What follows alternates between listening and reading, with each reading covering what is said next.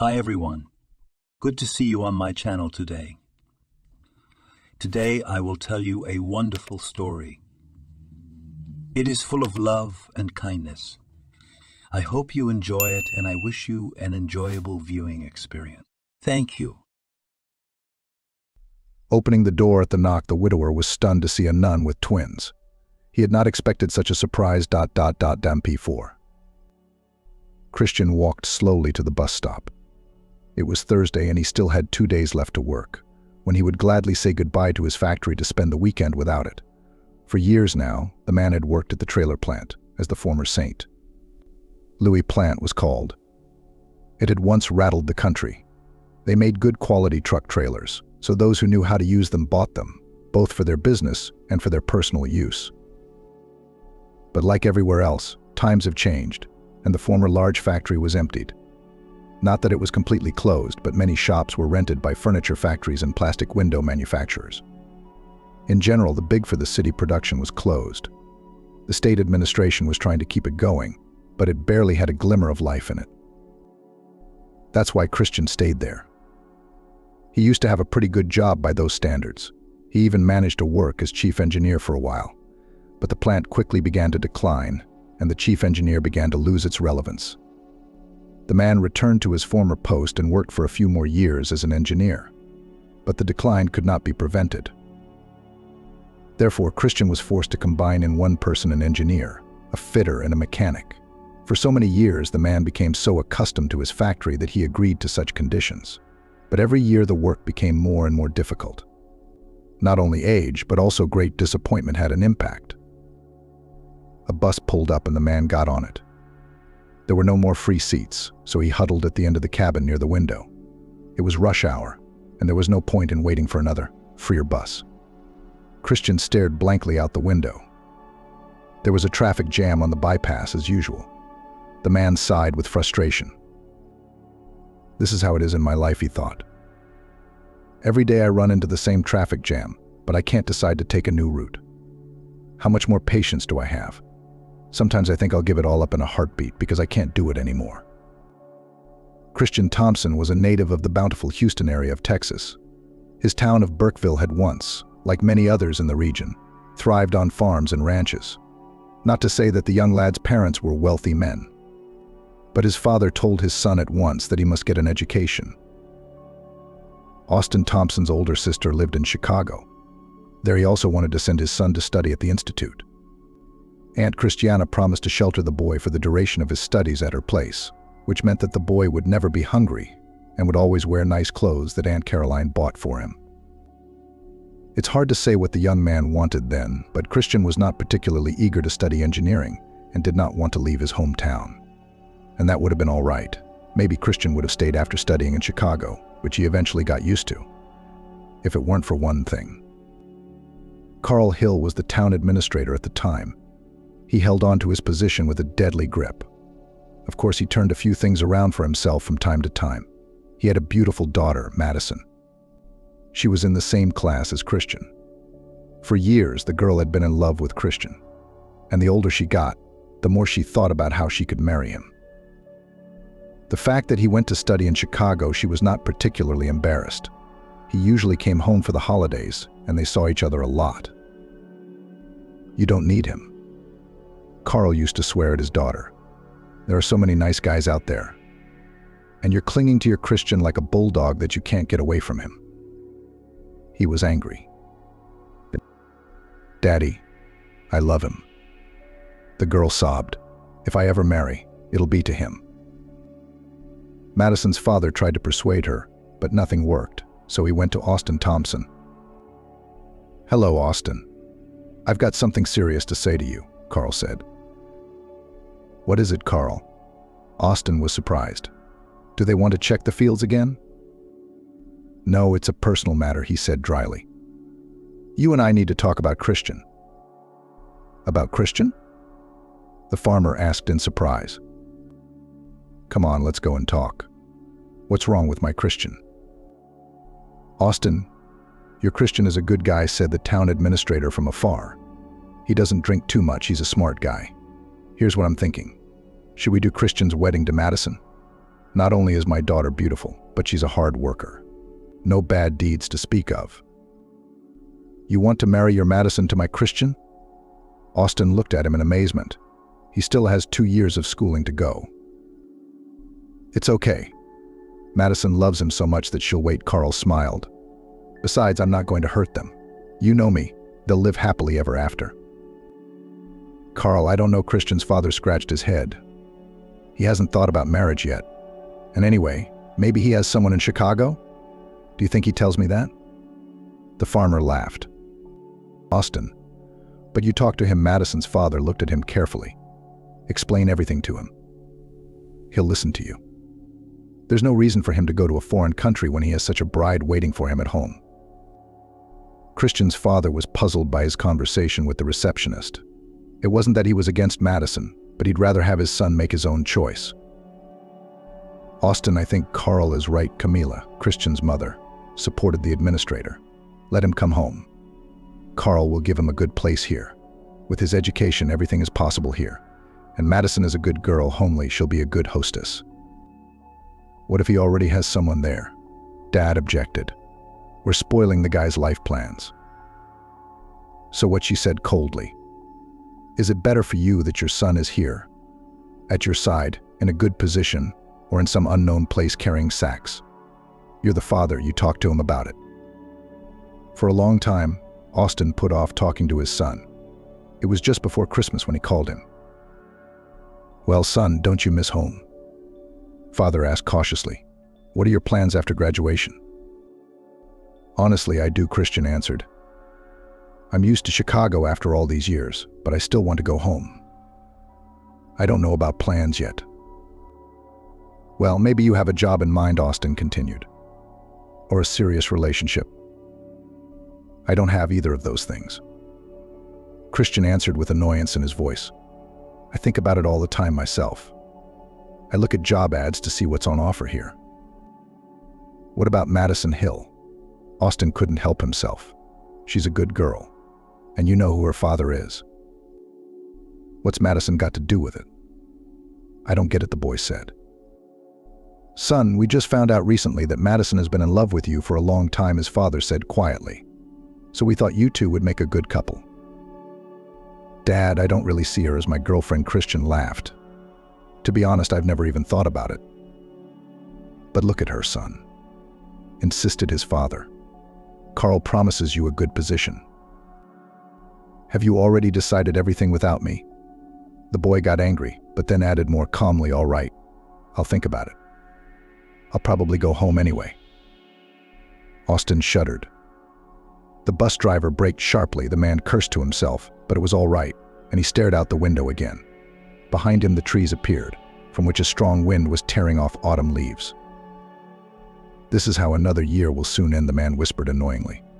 And the next one I'll be 55 already. How quickly old age has come, he sighed. Austin sank back into his thoughts. The bus was taking him northwest, and he knew the route by heart. After the fourth-year session, Christian came home. He had already given his father his consent, so all their relatives were preparing for the matchmaking. I don't want to marry Madison, the boy hesitated. I don't like her. But maybe that's how it happens. First you don't like her, and then you love her.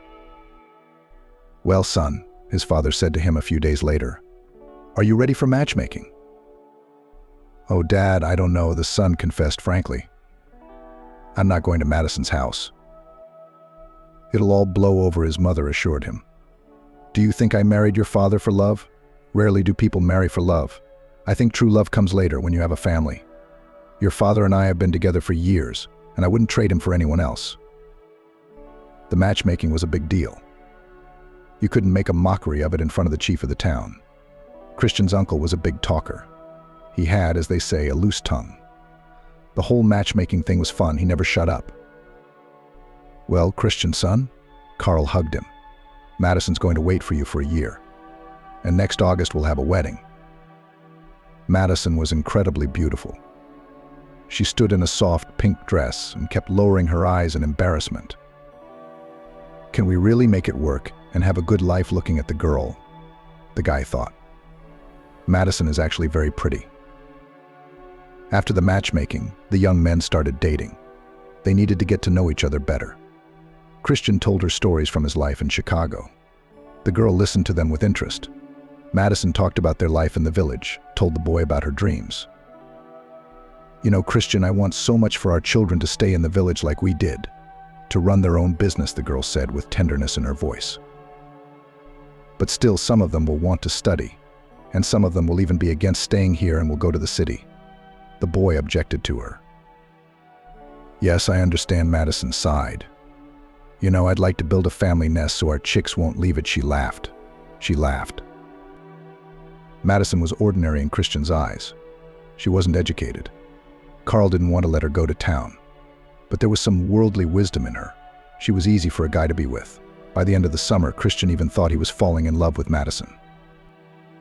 When the guy went back to Chicago, they talked almost every day on the phone his aunt had in her flat. And Christian had gotten so used to it that when a major event happened in his life, he was just blown away. So many years passed, but Christian never thought about it. One day he made a promise to himself that the man had kept for years. The bus turned onto a familiar street and Christian caught his breath. He got off at the stop and headed towards the traffic lights. He needed to cross to the other side of the street, and there he could say he was already at work. The man pulled out his pass and walked through the gatehouse. A crowd was already gathering in the lobby. Everyone was in a hurry to get to work. Christian walked outside and headed towards his building. "Christian, hello," the director ran up to him. "What about the order? We have all the details ready." "Yesterday, Charles and I finished the 20th piece out of 30, he replied. "So we should probably be done by today and tomorrow." "All right," smiled the chief. "You'll let me know when everything will be ready." The man nodded his head and went towards the workroom. His partner was already sitting there, having changed his clothes. "Well, Charles," Christian said, "can we finish it today and tomorrow?" "You bet," the boy smiled broadly at Christian. "Honestly, I'm tired of these billets," said Christian. "These blanks are so uncomfortable to work with." The man and the boy went into the workshop and started up their machines. Christian sank back into his thoughts. "Son, do you want me to turn Carl down now?" His father shouted angrily, talking to Christian on the phone. "No, that's not going to happen. The wedding will be in August, just like we planned it."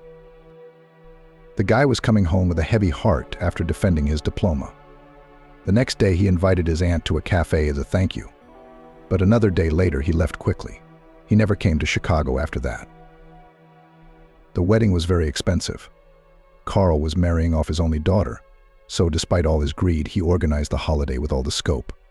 Almost the entire village was at the wedding. Madison signed all the marriage documents and looked at the guests, happy. "Christian, I'm so happy," she whispered to her fiancé. "I'll never forget this day." The guy also realized that he would never forget this day. Only unlike his bride, it was the most mournful day of his life. Several years passed. Christian worked as an engineer in administration. He and Madison had a good life. Over time, the guy settled down, if you could call it that, appreciated Madison and began to feel happy too.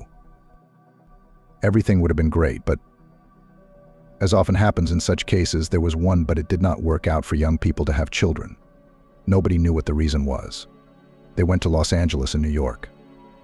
But all the doctors said that it was too early. 2 years for family life is not an indicator. But then 5 years went by, and 7 years went by, and 10 years went by. Madison came in crying one day. "Christian, I can't take it anymore," she sobbed. "I'm begging you, let's get out of here. People's tongues are driving me crazy with their gossip. I don't want to see anyone else here." People were cruel to other people's grief. Every now and then someone would come up with one version or the other. Why didn't Madison and Christian have kids? "It's the right thing to do," the neighbors said to the woman. "Her father stole so much for himself back in the day. Now she's paying for his sins." And he walked around here like a master, sticking his nose up. The neighbors supported the conversation. He looked down on everyone, and when he pities someone, he doesn't. On the contrary, he drowned that person. "I heard that Christian is walking away from Madison." An elderly man intervened in the conversation. "He found someone from a neighboring town. That's why they don't have children, because they sleep in separate beds at night." Father Madison didn't have as much power as he used to. He had stepped down as mayor and couldn't shut his mouth to anyone else.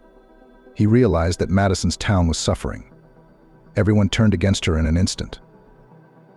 "All right," Madison Carl said to his daughter one day. "Sell the house here and buy a flat in Los Angeles. I'll give you some extra money." Christian was so used to his life in the city that he didn't really want to go to the big city, and all the hustle and bustle of the capital tired him out. But seeing the suffering of his wife, the man finally agreed to move. So in the life of Christian appeared trailers, where he worked for almost 20 years. "Charles, drop everything. Let's go to lunch," shouted the man to his partner. "It's after 2 o'clock. "Well, we've done a lot of work today," the guy laughed as they went into the room. "Christian, I want to give you a treat today."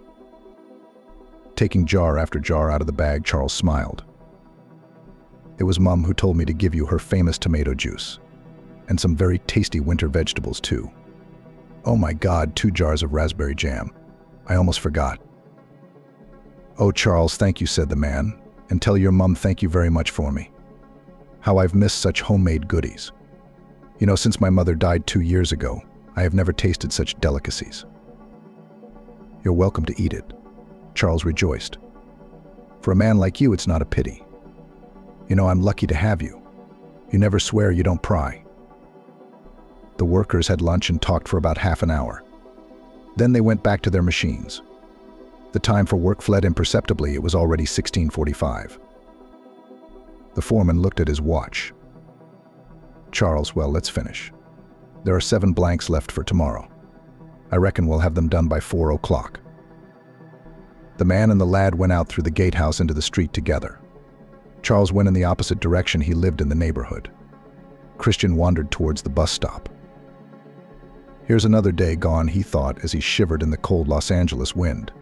Just wish the bus would come faster. I just have to make it to Friday. The bus came, and the man got on it. It was crowded again.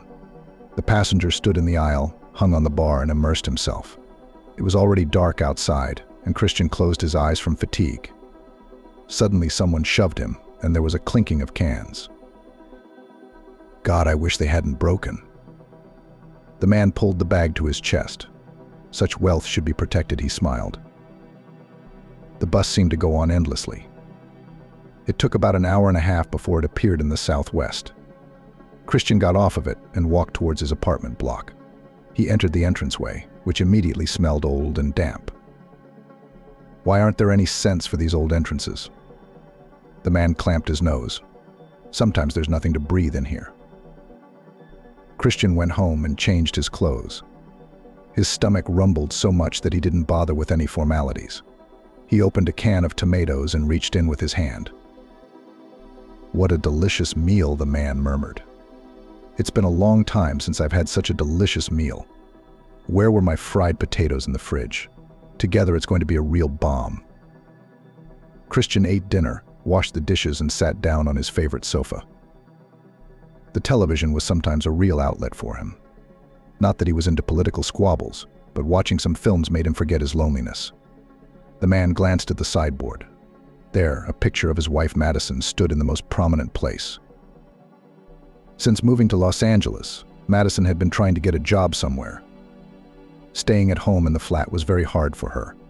They had neither a summer cottage nor a farm, and that made the woman even more discouraged.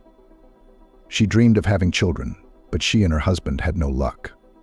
Maybe it was the longing for their native places. Maybe it was Madison's failure to fulfill herself as a mother.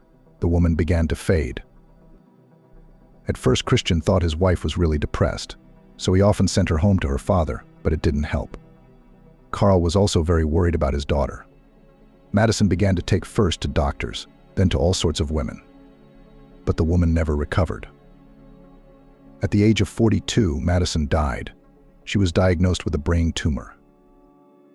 Christian suffered a lot at first. He had grown so accustomed to his Madison over the years that he couldn't imagine life without her. The man often sat silently in his flat for hours on end. Only work saved him. But come the weekend, it would start all over again. Carl insisted that his daughter was buried in his hometown, so Christian often did not come to her. And in time he realized that he had to let it all go, or his life would end just as soon. Christian took the picture of his wife in his hands, looking at it closely. Madison was so beautiful in it. Radiant smile, he thought. Would she be alive now if we hadn't moved to the city? It was a question that had been on his mind all these years. That night the man did not sleep well. A longing came over him, and by midnight tears began to choke him. Christian cried for both his Madison and himself. He was alone, left with no one to care for him. 5 years ago his father died first, and a couple of years ago his mother died as well. He had no siblings. His father's older sister from Chicago was still alive. But that topic was closed once and for all for the man. The next morning Christian looked at himself in the mirror in horror. His eyes were puffy. God, it's like I've been drinking all night, he said in shock, and I have to work today. He tried a massage, and after an hour his eyes looked better. Christian got dressed and went to his bus stop. And that morning it was the same as always. The bus took him to work and left. The man crossed Wilshire Avenue and walked through the gatehouse. "Christian, are you sick?" Charles asked worriedly, looking at the foreman's swollen face. "Yes, I haven't slept all night," he admitted. "Do you know how lonely it is at that age?" The man sighed. "Sometimes you feel so much pressure that you don't want to live." "Christian, you're still so young. You should get married," the assistant said seriously.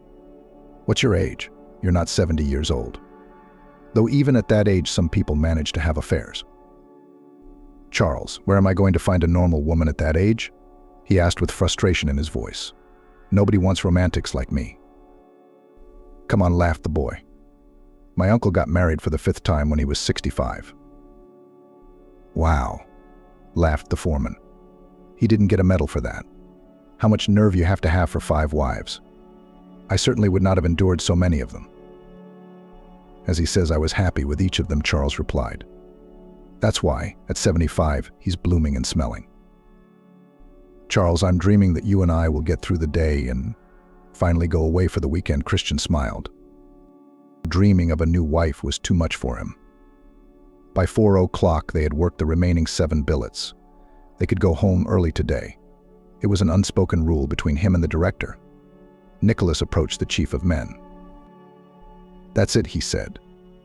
"So let's look at engineering from Monday, because I'm already tired of this machine." He agreed. "We need to finish the project there. You look at the drawings then." "That's my job," Christian sighed. "I'm the reaper, I play the tune, and I warm myself by the stove." "Christian, what can I do?" Nicholas looked at him tiredly. "If we had other volumes, I could take more men. But we are living from bread to kivashu." "I understand everything," answered the engineer. "I have no complaints about you. To ruin such a plant. Try to build such a plant again. It would cost $1 billion. "Yes," sighed the chief. "How hard and time-consuming it is to build, but so quick and easy to destroy." That evening, Christian opened another can that Charles's mum had given him. He crunched the delicious pickled vegetables with pleasure. Then he felt homesick again and couldn't sleep for a very long time. "All right, tomorrow is a day off anyway. I'll sleep till lunchtime," said the man, when he saw the clock hand frozen on the number 3. It was raining outside the window in October, and Christian slept until lunchtime. He opened his eyes with difficulty. The man lay in bed for a while longer. The heating hadn't been switched on yet, and the flat was cold. Who invented this stupid rule that the heating must be switched on when the average daily temperature has not exceeded 8 degrees centigrade for 5 days? Christian was indignant. And the fact that it's so cold in the flat that you don't even have to take off your coat is of no interest to anyone, especially here with these damn winds. How could a city be built in such an inconvenient place? And it was true. Even though Los Angeles was in the west, it was always being blown around by the winds. There were times when even in the summer a strong, cold wind blew. The whirlwinds that swirled the praying rubbish bags in the air here lifted up to the very top floors of the 14-story buildings. Finally, Christian crawled out of his bed and, wrapping himself in a blanket, went to the kitchen. 5 minutes later, his body was warmed by hot tea. This is how to go outside, He watched in horror as the rain poured down and the wind bent the trees to the ground. You can't take an umbrella with you, the wind will break it at once. For half an hour, the man tried to go through his wardrobe to find something to wear. The fridge was empty, except for the raspberry jam Charles's mum had given him and half a forkful of cabbage. Well, God willing, Christian said to himself and pulled on his Macintosh. He went out into the street. He walked hard against the wind to get to the nearest shop. The rain was hitting him right in the face. I'll beat you anyway, the man thought, looking at his high rubber boots. I'm sure you won't get my feet wet. Finally, he opened the door to the shop and took out his big bag. Why did he reach into his pocket and pull out the list? So what have we got here? He looked down the list. Potatoes, carrots, beetroot, butter, soup set, kefir, 2 yogurts. Christian, read. In general, you don't even have to read, but just take everything I see from the shelves, he sighed. The man spent about an hour in the shop. His basket was completely full. Did he forget anything? He asked himself. I don't think so. And he hadn't taken anything extra. It was harder for the wind to move the man. But in spite of the weight of the bag, he was being tossed back and forth by the wind. What is this lousy climate? Christian cursed. It's called the South. It wasn't this cold in Minneapolis. Though Minneapolis had long since been renamed, the man had never called it that. It remained Minneapolis to him forever. Christian returned home. He understood that in this weather one should warm up with hot tea or hot soup, or rather borscht. Now that was another matter. A whiff enveloped the spoon where the hot borscht was steaming. Now I won't freeze, Christian thought, but the day was so gray and dull that he didn't feel like doing anything. Sometimes on weekends he read a magazine, but today the man was in no mood at all. He lay down on his old sofa and fell asleep almost instantly. Young Christian paced nervously on the platform. It was hot outside. At last a train approached, and the boy boarded it. It was a few minutes before the train was due to depart, when suddenly a familiar face appeared on the platform. "Christian," shouted the girl. "Christian." She ran from one carriage to another. Suddenly she saw his face in the window and ran to the carriage door. But the conductor had already raised the steps, and the train moved quietly on. "Christian." The girl ran back to the window where she saw the boy. "I love you. Don't go away." She ran after the carriage. The girl reached the end of the platform and stopped. She shouted something for a long time. Christian saw her tears, her voice pierced his whole body, and he woke up sharply. "Why am I dreaming about her?" he shouted in anger. "When are you going to leave me alone?" With anger, Christian threw his pillow on the floor. He sat down unhappily on the sofa. He generally didn't like to remember what had happened to him back then. But about 10 years ago, he had started to be haunted by the same dream. Christian always felt bad after it. To divert his attention, he walked over to the sideboard and picked up his wife's photograph. "I did the right thing," then he said loudly, "so let everyone leave me alone." After a few minutes, he began to feel better. The man got up and went into the kitchen to put the kettle on. "The ladder will give me a chance to warm up," he said sadly, "and you can't go out in this weather." He could go shopping, but Christian didn't want to go out in this wind and rain. He turned on the TV, changed channels, and found some kind of film. "Detective isn't on right now," he sighed and changed the channel. There was a program about becoming a father. "Well, we'll see," Christian smiled. "Even though I don't need it, I'll look at the little kids and maybe I'll be in a better mood. They are all so cute." The man listened with interest as the young dads talked about the difficulties of parenthood. Some couldn't sleep at night, some were afraid to approach their child for a while. There were some who developed depression and tried to avoid their newborn babies. "I wonder what kind of dad I would be." Christian thought. Would I be able to hold a newborn so easily? And how would I feel? The man didn't notice how quickly the time flew by. He savored the feelings that babies evoked in his heart. "Oh, what a pretty little thing." He laughed as he looked at the 3-month-old boy on the screen. He is already trying to hold his head up. I wish I had the kind of courage these kids have. It seems that they are not afraid of anything in life. They are interested in trying everything. This little girl is looking at rattles with such interest. You can see that she's studying it. The program ended and Christian's mood lifted. The sight of little children seemed to breathe life into him. The man smiled all evening. "How I would like to hold such a baby in my arms at least once," he said dreamily. That evening he went to bed early and, to his great surprise, fell asleep without any problems. But here are the miracles, really. Looking out of the window, Christian looked out. Yesterday it had been deep autumn, and today it was true spring. The sun had been shining outside since morning, and it was very warm for October. No way, the man wondered. Has Indian summer begun, or is it its continuation? We should definitely go out today, because now we don't know when the weather will be so nice. Christian got dressed and went out onto the balcony. He could hear birds singing in the trees. The man pressed the lift button and went outside. Where should I go? He stopped in bewilderment on the street. To Victory Park. I don't want to. There are all those awful merry-go-rounds and unpleasant sounds there. You have to go so far away from the central alley there not to hear all that. Why don't we go to Chilean or Taman Forest? There'll be a lot of people there tonight, so I won't get lost. Probably the Taman Forest, Christian decided. Indeed, because of the good weather, there were a lot of people walking around the park. There were parents with their children, who ran merrily along the paths and constantly asked their mums and dads questions. Breathing was easy and good. Colorful leaves were falling from above, and there was no beginning or end to this waltz. Christian saw a tree lying on the ground and sat down on it. The man closed his eyes with pleasure. "It's so nice here," he whispered. "The air is so fresh after the rain." The main paths were asphalted, so it was safe to walk here without fear of mud.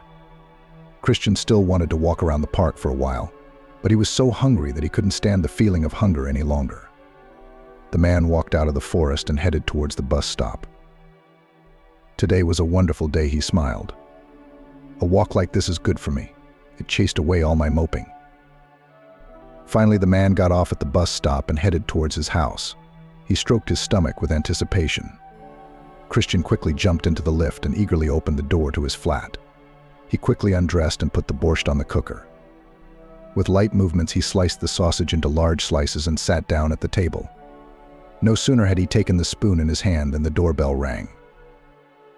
"Damn it," Christian swore. "Who the hell is that?" He got up unhappily from the table and headed for the door. The man looked through the peephole in amazement. Some women in black clothes were standing in the corridor. "Oh my God, who is that?" he thought in shock. Christian decided not to open the door yet, but the strangers on the other side were not satisfied with that decision. The women continued to press the bell. "Who is it? What do you want?" Christian couldn't take it anymore. "We want Christian Thompson," came a woman's voice. "We're from the convent." "What convent?" The man marveled. "You must have me confused with someone else. I have nothing to do with religion." From the St. John of Mary convent came the same voice. "I'm Mother Superior. Please open up. We have very important business to discuss with you." Christian hesitated for a while and opened the door. The man looked at the uninvited guests with a displeased look. "What business do you have with me?" he said coldly. "But let's make it quick, because I'm very busy." "I'm sorry, but I can't tell you everything in a minute," said the nun with kindness in her voice. "You see, a few days ago, a young woman came to our monastery for a tour. She looked to be about 30 years old. She asked to meet me and talk to me.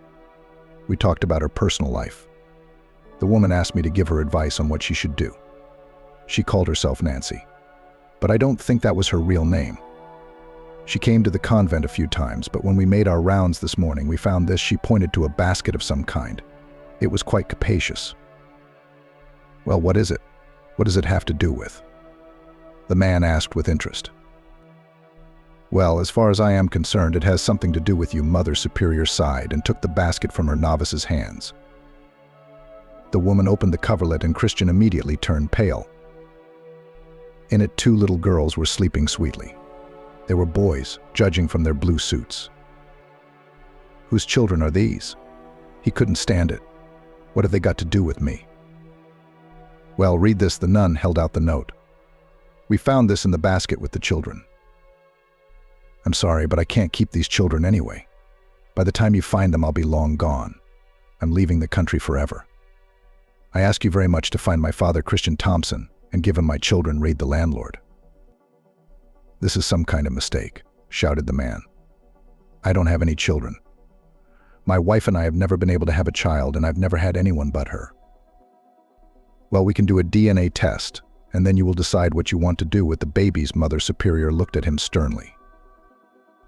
I'm not going to do anything, Christian said indignantly. I can see that someone is trying to set me up.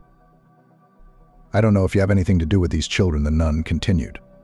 But what I do know is that you will have to deal with the police, and they will interrogate you in any case until a genetic test for your relationship is carried out. The woman did not lower her voice. So it's up to you. Either you deal with us or with the police. But if they're not my grandchildren, what then? The man tried to dodge. You will apologize to me for making me nervous. I serve God, she replied calmly. And for him, the most innocent are defenseless children. I have nothing to apologize for. All right, Christian gave up. What am I to do with them now? The children will stay with us for the time being, Mother Superior smiled. Until you have a DNA test. Besides, there's always the possibility that their mother will change her mind and take them back. Okay, I'll come by tomorrow before lunch and find out how we can get that test done. The man said unhappily and looked questioningly at the women. Is there anything else? No, replied the guest. Thank you. We will be expecting you tomorrow. Please try to make it as soon as possible. We can't keep the boys here for long either. It's illegal.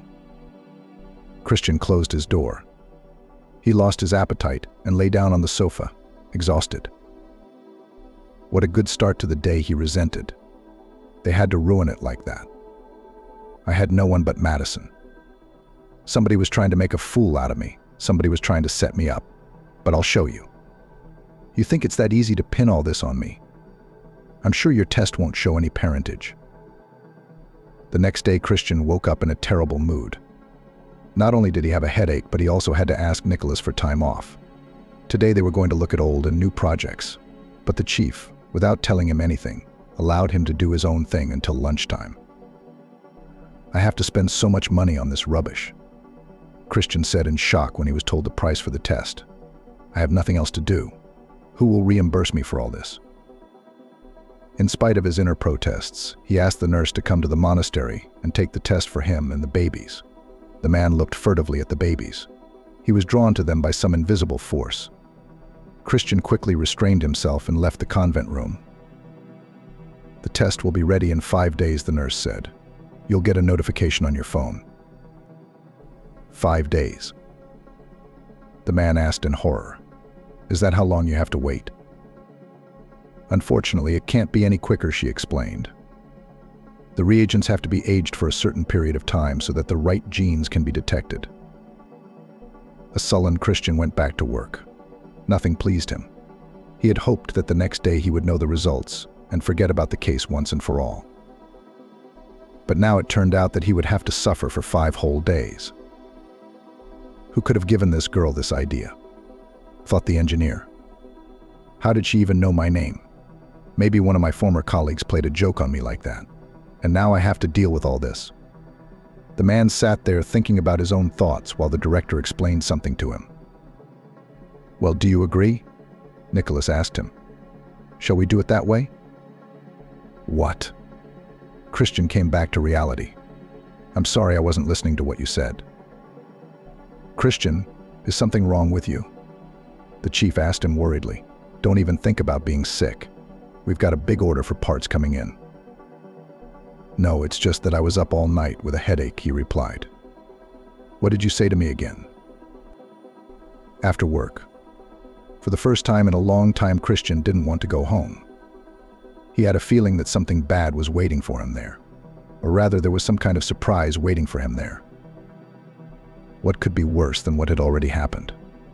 He pondered. Only if it all turns out to be true, a thought popped into his head. The man stopped abruptly. It was as if he was dumbfounded. Christian realized that such a thing was simply impossible, but something inside insisted that by some miracle it had happened. "I'll go crazy while I wait for this result," the man said out loud and walked towards the bus stop. The bus was traveling as it always did, but it seemed to the man that this day the bus was just flying. He looked at his watch, but the bus was on schedule. "How I don't want to go home." He stopped. "I'll go somewhere and take a walk." Christian turned round and walked in the opposite direction from his house. The weather wasn't bad today either, not as warm as yesterday, but still. It was starting to get dark, and passers-by were bustling in the street. A man stopped near some public garden and stood there for a long time. It was as if he had fallen somewhere.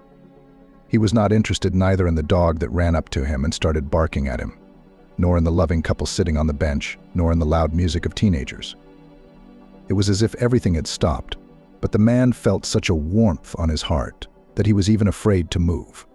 Christian was afraid that if he took even one step, this lightness would immediately disappear. "God, what's happening to me?" He finally came to his senses. "What am I doing here? Oh my God, it's 8 o'clock. I've got to go home." He walked briskly towards his house, having a light supper because he had lost his appetite. Sweet tea and a scone sufficiently satisfied his hunger, and he went to bed. "Some strange things are happening to me," a thought occurred to him. "What does it all mean?" he thought, and with this question he fell asleep. 3 days passed, and the man even somehow calmed down. He no longer thought about the test. He had the confidence that everything was going to be all right. I had nothing to do with it at all, he rejoiced at his intuition. "I'll finally get the test back tomorrow and get on with my life again." Christian excused himself from work an hour early so he could pick up the test at the lab in time. The man reluctantly changed his clothes and gathered his belongings. He said goodbye to Charles and walked out of the gatehouse. It was drizzling outside. Surprisingly, there was no wind. Christian opened his umbrella and walked to the bus stop. He didn't have to wait long. In 5 minutes, he was already sitting in the minibus. "Well, I'll pick up everything quickly and go home right away," he dreamed. "Tomorrow I'll be informed so they won't bother me anymore," he smiled. As it happened, the minibus was traveling very slowly. Christian fidgeted unhappily in his seat. "It's like the disabled are driving," the passenger said angrily to himself. "And who employs drivers like that?" Another 20 minutes had passed when the driver told Christian that he was getting off at the next stop. The man thanked him just in case. He paid and quickly got off the shuttle bus. "So where do I go next?" he reasoned. "They told me it was at the beginning of the street. Then I'd better turn here." Christian got lost and lost about 30 minutes. The man cursed out loud at himself and finally asked the passers-by for the right direction. 300 meters later, the starting numbers showed up. "So it must be around here somewhere?" He rejoiced and hurried to the beginning of the street. Christian ran into the lab and gave his name. About 5 minutes later, he was handed the result in an envelope. He opened it at once. 96%, Christian read aloud and turned pale. Then he came to his senses and approached the man at the counter. "Tell me, please, does 96% in the test mean that I have no relation?" he asked excitedly. On the contrary, the girl smiled. 96% is a very high probability that you are related. You could say it is. "Sabrina, can you hear me?" The voice repeated insistently for several minutes to Sabrina. Finally, the girl opened her eyes and looked around at all the men and women present in white coats with an incomprehensible look. She realized that she was probably in a hospital. "Where am I?" Sabrina barely spoke. "What happened to me? Paula. You fell off the scaffolding," the doctor answered her. "Your daughter is staying with your mother for the time being." The girl closed her eyes tiredly and was pulled down again. From somewhere at the beginning of the tunnel, she could faintly hear sounds. Sabrina came to her senses again after a few days. This time the girl could already stay conscious. She could feel how much her back hurt and her right leg was twisted. The latter was in a cast. "You're here for a long time," the nurse sighed. "So you'd better stop fussing. We called your mother." The doctor said you could see her. My daughter Paula, said the victim. Ask her to bring my daughter. 2 days later, Sabrina's mother Chloe came. Her daughter didn't notice anything new about her. She was not embarrassed neither by the fact that Sabrina miraculously survived, nor by the fact that she had a quiet granddaughter. How long are you going to be examined here? Instead of greeting, her mother said arrogantly, I'm not here to babysit Paula. Well, you can see for yourself, replied the girl calmly. So you'll have to be patient. I have no relatives here except you. It's not enough that you gave birth to her. Now you want to hang her on me? The woman was angry. Don't even think about it. Hurry up, get up, I won't be with her. Sabrina remained silent and asked her daughter to come closer. The girl of about 5 years old cried and came to her mum. Mummy, the child sobbed, take me away. I don't want to live with my grandmother. She doesn't love me. And it was true. Chloe not only did not love her granddaughter, but she never loved her daughter either. The woman had spent her whole life thinking she was something special. She couldn't live with Sabrina's father. Or rather, he could not stand her arrogance and character and ran away from her. With his daughter, he never communicated for the reason that it was necessary to organize all this through her mother. Chloe from early childhood reproached her daughter for the fact that she was born into the world at all. But how much effort she's put into her, she thought. When the girl was 12, she saw very clearly that love from her mother she did not need to wait. Since that time, the girl, you could say, lived her own life. Sabrina studied well at school, entered the institute and finished it. The girl, as soon as she began to work part-time in the evening, immediately rented a room and moved out from her mother. She was not only not against it, but frankly scolded her daughter with the last words for the fact that it did not happen earlier. In general, with Sabrina's mother never had a friendly relationship, no matter how much she dreamed of it. Chloe thwarted all her attempts. The situation was aggravated by the fact that the girl got pregnant and gave birth to the child herself. No one knew who was the father of Paula, but from that moment Sabrina's mother turned away from her so much that they completely stopped talking. Naturally, no help or support was given by her to her daughter. The girl worked to the last, even when she could barely walk with a big belly. Sabrina had a good friend, Diana, who helped her all this time. After the birth of Paula, Sabrina ran for part-time work together with a small child. The girl did not have her own place. Sometimes her friend sat with the baby. When Paula was 1.5 years old, Sabrina gave her to a kindergarten. The girl herself got a job at a construction site. She was not afraid of heights and easily plastered and made facades of buildings. After 3 years, Sabrina collected enough money to buy a small house in the suburbs. That's where she and Paula lived all this time. Sabrina herself did not realize how she had fallen from the scaffolding. The girl usually always used insurance. She only remembered her foot stumbling and the board bouncing off to the side. Then Sabrina saw herself flying and felt a strong impact, after which she lost consciousness. As the doctor said, she was lucky because it was only the 3rd floor. After Sabrina was brought to the hospital, the issue of Paula and her friend Diana came up. The girl was not given away at that time. They brought the child to her mother. This later played a very big negative role in Sabrina's life. The girl was in the hospital for almost 5 months. Then she was sent to a sanatorium for rehabilitation for another 6 months. All this time, Paula stayed with her mother. Finally, when the girl was discharged and she took her daughter, Sabrina was in complete shock. I'm not going to eat this, said 6-year-old Paula with her arms crossed over her chest. And I want to go to Grandma Chloe's. I'm going to live with her from now on. What happened to my child? The woman looked at her daughter in shock. Paula, I am your mother, so you will live with me, said Sabrina. What kind of mother are you? Said the girl angrily. Do you even know from whom you gave birth to me? Grandma Chloe had a husband, and you? Sabrina turned pale. She looked at her child and could not recognize her.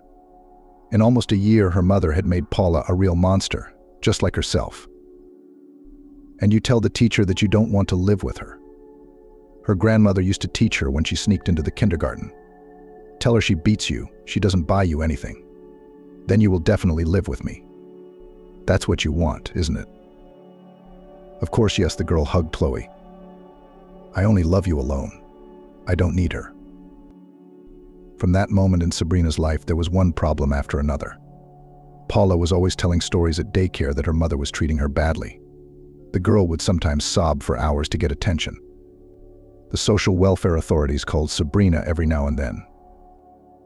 Try to take her to a psychologist, one of the employees advised the woman. I understand that you don't do all this with her, but there is a reason why she is making all this up. A psychologist will be able to explain it to you. Sabrina tried her best, but she had a lot of health problems after the fall. Her right leg was numb all the time, and she limped and couldn't walk fast enough. She could no longer get a good job. Her leg was hurting her lower abdomen, and she could hardly hold back her tears. Diana, I'm probably going to go crazy, Sabrina once told her friend and burst into tears. What am I going to do? Paula doesn't recognize me at all. She doesn't even call me by my first name. She doesn't even say Mum to me. How could my mother do this to me? I mean, she did it to me. Chloe was very pleased with herself. She finally took revenge on her daughter Sabrina for everything, for the fact that she took her time, for the pain of labor, for the cost she had incurred. Most importantly, for Sabrina giving birth to Paula by some guy. Well, now we'll see, Chloe cheered. You won't have a daughter anymore. Paula will belong to me. The woman looked lovingly at her sleeping granddaughter. The little girl was sleeping sweetly.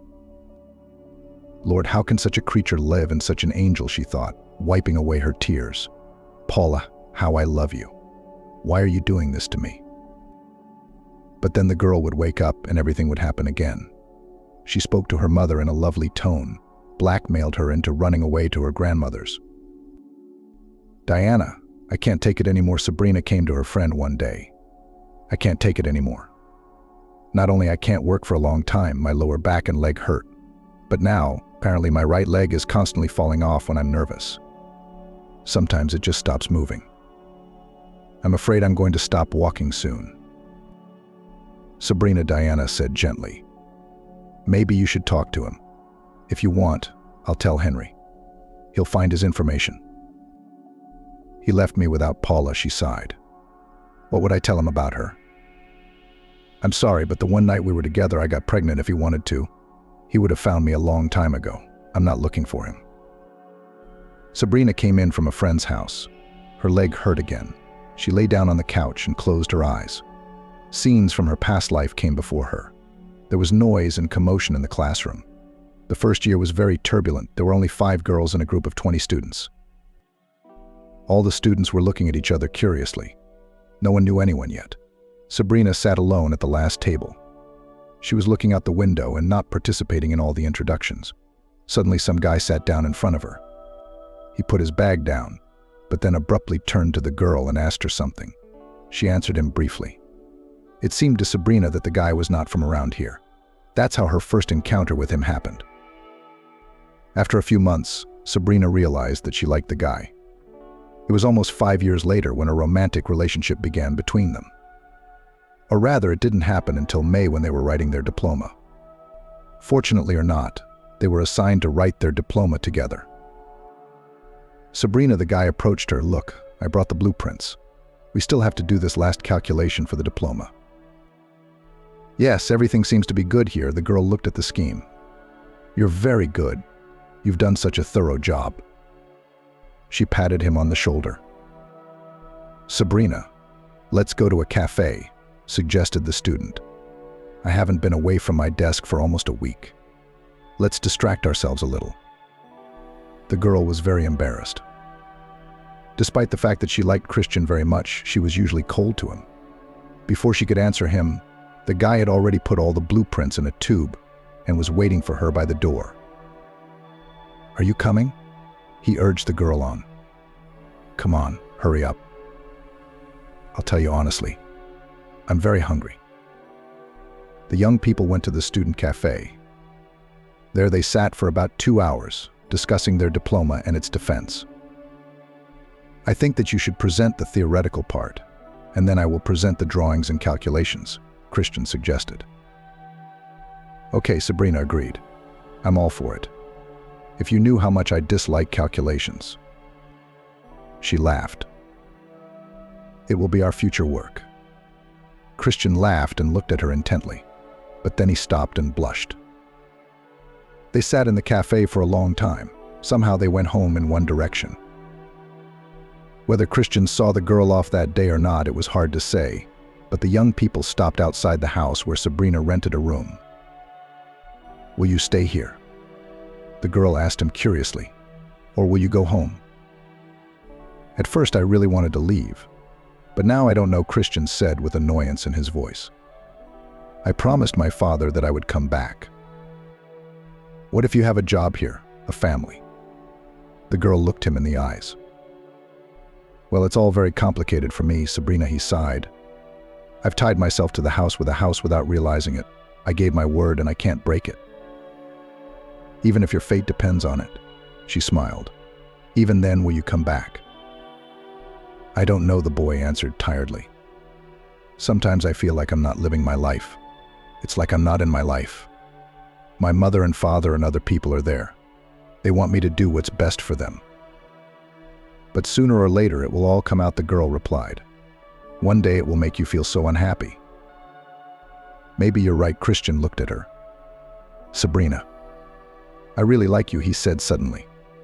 "But I can't." The guy turned abruptly and walked quickly away. The girl could not understand what to do, whether to run after him now or to leave everything as it was. From that day on, Christian began to avoid Sabrina. They met only formally to discuss the diploma. The girl felt that he cared about her, and it only made her feel more painful. Time flew by quickly, and the day of the diploma defense came. Christian and Sabrina defended it with honors. The boy couldn't stand it and approached her. "Let's celebrate our defense," he suggested her. "Let me buy you a last drink. Do you drink champagne?" "Christian, I'm a champagne drinker," she laughed. "I've only had champagne a few times in my life." "All right, let's have champagne," Christian suggested. "You and I will go to a restaurant," Grand Duchess Christian said. "To tell you the truth, I've never been there before, but we must try it sometime." The boys had a good meal and were on their way home late in the evening. Sabrina's champagne hit her head so hard she couldn't stay on her feet. "God, one glass made me so sick," she scolded angrily as Christian took her under his arm. "It's okay. I'll help you," the guy replied caringly. "Don't worry. Everything will be fine." In about 15 minutes, they were outside Sabrina's house. The girl tried to climb the steps, but almost fell down. "Oh shit," she cursed. "I've never had a drink, and after this time I won't drink again." "Which floor are we on?" She heard Christian's voice. "Let me take you up." They went up to the 3rd floor and Sabrina opened the door. But unfortunately, the girl fell when she took off her sandals. The boy picked her up in his arms and carried her into the room. Carefully, he placed the girl on the bed. "Christian, when are you going to leave? Please close the door," Sabrina asked him. "Because my landlady is in hospital and I'm living alone for the time being. I'll get up later and lock the door." The boy looked intently at the girl. He unconsciously reached out his hand and stroked her hair. Then he began to kiss her. The young people themselves did not notice how something very important happened between them. Christian looked at Sabrina. The girl was sound asleep. He quietly got dressed and left her flat. "God, what have I done?" he lamented. "But don't I love her?" argued 2 voices in his head. "I know for a fact that I love Sabrina. I can feel it. But what about Madison, Father?" His brain was exploding.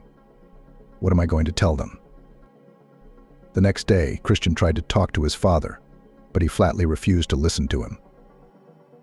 "It's either us or Chicago," Austin said at the end of the conversation. Christian realized that Sabrina was waiting for him, and he needed to go to her. The guy was facing a very difficult choice. His father called him again and started threatening him. Christian packed his things, said goodbye to his aunt, and went to the train station. Sabrina finally found where he lived and rang the doorbell. "Yes, he left for the station about an hour ago," Aunt Caroline answered. "He's going home today." The girl rushed as fast as she could to the station, and then ran as fast as she could when the train was already on the platform. It took her 5 minutes to run through all the carriages. She spotted Christian, who was sitting on the side seat looking out the window. When he saw Sabrina, the guy jumped up and headed for the exit. but the doors closed right in front of his nose. There was a girl standing on the platform, shouting something to him. The guy rushed back to his seat. Sabrina ran up to him. She screamed that she loved him, begged him to stay. But it was like Christian was paralyzed. All he could do was sit and stare out the window. "I'm doing the right thing," it pounded in his head. "It's all in the past. I'll never even remember it." Sabrina sat on the platform for hours. She only went home when the tears stopped pouring from her eyes. Many times Sabrina wanted to find Christian and tell him that she was pregnant, but inside the girl felt like she would be in unbearable pain from their meeting. "It's not a question of Christian not loving me," she thought afterwards. "He couldn't come to his house with me, which means that either his parents didn't want me, or they had already found someone at home for him." So be it, Sabrina decided then. She came to her senses, gingerly getting up from her couch. She was overcome with such a longing that she even found it hard to breathe. "First Christian took my life from me," she sighed, "and now she is taking my daughter from me." And to her great regret, it was true. No matter how hard Sabrina tried in the following years to save Paula, she never succeeded. Her life was forever ruined by her own mother. "Where are you going?" Sabrina asked her daughter in amazement as she packed her things. "I'm going to my grandmother's house," 16-year-old Paula replied calmly. "I'm not going to live with you anymore, Paula. You're not 18 yet," her mother tried to reason with her. "I won't let you." "And who are you?" the girl asked with a brow in the air. "What have you done for me?" The woman looked at her daughter in shock. She smiled wryly. The girl did everything to make her mother feel pain from her words. "All right," Sabrina said suddenly to herself. "Let your grandmother do everything for you now. From now on, I will not interfere in your life." Paula left, and the woman sobbed for a long time. She couldn't come to her senses. But just as Sabrina expected, a few days later her mother called. "Do you have a conscience?" she said immediately. "I need money to support Paula." "Didn't you think of that when you turned my daughter against me?" The woman replied calmly. "Now you have to do it yourself. I will never give you or Paula a penny." And the woman switched off the phone and didn't hear how long her mother was cursing her with the very last words. Sabrina was in a lot of pain, but she had given herself her word that she had left her daughter forever. True, Paula came to her several times and with scandals tried to get money out of her mother, but all was unsuccessful. That's how Sabrina was left alone. With time she calmed down, her leg began to hurt less. The woman was able to get a part-time job. After many years, she was given disability. Many years passed and Sabrina knew nothing about her daughter. There were rumors that she was going to marry a local rich man. Chloe taught her granddaughter. "Paula, your job is to marry a wealthy man," Chloe said. "You have a beautiful figure, not to mention your face. So don't even think of getting involved with some simpleton, or you'll end up the same way as your mother." They worked out a plan together, found the most enviable grooms of the city, and began to act. Chloe pretended to be an intellectual. She wore a hat with a veil, pretended she had taste. Unfortunately, it looked ridiculous from the outside. But the woman was so sure of herself. So they chose Lucas Brown as their victim. Chloe didn't mind that the guy was a bit of a ladies' man. "The main thing is to get him in your net," she taught her granddaughter. "And then he will forget about all his women and will belong only to you." Did the woman believe what she said? It was hard to say. From the outside, it looked more like she was just playing Paula. She liked to control the girl, and she had never realized that all her life she had been fulfilling the whims of an inadequate man. "Grandma, he asked me out on a date." Paula came running home one day. "I think I've got Lucas on the hook now." "You just show him that you have dignity." Chloe was delighted with the news. Act gradually in such situations, never cut from the shoulder. Luck turned in their direction, and Lucas officially announced that his girlfriend was Paula. The girl tried her best not to slap her face in the dirt. Her efforts were not in vain, and Lucas set a wedding day. "Finally, now we will live." Chloe rejoiced. "Paula, I want a big house with servants," dreamed the woman. "Must be sure to travel abroad, expensive clothes and food." "Grandma, You will have all this," laughed the student. There was not long to wait. The wedding progressed pompously. Paula and Lucas spent their honeymoon in Bali. The girl was so happy. She now and then called her grandmother Chloe and told about how she now lives. But after returning home, everything changed dramatically. First, Lucas started disappearing during the day. Then his absence shifted to the evening, and after a year he didn't spend the night at home. Lucas, Paula sobbed, "You don't love me at all. You have someone else again." "Darling," he laughed, "but don't sing to me about love. Did you marry me for love? Let me live my life, and I promise I won't touch you." But Paula couldn't. At first, she and her grandmother were afraid of losing such wealth.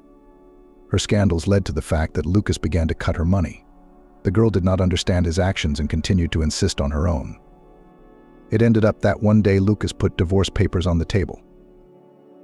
"I think you realize that now you will leave here with nothing," he said sternly. "Don't even think about suing me, Paula. I'll run you over." And the girl went back to her grandmother. Her granddaughter really bought her a house not so big, which she dreamed of, but still. Chloe also hired 2 servants. "Paula, what are you doing?" she said in shock when she learned that Lucas had divorced her granddaughter. "How are we going to live now?"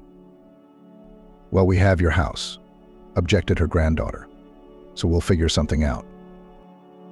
This was not in Chloe's plans.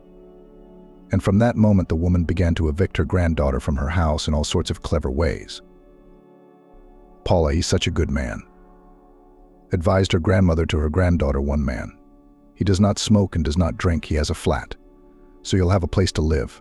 He'll work, and you'll stay at home." "Grandma, he's old," the girl was indignant. "He's 45, and I'm 27. "Well, and nothing," insisted Chloe. "The main thing is that he should provide for you," continued the pressure Camila for several years, and Grandma Paula still managed to persuade her to marry an honorable man.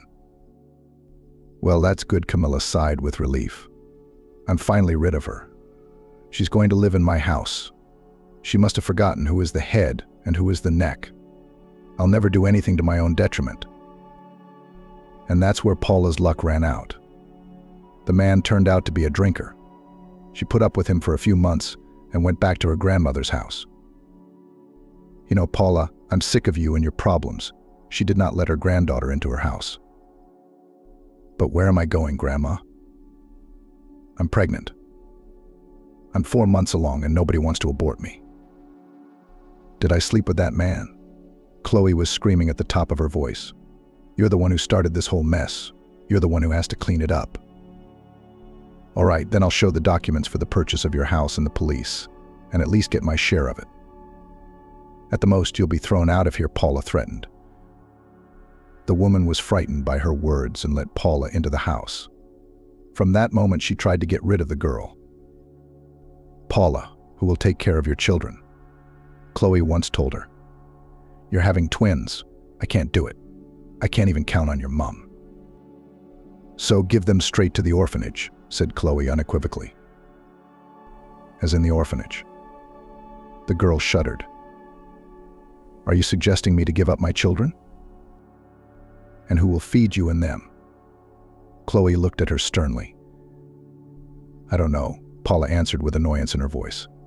"But it doesn't mean that I have to give them to an orphanage. Do you realize how shameful that would be?" "And you make sure that no one finds out about it," the woman said slyly. "How?" Paula was surprised. "Everyone here has seen me with a huge belly. And do I tell you about Italy?" Chloe smiled. "There are so many women who find their happiness abroad. I've already found a suitable candidate for you." Chloe jumped up and brought some photo. She showed it to her granddaughter Paula. "Here you go, Peter." She pointed her finger at the stranger in the photo. "He lives on a farm in Italy. He's a wealthy man. He has vineyards, citrus orchards. How can I go to him by myself?" The girl wouldn't stop. "They won't just let me go to Italy." "Well, for that, there is a marriage bureau," said the grandmother instructively. "I've already learnt everything. I gave your photograph of you in your 20s. You look very pretty there. The agent helped me write a letter 3 days ago," he replied. "That's it, the job is done. Peter is waiting for you." Paula couldn't come to her senses. She had heard, of course, that this was the way to get married nowadays. But not knowing the man at all, the girl could not imagine how one could marry him. "And don't forget," Chloe said sternly, "you have no children, otherwise you will spoil everything. He agreed to marry you only because you don't have children. He wants you to give him children yourself." "So I have to leave my sons in America?" said the girl in shock. "But I can't." "You can," the woman ordered. "Otherwise you will be left on the street together with them. I won't feed you anymore." Paula could not recover from her conversation with Chloe for a long time. She was tormented by vague doubts. But on the other hand, she realized that she had nowhere to go with these children. She had never worked, she had no money. "Maybe I should leave them to their mother," she pondered. "But the mother can barely walk. She'll give them to the orphanage or they'll take them away from her. Has she been given a disability? No, that option won't work." For days, Paula couldn't decide what to do with the children. The girl was already doing the paperwork for Italy. What if it flashed across her mind? I should definitely leave them to their father. Her mother had said his name was Christian Thompson. No, I can't leave the children to him directly, Paula thought. We'll have to do something clever. I'll first find out where he lives now, and then I'll think of something. One of Paula's old acquaintances worked for the police. He found her information about the children's father. Los Angeles, then? The girl wondered. So I'm due next week. After that, I'll pick up the kids and go there. Maybe I should leave them outside the church with a note. I'll see what they have there. Wow, so many cathedrals and churches. There's even a convent. That's right, a convent. Paula shouted with joy. I'll leave the children there. When Paula boarded the plane, her visa to Italy was already ready. The girl flew to Los Angeles with anticipation. But as soon as she arrived at the convent, there was such a heaviness in her heart that Paula began to doubt her plans. Lord, how am I going to leave them to a complete stranger? She sobbed as she looked at the babies. Maybe he is an alcoholic or some lying invalid. The girl stayed in the hotel for several days. She still did not dare to leave the children yet. She spoke to the Mother Superior several times. Of course, she did not tell what had really happened. I have a few days left, Paula reasoned. I have to make up my mind about something, after all. Paula, don't even think about it. Grandma Chloe shouted into the phone. Over my dead body. If you leave them, not only will I not recognize them, but I'll disown you too. Don't ever count on me again. Even if you become a bum, I'll pass you by and never throw you a ruble. God, I can't understand anything. Christian wailed, clutching his head. I've never had anyone but Madison. How is that even possible? He looked at the DNA test results for the umpteenth time. The man couldn't come to his senses all evening. He tried to find some reasonable explanation for it, but he was having no luck. It was almost 3 a.m. when he finally went to bed. This time Christian dreamt about the train again. Christian, I love you.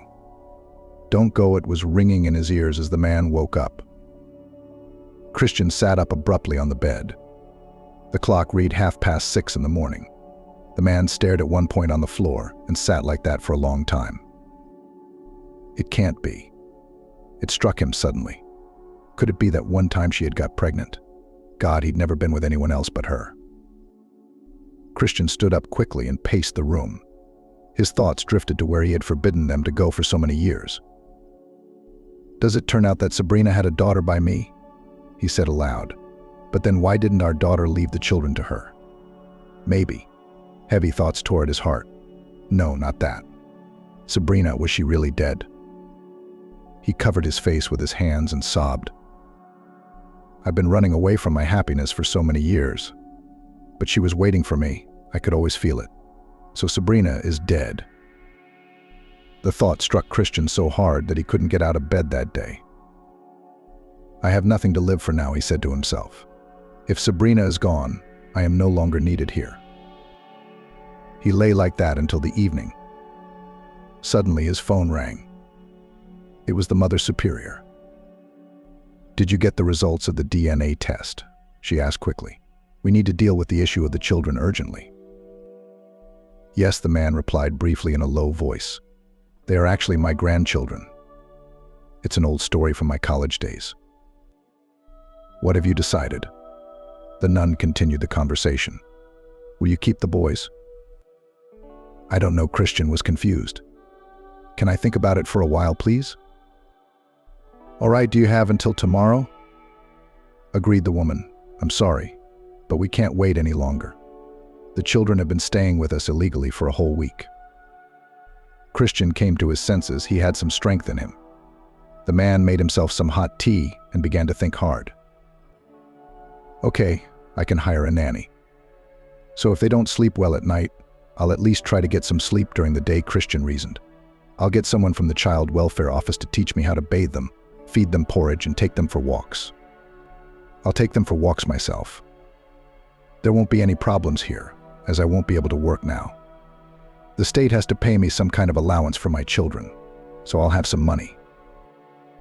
The more Christian thought about the fact that he would keep the children, the more joy appeared in his heart. It's settled, the man finally said, and looked at his watch. The big hand showed noon. The boys will stay with me tomorrow. After the convent, I'll go straight to work and write a letter of resignation. I have so much paperwork to do now. The main thing is that I have my own place and $30,000 in my account. I hope they'll agree to give me the kids. At 9 a.m., Christian spoke to the Mother Superior. I think my daughter's mother is dead, he said with annoyance in his voice. Otherwise, she would have left the children to her. Christian, don't jump to conclusions. The woman looked at him lovingly. I see that woman was dear to you. Yes, he wept. She was the only person I ever loved. I'm sorry I can't contain my emotions. That's why I'm telling you not to jump to conclusions, she advised the guest. Go to the police, they will give you that information. Christian lovingly took the children in his arms. The boys were not frightened of him. After he agreed, the Mother Superior called the guardianship authorities to the convent, so that on the same day they began to register the children with Christian. Christian, you've got to be kidding, Nicholas said in shock. Are you serious? You became a father of 2 little children? Not a father, but a grandfather, Christian corrected Nicholas. Do you think it's so easy to give these little ones to an orphanage? And besides, I can see now that my life has not been in vain. In fact, it was much more complicated than the man had realized. But he didn't give up. The boys woke up at night, one or the other, crying all the time. Christian learned to sleep anywhere and under any circumstances. He even managed to lie down in the intervals when he dipped his spoon into the soup. The care authorities provided a free nanny, nappies, formula, milk, and porridge for the first time. That seems to be everything in that department. Christian checked his list again. On his way home, the man also stopped at a pharmacy. He picked up all sorts of baby hygiene products. The man was so absorbed in his worries that he even forgot that he had made a request to the police. Christian Thompson. There was an unfamiliar voice. It's about your inquiry about Sabrina Smith. The woman is alive and living in Chicago. Will you come to the police station or shall I give you her address? His heart was racing. He hadn't even expected this good news. Dictate the address, Christian answered quickly. He wrote down the address he wanted on a piece of paper, thanked the policeman, and hung up. So Sabrina is alive, he rejoiced. Immediately he was struck with horror. What if she's married? Maybe she gave her daughter to an orphanage. Maybe she never thought of me at all. Once again, Christian was moping. The man didn't know what to do. There was only one reasonable solution: to go to Chicago and meet Sabrina, but he was insanely afraid of that. What will I tell her, he thought. Sabrina, I'm sorry, I'm the very last creature. I didn't tell you then that I already had a fiancée. She won't even listen to me. She'll just close the door in front of me. Christian went crazy for a few days. The only thing that saved him then was his children.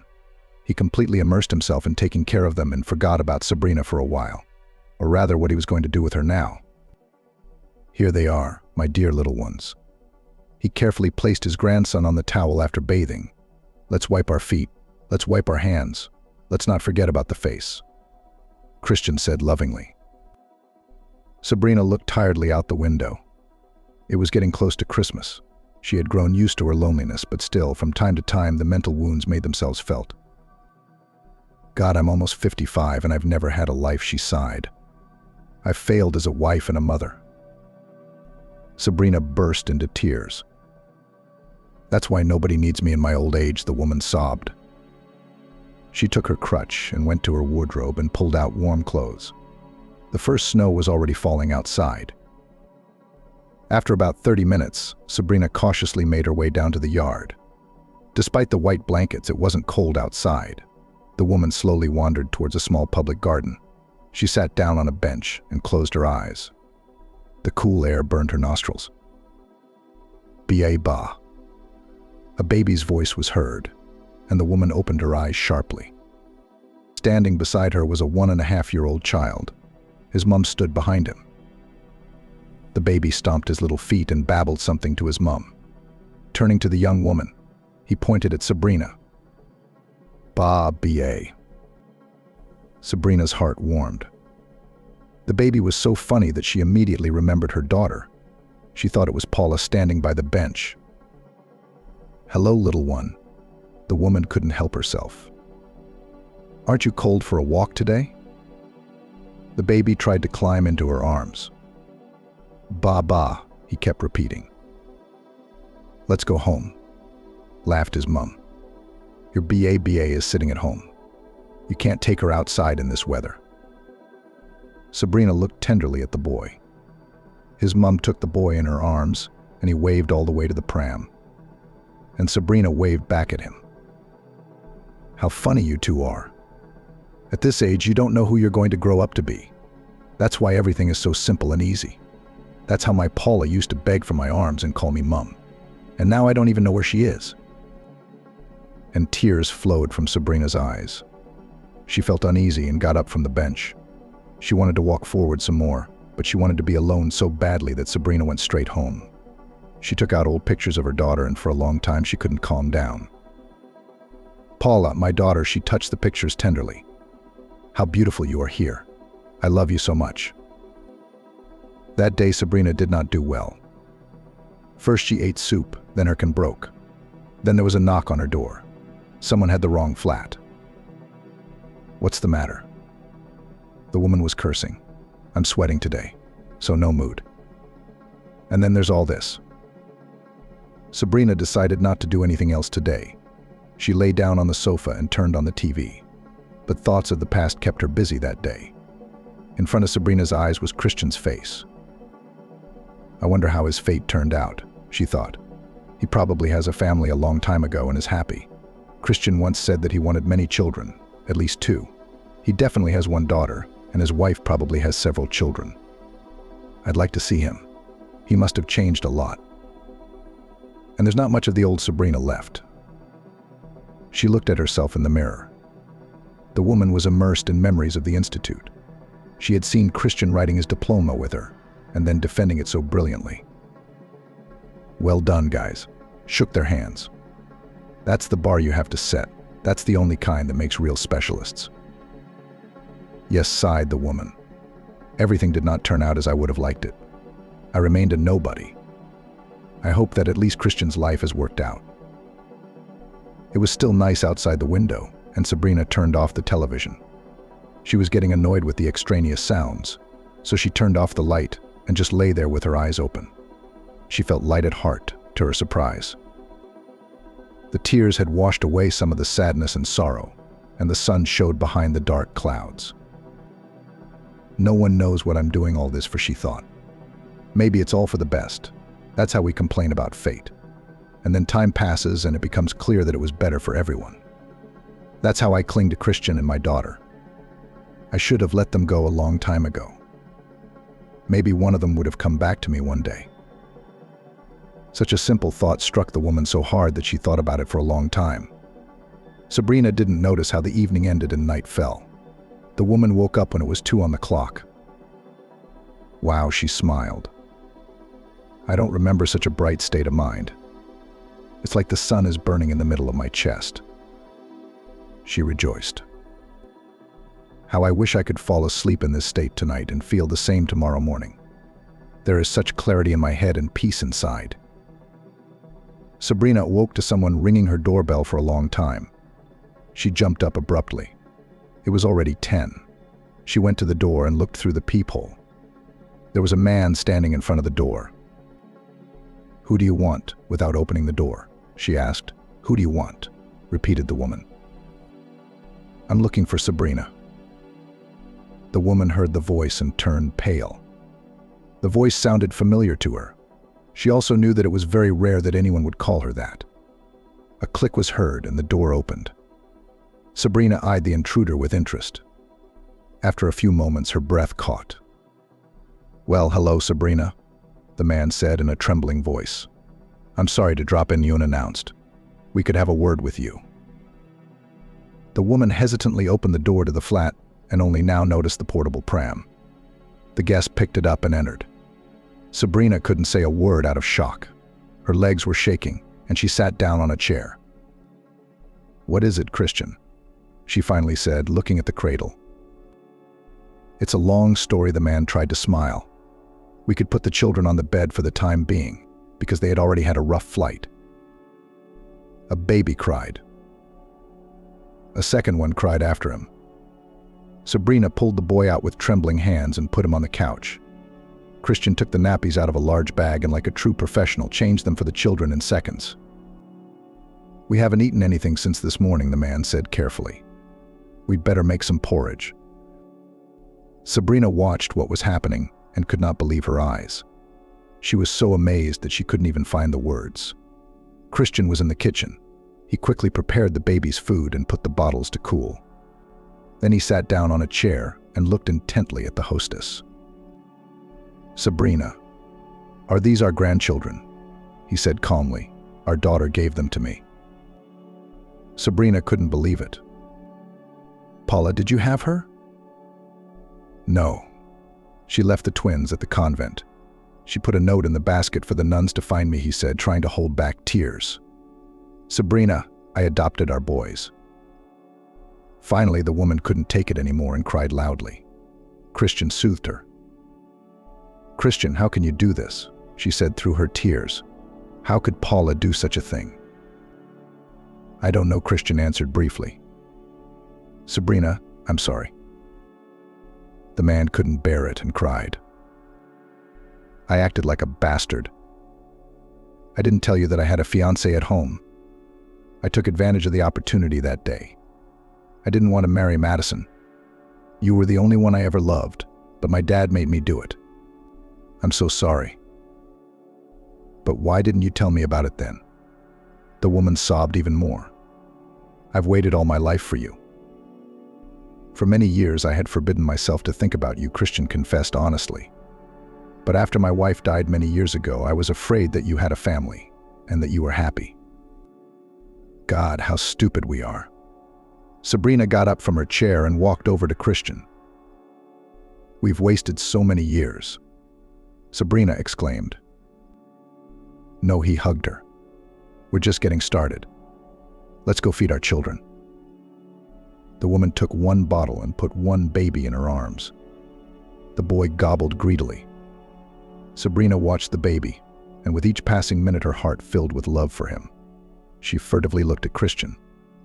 The man was so happy he was just glowing. "This is what I had to go through all the trouble for," the woman thought, wiping away her tears with one hand. "Nothing happens for nothing. Everything that happens to us has meaning." Christian looked at Sabrina lovingly. He had been so dreading this meeting, but it had happened so unexpectedly that he just couldn't believe it all. The man and woman never doubted that this was the best day of their lives. The boys ate and fell fast asleep. Sabrina and Christian went into the kitchen. They had a lot to talk about. They were starting a new phase of their lives and had a lot of issues to deal with. "Thank you for being able to understand and forgive me tonight," Christian said to her. "Daddy. Mummy." There were voices in the yard. "Where are you? Are you in the garden?" "Martin, Jasper, we're here." Waved his hands at an old man near an old cherry tree. The brothers went into the garden. On the way, they discussed something animatedly. Finally, they saw their parents. "Well, can I congratulate you?" asked the mother. "How was the defense?" Martin and Jasper studied in New York. After graduating from school in Chicago, their teachers advised Christian that his son should go to university in New York. Both boys had simply amazing abilities. Martin studied to be a computer programmer, and Jasper, in contrast, became an art historian. But the brothers weren't confused by their different majors. They always had something to talk about. After Christian came to Sabrina, they decided to stay in Chicago. The man was fine with that. He sold his flat in Los Angeles, and he and Sabrina were able to buy a large, well-appointed house with a large garden. At first, they tried to have the boys call them grandparents. But when they were 8 years old, Martin declared that Sabrina and Christian were parents to them. From that point on, they never had any questions about it. Having had a negative experience with Paula, Sabrina was initially very afraid that her sons would grow up and abandon them. But the boys didn't just grow up grateful. They loved their parents wholeheartedly. "We are very grateful to you for investing so much in us," the sons often said. "And most of all, thank you for finding the strength and not giving us to the orphanage." The boys came home for a few weeks. They both had jobs in New York and good prospects. "Martin, Jasper," their father told them one day, "your mother and I don't mind if you choose to stay in New York. You are adults and should decide for yourselves what you want to be and where you want to live."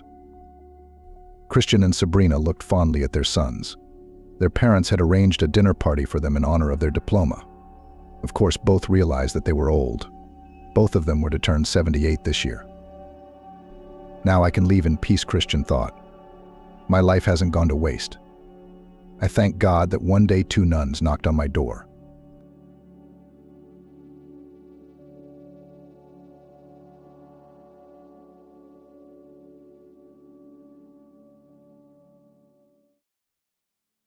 Amanda was experiencing the very real state of dread of a clean slate, even though she was neither a writer nor a journalist. Tomorrow she was starting a new life and a new job with accommodation. The employer is a wealthy, powerful businessman who clearly doesn't know his capital account. Without further ado, he made his conditions to her over the phone. "I need a carer with a degree in psychotherapy to be near my daughter 24 hours a day. I have a comfortable country house with excellent living conditions. You will be completely comfortable, but for the 3 months of your probationary period, you will not get a single day off. A generous salary will compensate you for this temporary inconvenience." And the man, who called himself Carl, quoted her fee so much that Amanda's legs gave out. Her monthly income would be the equivalent of her hospital salary for the year with all bonuses and fringe benefits. They agreed that she would start her duties in 3 days. During this time, she would gather all the personal belongings she needed and select the necessary medical devices for the patient's sessions. She will then be authorized to make a list of anything else she may need in her work. The car will pick you up at your front door at 800 hours sharp. The driver's name is Andrew. Send me your home address to this number. Carl pronounced the words sharply and clearly as if he were minting coins. Amanda even thought that every minute of this man, apparently, is worth both silver and gold. Too businesslike. But it even appealed to her. She didn't respect the soreness and gruel in his speeches. She judged people by their actions, not by their sweet voice. She knew in her 26 years that time puts everything in its place and stigmatizes characters. Who's worth what? Here she is, Amanda herself, a psychotherapist with a red diploma, the beauty and pride of the faculty, the hope of the department. At school, all lightweight and character girlfriends on discos and bars in high school fluttered. She crammed a place in the medical university on the budget, partially guaranteed only a gold medal. The support should have been passed on excellent final exams. There was no money for a serious education in the family of Max, a plumber, and his wife Idaka, who worked in a bakery as a saleswoman. No, her parents were not some marginalized individuals. Father even drank. Only on holidays, did not complain of this bad habit, and with men colleagues, every paycheck did not cheat. He came from a remote, abandoned village and ended up in the city when clever businessmen bought out all the agriculture in his small homeland for the farming kingdom. A kind of holding there now appeared with dairy and meat processing plant of a new format with technological lines of the most innovative kind. Max was called to work there, but he held a grudge against the new owners, that they almost uprooted the pogost on the outskirts, where his and his wife Ida's parents were buried, that the village was torn down to nothing, turned into ashes, ruins, an archaeological monument of their former life. Inwardly, he knew it was just as well. The population in their village was finally getting drunk. There was no work. Everyone was leaving for the city in droves. Only he and Ida held on to their hut and 10 acres of land, but then they gave up too. Amandochka was 14 years old at that time. That's how she became a city girl. With the proceeds from the sale of land and house, they bought a 2-room flat in the city. The 5-story red brick building was strong. It would stand for a long time. Max was taken to the factory with open arms. The salary was small, but their family made ends meet. Ida quickly made friends with the women neighbors. They told her there was room in the bakery. The old saleswoman had just taken a well-deserved holiday. Working, Ida was well received, not offended. Happiness ended overnight. Max came to pick up his wife from the bakery in an old car. Clumsy bread van in the courtyard. Clumsily turned around, crushed under himself a kopeck, not even immediately noticing what happened. Fortunes of the driver and passenger died on the spot. Amanda's urban life began with orphanhood. Amanda used to rush to school like a prodigy, always loved to learn, books about relationships between people so in general swallowed overnight. So she was interested in who and how of the heroes will act when he tail-nailed, in a stalemate plunged into a stalemate, with all the guts in front of the choice put in the orphanage, where she got after the tragedy, at first snickered, but then sublimated on the study, not to think, not to remember, untimely departed loved ones. 6 months later, her foster parents took her under guardianship, but warm, cordial relations with them were not born. She moved to them in 2 rooms and a communal room, still not an orphanage, where everyone dreamed of a family and parents even at a young age, but she dreamed of growing up and living alone. Naive, touching young lady Amanda tried to assess the behavior of people, to guess who and how they would show themselves, taking into account their temperament and character, a kind of homegrown psychologist. And even more, she liked to think about the fact that a person can be broken, to change the line of his behavior, to convince. In the 10th grade, Amanda disappeared in the scientific library, where she read Freud, Jung, Bandura, Halperin, Bekarev. Her classmates did not know the names of such names, and she melted and molted from her new discoveries. Her gold medal at school suffered, sitting days and nights on her heels over textbooks. Her merits did not include gifts, offerings to teachers. There was no one to pay. Talented student high marks were given sincerely and generously. Her peers did not persecute the crazy girl. They had long since given up on her eccentricities, although there were good reasons to pay more attention to her. Amanda was ravishingly beautiful, possessing that very feminine magic when men turn into slaves, admirers, barely having seen such a rare specimen of external perfection. Her hair, the color of ripe wheat, fell in waves down her smooth back. Green eyes with dark pupils beckoned to drown in their depths. Lush forms gave birth to a halo of sensuality. Graceful wrists and ankles hinted at blue blood, charm, aristocratism. Refined nature had not rested on her appearance. Only Amanda herself did not seem to notice any of this, persistently gnawed the granite of science, and ignored the languid glances of representatives of the stronger sex of all ages. After receiving a certificate of secondary education orphan, and even a medalist in the medical university, took pity. Dramatic life at the girl, you can make an exception on the budget place to look for a place. She passed the entrance exam on excellent without tutors and material investments. She returned to her flat, left after the death of her parents. Private property, nothing can be done or taken away. She dressed unfashionably, modestly. Not as a garden scarecrow, of course, adhered to strict classics, a little leveling her natural charm. She didn't notice men around her from the word at all. She was so keen on Mrs. Psychology, but one day she fell for a seasoned catcher. Mason was also good-looking, ironic, daring, and unpredictable. With this Amanda managed to cap, she fell head over heels in love. She responded enthusiastically to the offer to drop by for a glass of wine, knowing perfectly well what would follow, except the guy had a nasty little soul. Amanda laid in bed on a bet with a guy from the majors who was courting the girl, but got a turnaround, told a fellow student. "Son, don't sit on the crate. I'll take this girl down without a hitch." He grinned, and then you'll follow the beaten track. Got it. Rip. Don't teach a scientist. The golden child of an important daddy. If you get her to be easy for me, I'll slip you 100 grand. So Mason worked his arse off. Amanda figured out the catch the next time they met after their wild night. Her hot bayo looked like an ice cube. She didn't faint. She wrote off her fascination with the smarmy mason as hormones. Only the fee to the self-confident, handsome man did not get. Amanda made far-reaching conclusions for herself, and now she wouldn't let male representatives within a kilometer of her. Coffee with cakes in the nearest cafe between couples was always welcome. Going to the cinema for the premiere as a group, why not? The rest of the attempts in her address, reminiscent of courtship, suppressed at the root. Around the crowd of those wishing only hoped in vain, all awaited a complete refusal. Trouble for the young doctor after completing the theoretical course of classes did not end there. Place and residency, received deservedly in a prestigious psychotherapeutic hospital, they greedily caught every word of her new idol, the head of the Department of Rehabilitation after serious cognitive disorders. He taught the resident a lot, eagerly listening to his recommendations. He handled difficult patients, then helped her with a referral to another prestigious place. And there the persecution from the male community continued. The first swallow, or rather a persistent eagle guest, was one of the doctors with professional weight in the clinic. He did not go round and round. He called the young specialist to his office. "We need to have dinner with you today to discuss the prospects of your work in our institution. Warn me at home that you won't come for the night." He told her directly, without any offense, straight to the forehead, that her career was only through his bed.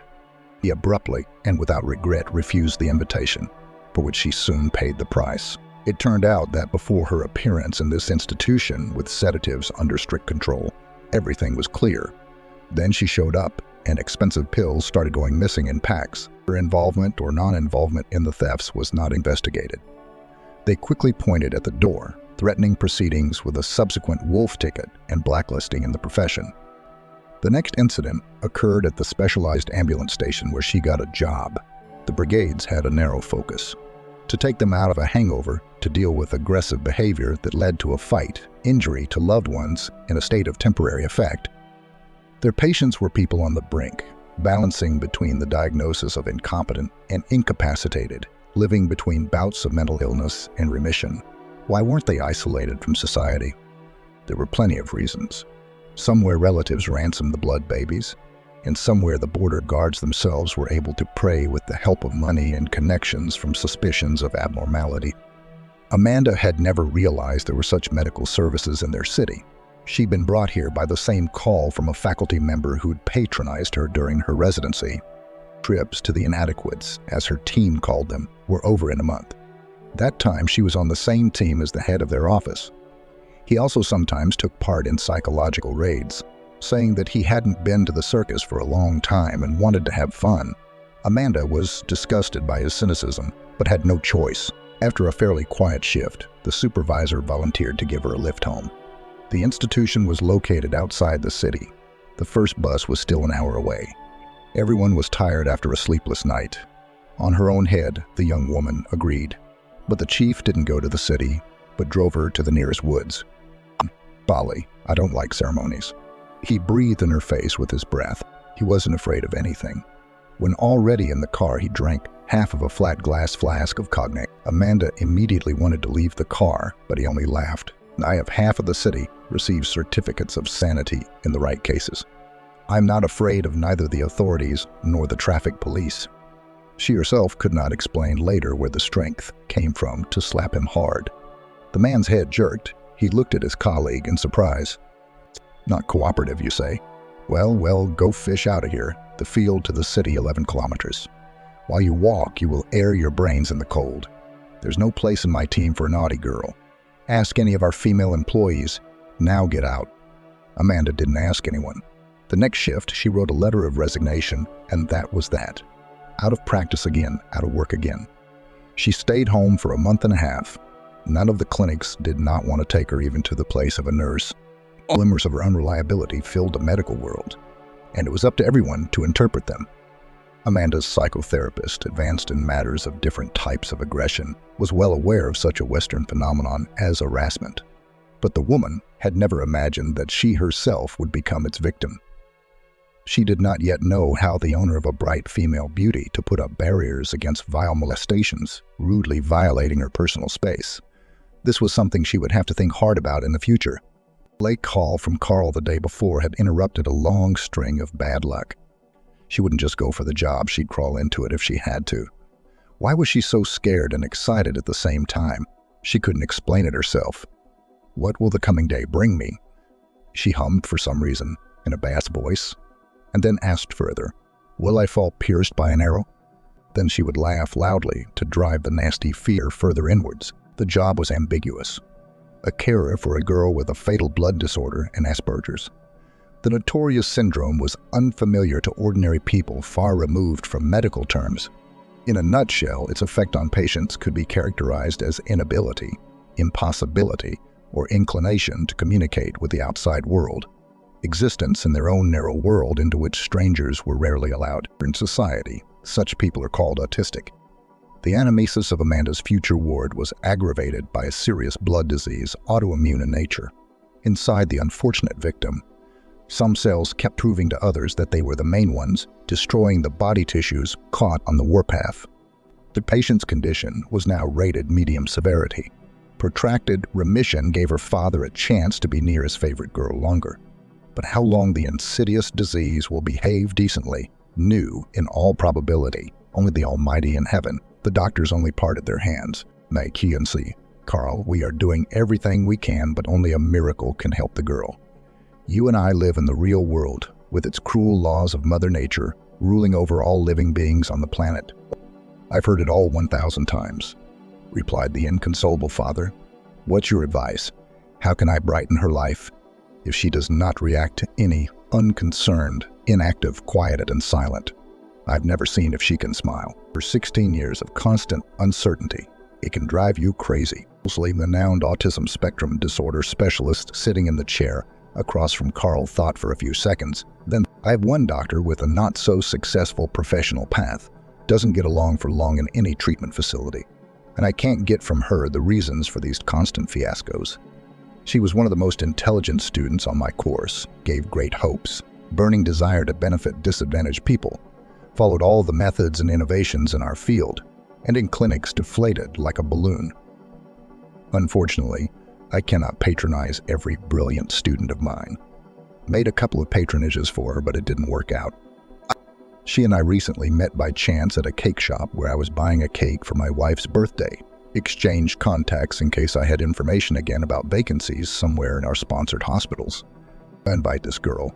She did her residency at my hospital, and I can vouch for her almost as much as I can. Carl weighed the pros and cons and decided that he had nothing to lose. The old carers couldn't cope with Elizabeth. So maybe this young girl could do something. There were quite a few residents in his large house. His favorite cook, Vanessa, who had been with him for 30 years, her son Ashley, the gardener, and Vanessa's au pair, a maid with the exotic name of Gabriella. There's room for the unknown Amanda, with 4 guest rooms empty. Gabby, as he called the maid to himself. I'll have to give her the order to do it. The ice of the experiment that would turn their lives around had broken. Amanda decided to start the radical changes in her life with her appearance. She needed to create a new working image that would hide her natural beauty as much as possible. She didn't want this heavenly gift, which she thought was unnecessary and undeserved, to interfere with her work again.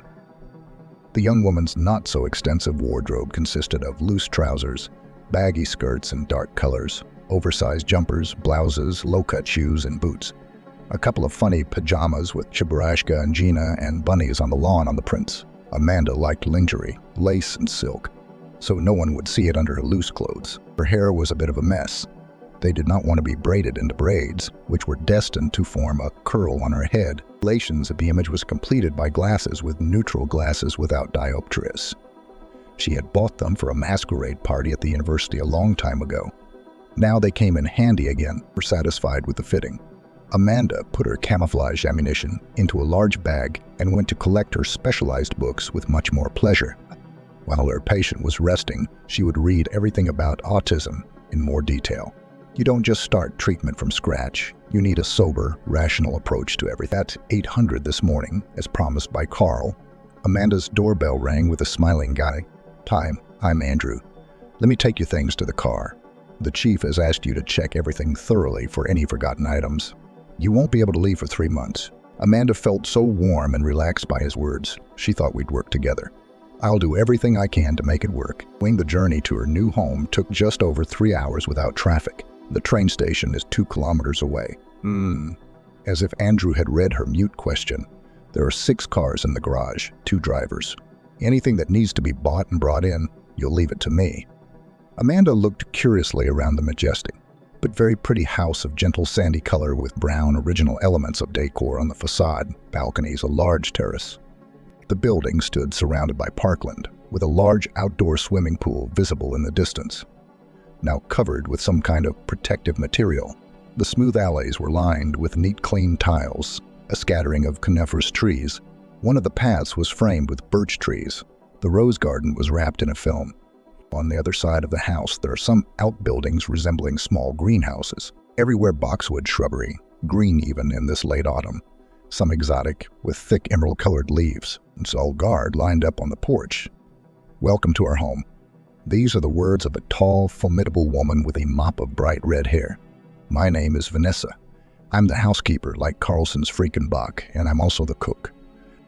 The woman smiled a wide, kind smile and held out a large, soft, warm palm to Amanda. This fellow with the rake is my son, Ashley.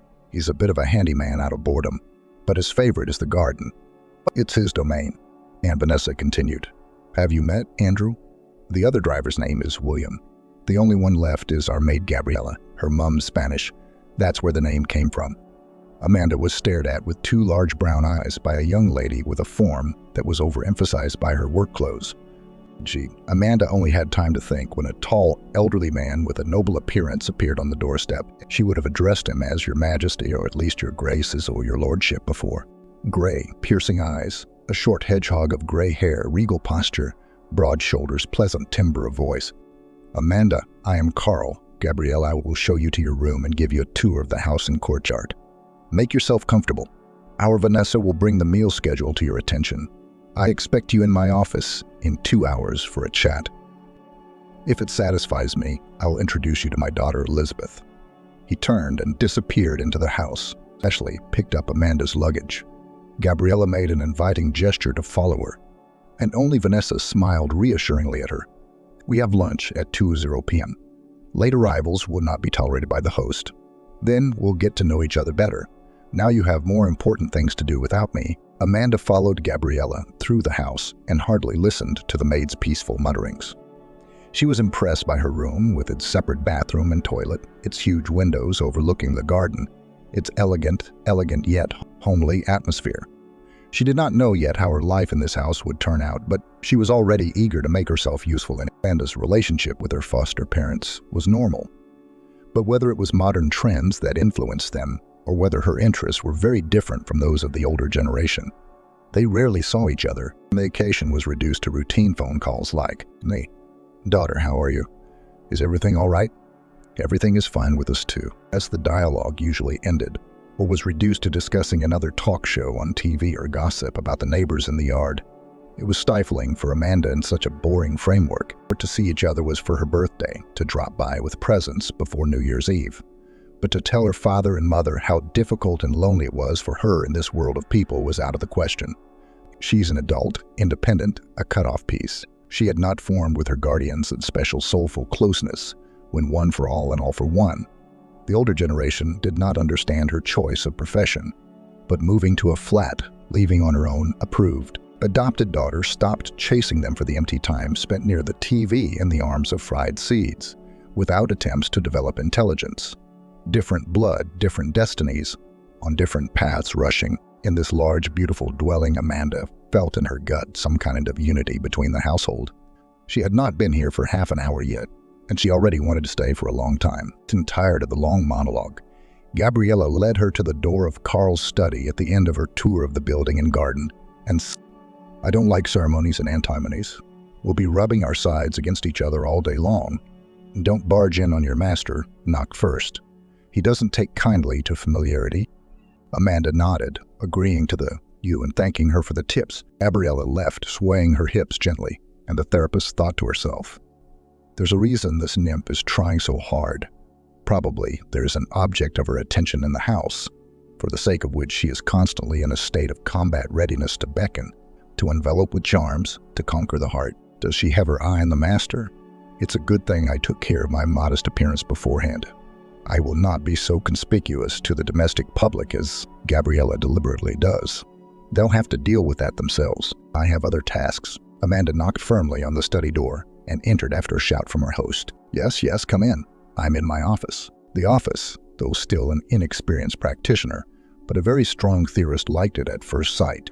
Furniture made of noble wood, endless shelves with books, elegant statuettes, excellent landscapes and stylish frames on the walls. A desk with a large desktop computer, a music center with speakers in a corner, a separate cabinet with CDs. She didn't know Carl at all yet, but this office seemed to shout out loud, my owner is far from stupid, well-read and educated, intelligent and successful." Carl himself invited her to sit in the soft armchair by the coffee table, not telling her her subordinate place in the room, seating her at the desk opposite him. Ringing the bell, he summoned Gabriella. "Make us a couple of cups of coffee, please, or would you prefer juice or tea?" Amanda gratefully agreed to the coffee.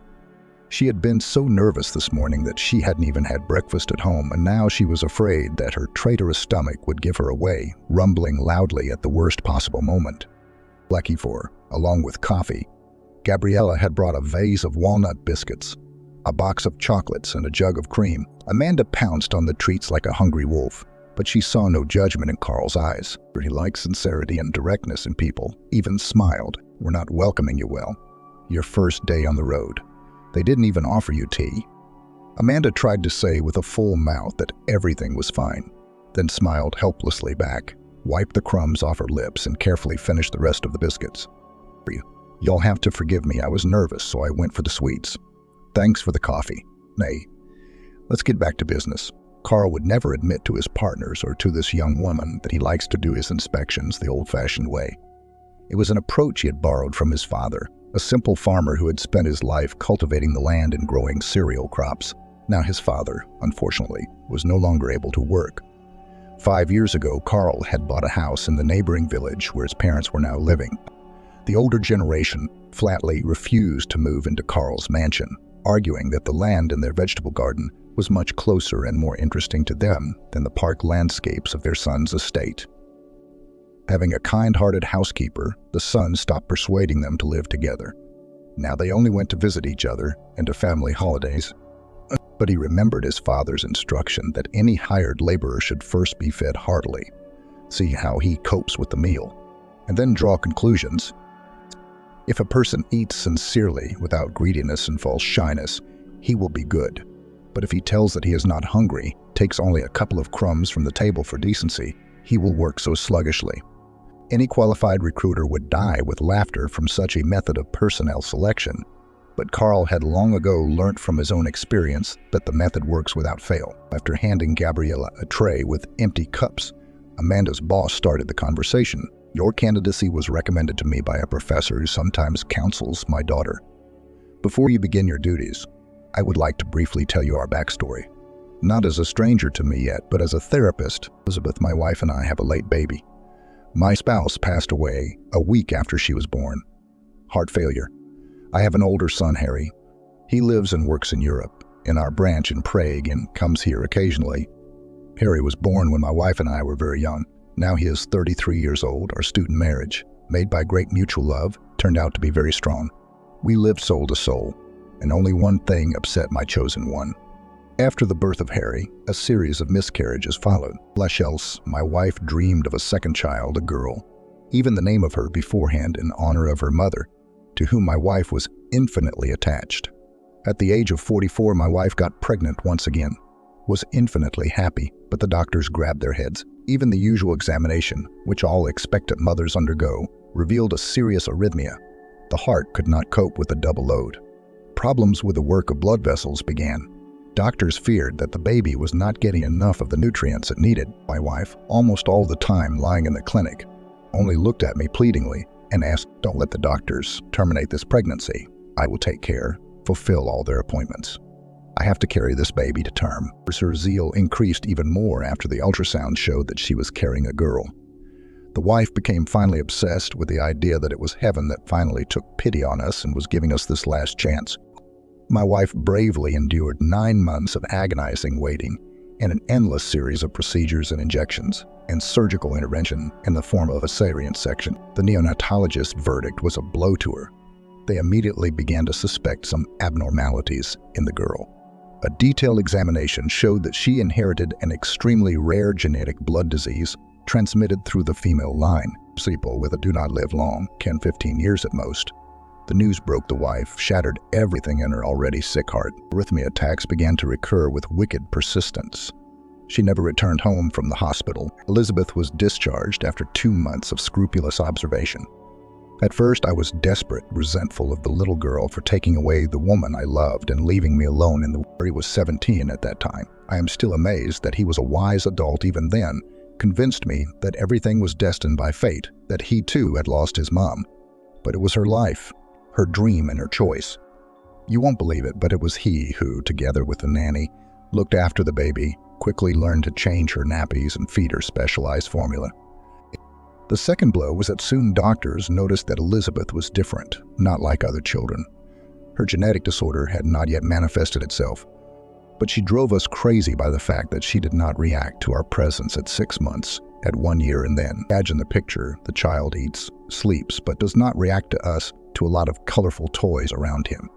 The face is like a frozen mask, no vivid facial expressions, no gestures, as you sit or lay down in such a position and will freeze, sometimes for quite a long time.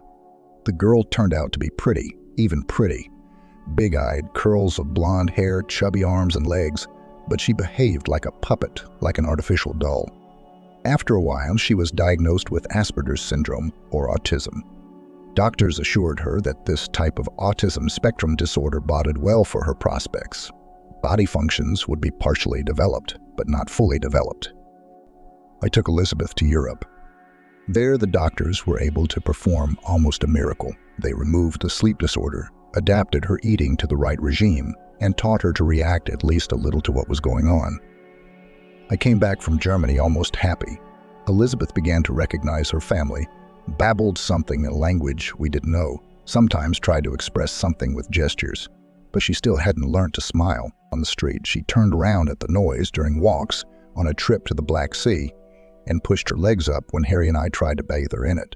Later, I sent Harry to study in the UK, and as if as a reward for my troubles, my business grew and grew like on yeast, bringing me more and more income. We built this house together with my wife. It was her idea to live away from the hustle and bustle of the city, in the peaceful countryside. The man briefly interrupted his narrative. It was obvious that the story stirred up old memories in him. He looked at his watch, and then looked up a little. There are only 15 minutes left till lunch. The rest you will learn in the process of work. I'll just add the main thing: the autoimmune disease, like a hungry hydra on the hunt, reared its head sharply when Elizabeth entered puberty. Everything was always delayed compared to her peers. So it happened about 2 years ago. At her 14, those former merits of the medical profession began to fade quickly. It seemed that the destruction of cell tissue by her own internal aggressors was causing her brain activity to go to sleep. The few dozen words that she had previously spoken cheerfully were forgotten. She is once again indifferent to what is going on around her. Happy to walk with Vanessa outdoors, even swimming in the pool with Ashley's help. The girl has forgotten all those skills. More and more often, she won't let herself get out of bed, now moves only in a wheelchair, eats almost nothing, loses weight. I realize, Amanda, that you're not a miracle worker or a god. The doctors have already told me that the girl has no more than a year to live. The deterioration of her fragile body is progressing. For myself, I have labeled your tasks as facilitating her departure to the next world. I know it's impossible, but I still dream of her smiling when she looks at our park, our home, the sky, and the sun. I guess I want too much from you. Amanda was in shock. No, not at the task set before her. Here she would do everything she could, apply all her knowledge. There was such pain and despair in the man's eyes. He spoke so courageously about his daughter's imminent departure from this world that the visiting therapist's blood ran cold. So much for the high fence, the rich house, and the walls of which for so many years trouble has lived at ease. Despite the pleasant faces of the people who built it, the lunch was gorgeous. Vanessa cooked so deliciously that Amanda didn't even notice that she ate all of it. She reached for some very unusual salad, and several people answered her mute question about where Elizabeth was. Elizabeth is having lunch in her room, said Carl. We'll go to meet her after dinner. night, he says. I've already made her favorite meatballs and mashed potatoes, Vanessa added. And I picked a bunch of brightly colored September berries behind the house. I think Elizabeth is excited by their sharp autumn scent. Only Gabby, Elizabeth's father, had called the maid that once in a conversation in the study, and Amanda had picked up the nickname mentally, so shorter and much simpler ate, staring intently at her plate. She seemed to care the least, if at all, about Elizabeth's plight. We'll have to keep an eye on this smashing person, Amanda decided to herself. She's prepared my room perfectly, no complaints.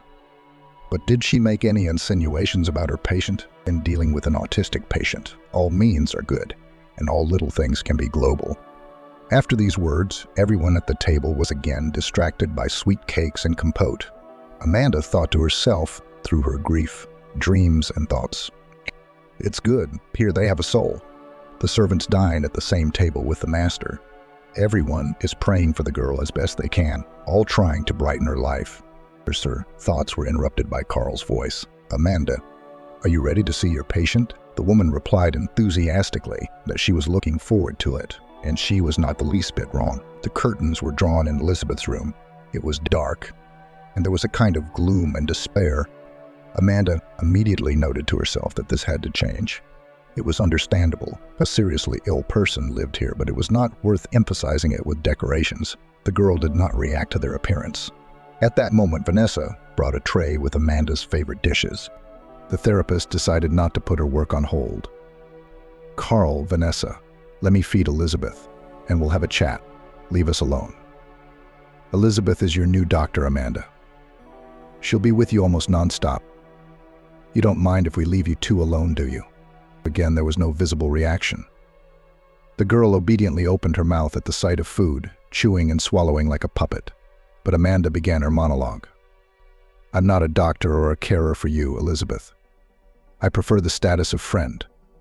I'll be there for you of my own free will, even though I'm an employee. I'll tell you the truth, I'd stay with you for free, as long as I like it very much. Your wonderful house, the place, the people, you. Tomorrow you and I are going to turn your room upside down. I don't think it will be bad for your health." For a split second, Amanda thought there was a flicker of something in the girl's eyes, some glimmer of reaction, but it all went out again very quickly, and it could have been the insidious play of light and shadow in the room at all. The doctor, under a shower, decided to think about it in her room later, but in the meantime she dressed her ward in warm clothes and took her in her pram to the courtyard to breathe the strong air of golden autumn. From that moment on, the days in the house followed a long-established pattern. In the morning, Amanda and Elizabeth had breakfast together in the girls' room. Then there were the inevitable drips and injections to combat the manifestations of genetic malfunctions. The obligatory 2-hour walk in the garden, where Ashley always lovingly tended the plants. Lunch in the great hall. At this meal, Amanda would spend time with the household and then feed Elizabeth. The patient's therapeutic sleep, a new batch of medication dripping steadily through the IV for a couple of hours at a time. Dinner, now in the presence of Carl, who on weekdays was always at work, and in the evenings and weekends worked hard at home in his office. Exhausted by the endless procedures, the patient fell into a deep sleep as early as 10 o'clock in the evening. Amanda studied the works of colleagues related to autism again and again. There were no changes in terms of closer contact with her ward, neither for the worse nor for the better. The girl's condition remained stable. Amanda talked to Elizabeth about everything, told her about the plot of her favorite fiction books, read her poems, showed her reproductions of paintings from a large colorful album. Or rather, the word talking is not appropriate here at all. The doctor conducted her eternal monologue, and the girl listened to it indifferently. The other day, already beginning to despair, a little doctor found in one of the foreign articles information that to level the manifestations of isolation with autism for patients can be a good help to communicate with the animal world. For some reason, there were no pets in Carl's house. After a general meeting of all the residents of the mansion, it was decided to get a puppy of a large dog. Most of all, for some reason, everyone liked a Canadian Newfoundland. 2 days later, Andrew brought a shaggy black treasure with stormy eyes from a kennel breeding this particular breed. He was irresistible. It is commonly believed that our lesser brothers have no intelligence. What told Tim then that the full name Timothy, and not some Bax or Lord, was so much nicer, that he was meant for Elizabeth? finding himself in her room as a guest. The place had long since been on Amanda's errand, a more racy setting with lots of brightly colored elements. Tim headed straight for the girl and rubbed his wet nose into her palm. The doctor was sure there was a flicker of reaction in Elizabeth's eyes, lightning fast, but she had no doubt, bright and positive. For the first time, Amanda felt they were on the right track. By New Year's Eve and Christmas, everyone in the house was expecting Harry from Prague. Amanda didn't know the young man. She only remembered Vanessa's words. "He's golden." Elizabeth transforms when her big brother arrives. She can't smile, but here it's like her face lights up. Gabriella, who was present during their conversation, added, "And what a handsome man Harry is. Respectable, decent, wise, but at the same time outwardly a typical example of Hollywood hero lover. Two characters in one person, it's so intriguing." Vanessa immediately echoed her words. "Oh, Gabriella, go change Elizabeth's bedclothes. While she and Amanda are out for a walk. You've got Cupid's days on your mind, you're not the right girl. Roll your lips." Gaby, wiggling her hips as usual, walked away, and the cook gave her a shrug and said to Amanda, "The girl goes completely off the rails when the owner's son flies home from Europe, making eyes at him, and he looks at her like she's nothing. He had a bride, but she cheated on her husband while he was earning money in the Czech Republic. They ran away, although the foolish young lady was begging us, shedding tears, just that the hair on her head did not tear in despair that she missed a rich party. It didn't help. Harry couldn't trust her at all, couldn't forgive her for seeing another man at the same time." Sighing sorrowfully, Vanessa suddenly suggested, "Come to my room tonight, and we'll have a tea party. I'll tell you my story, how Carl saved me from trouble, and why I've since nicknamed him the Angel of Goodness." On the walk, Amanda and Ashley discussed raising a new pet. It wasn't right for a pedigree dog to go pear-shucking in the yard. The gardener had told her he'd always wanted a dog. He patiently put up with Tim's antics, even forgave him for ramming a rose bush wrapped in cling film into the yard on the run. Amanda again thought that Elizabeth, sitting in the wheelchair, made some movement in the direction of the mischievous Newfoundlander, but she was in no hurry to express her assumptions aloud. We must watch and watch and watch again and again. There it would be seen. After supper, when she was satisfied that Elizabeth had fallen into a restful sleep, she closed her door firmly and knocked on the next door. "Come in, I've been waiting. I've made us some green tea with molasses and gooseberry jam and nuts. Now we'll have a feast."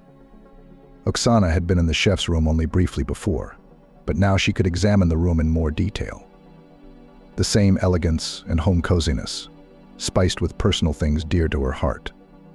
There were many framed photographs on the wall, Carl and his wife still very young, Elizabeth in various angles, Ashley in the garden, then near the gazebo, then by the pool, a handsome young man on horseback. That's our Harry. A handsome man. Gabriella doesn't mince words. God grant him personal happiness. He's like his father in business. He should have children of his own, and he's still traveling abroad. I realize he's no monk, but all these windy girlfriends aren't what he needs for marriage. He'll make a marvelous father. He loves Elizabeth. Vanessa ate another spoonful of clear amber and emerald gooseberry jam and began her tale. After high school 35 years ago, I trained as a food technologist. Not just any culinary school in New York City. I dreamed of a career as a chef, the kind that would get me Michelin stars for the art of cooking. It didn't work out. The reason for everything was my uncluttered appearance. Height under 1 m, size 42 feet, fullness, bright copper hair, angular movements, lack of taste in the choice of wardrobe.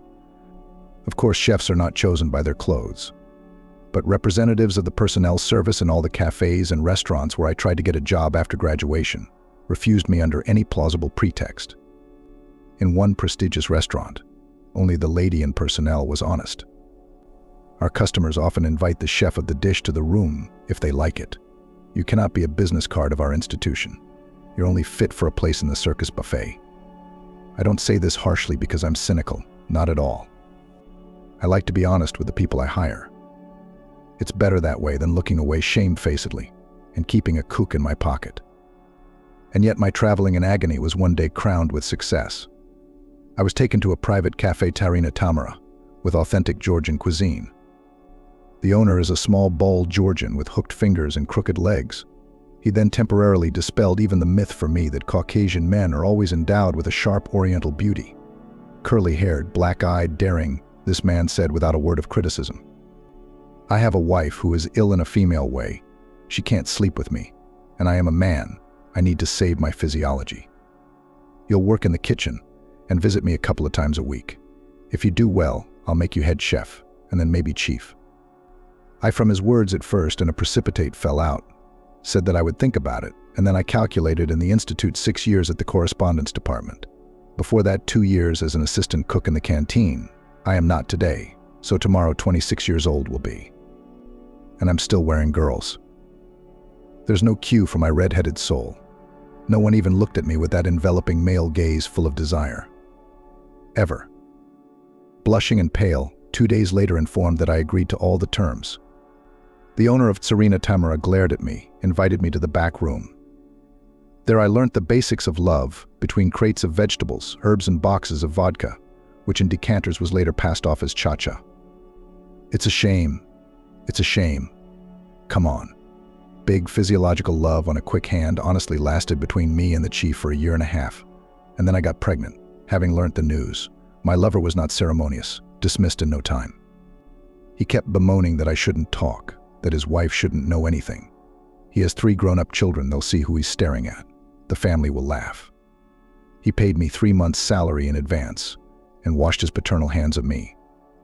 About the fact that the baby should be born, I informed him not immediately. All the time delayed, I felt that this news will not turn out well. With my general fullness, belly became noticeable only in the 6th or 7th month. Just before the usual official maternity leave, I found myself on the street. My rent ran out 2 weeks before Ashley was born. All I had was an aunt in a remote village. I can't even tell you how close we are. I'd never seen my father before. My mother drank herself to death when I was 20. She was homeless at first, and then she went missing. But I never doubted for a second that the baby would be. I'm alone in this world, and this will be my own blood. The landlady of my flat is not a kind-hearted person, but she took pity, waited until I gave birth and discharged from the maternity hospital. She gave me a month to do everything, and then she put up with it for free. And then her children came to live with her. They had nowhere to live, so she showed me the door. We went with a 1-month-old baby to grieve. We stayed a week in a shabby hotel, but my son was restless. The noise insulation in the building was shitty. Other guests began to complain that we did not let them sleep at night. We moved out to nowhere. I'm sitting at the intercity bus stop with my stuff in Ashley's bundle. I thought I'd go to the countryside, see if I could find an abandoned house. I had enough money in my purse for a week's existence. When an expensive dark Jeep pulled up next to the bus stop, I didn't even immediately realize that the driver was asking me what I had. I sat there in tears. And it was him. At that time, the house in these parts built a house, looking for a local specialized shop that recently erected on the highway. I gave him the address, why not, but he didn't leave at once. Later, he told me that my eyes were like those of a beaten dog, and there was so much desperation in them that he couldn't resist asking. "Woman, why are you sitting in the wind with a baby? I can give you a lift somewhere, even if it's in the other direction." I don't know how it happened, but I told him all my troubles in 2 words, as if I were in the wind. He chuckled and thought about it for a few minutes, then asked, "A professional cook, you say?" "I'm looking for such a specialist. I need to feed 2 teams of workers every day. We can provide you with a boxcar for accommodation." Of course, I didn't hesitate for a second. It was getting late, and the bus was delayed, so I was going to sleep in the field with Ashley, right on the dead grass. I gathered up my few belongings and climbed into the warmth of the car. There was no fear or apprehension. I was used to the work, and I loved my craft. Vanessa interrupted her long story and poured her and Amanda another cup of fragrant tea. She brought from the kitchen a dish of ruddy cakes left over from dinner and glanced briefly at Amanda. "Have I bored you with my tales yet, Doctor?" "Not at all, Vanessa. It's rare for anyone to talk to me so heartily to confide their secrets to me. I am very grateful to you for this frankness." "Then I will continue," said the woman. Then everything was much more pleasant. Guy's workers met me as a mother, starved on dry meat, and I with a move them borscht boiled on a brain bone, cooked cutlets, wheat porridge and a cast iron steamed with butter. When they brought to the table and compote, the foreman could not stand it. "You cook deliciously, Vanessa. We haven't seen such delicacies here for a long time. Therefore, guys, I will order the following. We have 15 people working here. It's hard to feed that many without a well-equipped kitchen. So we'll distribute the daily duty. Who of the men will help with wood for the stove, who will carry water, who will help the cook with other hard work. She's got a little boy in her arms. He needs to be fed and nursed. So have a conscience, brothers. Don't sit on this young woman's neck, and don't offend her in word or deed." That's how I found myself in our yard about 30 years ago, when it was still under construction. Ashley is my native gold, having grown up here. After the building was finished, I stayed in the house with the owners, Carl and his wife and Harry's little boy at the time. Oh, what a table I made for their housewarming party. The guests could only wonder where he'd found such a cook. There were various people in the house, high-ranking and with connections. Many times they tried to lure me to other houses. How could they do such a thing? An angel of goodness from heaven appeared to me one autumn evening at a bus stop, and I'd betray him when others beckoned. Elizabeth was born to me, her nannies and carers, and Carl made me head of the house and promoted me to housekeeper. Everyone here has become dear to me. Even that empty Gabriella with her dreams of hunting Carl's son doesn't seem like an enemy. That's my story for you, Amanda. Maybe it will help you in your work. Amanda went to her room pensive. She used to trust the notion that the rich were stingy with their souls. In Carl's house, she saw a different world, full of warmth, respect, and a willingness to help each other through the difficult realities of life. Her fervent conviction to do everything she could to make Elizabeth feel at least a little better became even stronger in her mind.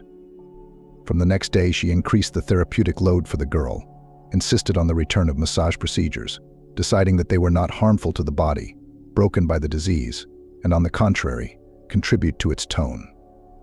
Elizabeth was still unresponsive to the change in regime.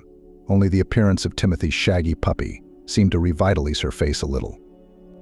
Amanda didn't give up. She wheeled her pram around the park and sat Elizabeth down to watch Ashley's dog. He took the assignment seriously.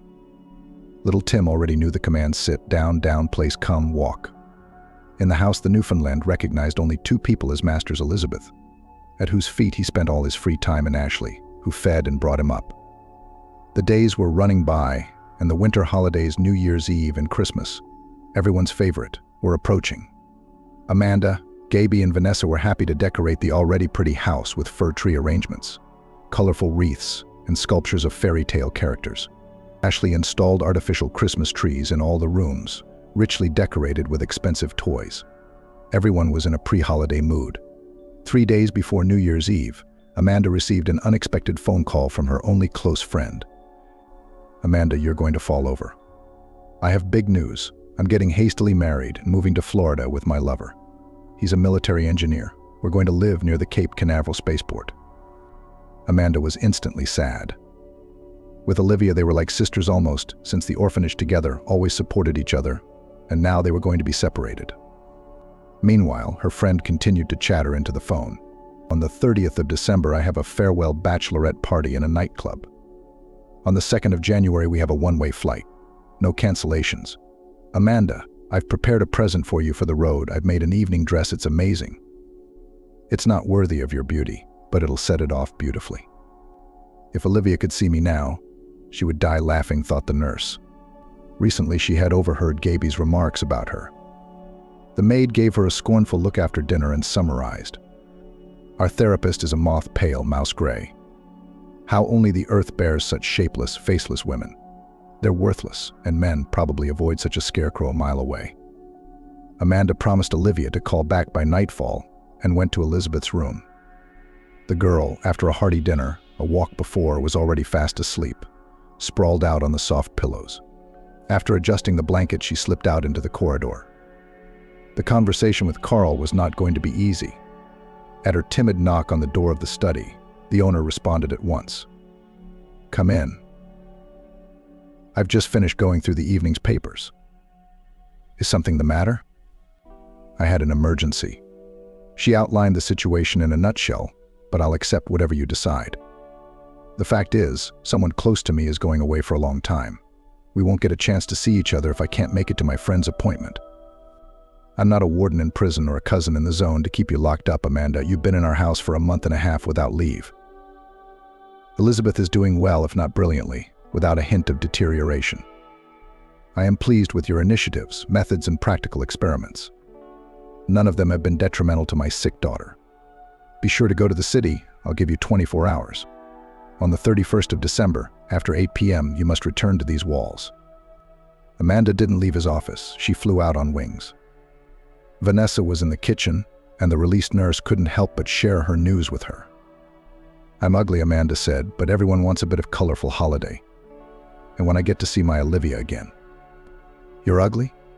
She smiled back at the cook. Save the fairy tales for others, my dear. All your masquerades won't fool me.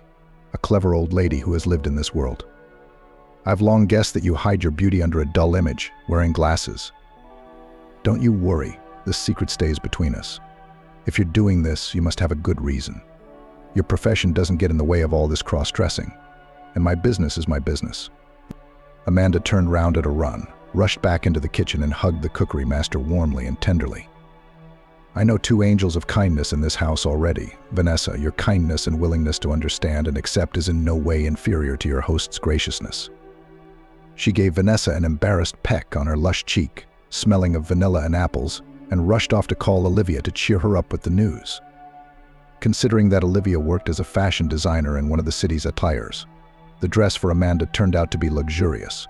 Soft, tight silk of dark blue color emphasized every curve of the graceful figure, while not forgetting all the proper charms and roundness, the neckline, and the slit on the leg in the very point and measure. A string of pearls, a bracelet and earrings that her adoptive parents gave her on her 25th birthday, exactly in tone and in the general style of the outfit. As she dressed her friend in one of the changing booths in the atelier, Olivia froze with admiration. Amanda, you are going to be a goddess this evening. And your fiancé, I'm sure he won't waver. He's already seen you in our shared photos. But the rest of the male sex will be at your feet, you'll see. Oh, I'd rather stay away from all these signs of intrusive male attention. Amanda replied bitterly, I've had enough sad experiences in this area. It seems to me that decent, if not knights, at least adequate gentlemen are no longer in this world. I have only come across representatives who managed to disappoint me for a long time.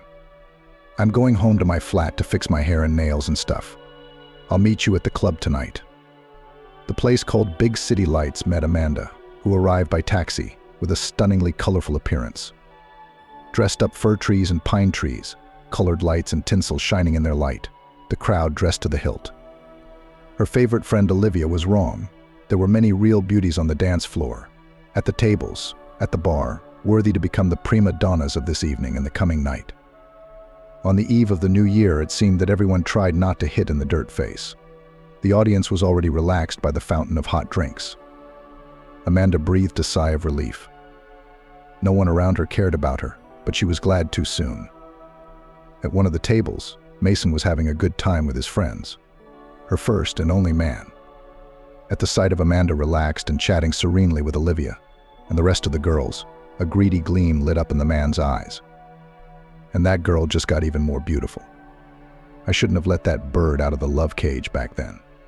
Such a friend next to me will make the image of any successful man, he thought to himself, lewdly grinning. Today again I will get her into bed.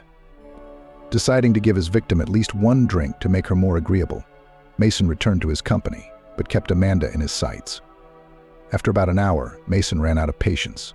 He decided to go and teach the wayward babe a lesson by humiliating her in front of her friends. Amanda suddenly appeared behind him with a banal greeting. I see what people are like without a bodyguard. Do you want me to protect your gorgeous body from the claims of other men? Amanda jerked away from Mason in surprise. But she didn't want to spoil Olivia's wonderful evening, so she quickly got up from the table and led Mason away from the bar. What do you want? You and I dotted all the I's and T's a long time ago. Go back to whoever you're spending the night with and leave me alone. But it wasn't so easy to stop the smarmy bastard. He wasn't about to give up his intentions to sleep with such a lovely woman again. Come on, Amanda. Let's have a nice glass of red wine to this chance encounter and part as friends. I didn't mean to piss you off. I just thought you might have something to remember from the pages of our brief affair. The woman prudently decided not to make a scandal because of casual circumstances and obediently followed the man. At the counter, Mason ordered 2 glasses of some expensive grape wine and from an overseas collection, generously bought a chocolate bar and nuts sprinkled with sugar. He put his arm round Amanda's waist. The man's calculation was trivial, that now his old acquaintance would get drunk and become more docile, but he was wrong. Amanda drained her wine glass without even tasting it and looked boldly into her ex-lover's eyes. "Am I free of you now? Is the ritual honored?" Mason was not accustomed to such behavior of ladies. He had never been refused, so he began to whisper in her ear. "This is not the end of our New Year's Eve date, my dear. Don't get your hopes up. I'm going to rent a private office, and you're going to be gentle with me. I remember everything, my lovely." Here we go again. Amanda thought with annoyance. Why is it that when a man is around, all his desires are always reduced to one thing? She looked around helplessly. There was no one around except a young man calmly sipping whiskey at the counter. And their eyes met. And what did the stranger read? But he slid valiantly off the bar stool and approached them. "This woman is here with me. I only stepped away from the table for a short while, and you, young man, immediately took advantage of my absence." Mason's eyes widened in surprise. "What kind of businessman are you? Where did you come from?" Amanda remembered the rest of it as if in a nightmare. The man who'd come to her rescue had lifted Mason off the floor like a feather and given him a solid slap on the wrist. But the bitchy, temper tantrum-hardened man didn't calm down. Before retreating from the battlefield, he grabbed his unfinished glass of red wine and splashed the brightly colored liquid directly onto Amanda's dress. A huge maroon stain instantly spread across the silk. The woman turned pale, and her unexpected knight grabbed her by the arm and dragged her to the bathroom. On the way, he said something about washing the cloth quickly. Then there would be no trace left. Amanda was worried about something else entirely. No one had ever stood up for her before in her life. Suddenly, on some impulse, she threw her arms around the man's neck and dragged him with her to the club's exit, stopping only for a moment at the cloakroom to retrieve his coat. "I've got a car. I have an appointment here with an old friend, but he's running late." But Amanda didn't listen to him. As in a dream, she dragged the newly disembarked passengers along the cold autumn street to the car with checkers. She didn't care about propriety, about her ruined outfit, about the surprise of her companion who followed her obediently. There was only one single thought in her head. How good it is that I like to wear expensive silk linen. It won't be embarrassing. In her flat, where she had brought a random knight from the club. She pounced on the man like a tigress, like a ravenous march cat. And he didn't fight back. Everything that happened between them was like being in the Garden of Eden. The body sang, the soul rejoiced, the thoughts danced the can-can. How tired I am of being well-mannered and decent. Let it all be a one-time thing. I don't even know his name, though my casual lover is obviously handsome and not stupid. Of the latter, she was somehow sure, though they hadn't said a word to each other. In the morning, they fell asleep together without breaking their embrace, but Amanda woke up alone. Apart from the crumpled bed and a pillow that still smelled of a man's perfume, there was nothing in her flat that reminded her of the night before. She brewed coffee, pulled out her shoebox stash to buy Christmas presents for everyone in Carl's house. She was beginning to think of all these people as family. And the night, what could she do about it? That it had come to an end. All New Year's Eve magic comes to an end at some point. Gone was Father Christmas, having rid her of the vile Mason. It's just a pity she didn't even feed the stranger breakfast, though the fridge is empty, and there's no bread, not even a slice. But she can make delicious pancakes. Okay, flour, sugar, vanilla, milk. There's a block of frozen butter in the freezer. But dream away. She needs to get back to her chores. Amanda went back to her fancy dress of a simpleton fool, packed her bag and rang Andrew. Carl's driver had promised to take her shopping for presents and get her back to the manor by the appointed time. Amanda suddenly thought that the man she had spent this magical night with was also an angel of goodness and protection, at least for her personally. Her mood was twofold: sadness at the separation and something unfulfilled, and joy that such fireworks had happened in her rather bland life. At Carl's house, she and Andrew were there at 8 p.m. sharp, like clockwork. On the doorstep, Amanda was held up by Ashley and Tim. The gardener, embarrassed, handed her a bouquet made of spruce paws with pine cones and boughs of glittery sprinkles. Gabriella appeared on the porch, painted today, apparently in honor of New Year's Eve, in all the colors of the rainbow. Colored mascara, eyeliner, shadow, blush, lipstick. Strangely, with the maid's naturally good looks, it didn't even spoil her. "Why, Ashley, you've been flaunting your attentions all over the place, and you said you loved me to the grave. Are your feelings," she misspelled the word, "faded already? Have you switched to our doctor?" The modest, quiet, ordinary gardener suddenly decided to fight back. "I haven't had time to give you my simple gift yet, but don't touch Amanda. Don't you dare even speak to her in a disrespectful manner.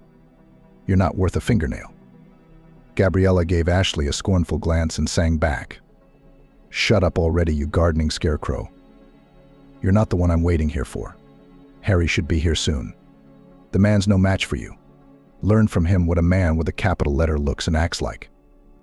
Amanda took Ashley's arm and led her away from him to interrupt the unpleasant monologue. "You don't listen to her filthy words, Ashley. A man who can love plants and animals so well, it's like he's an extension of them on this earth.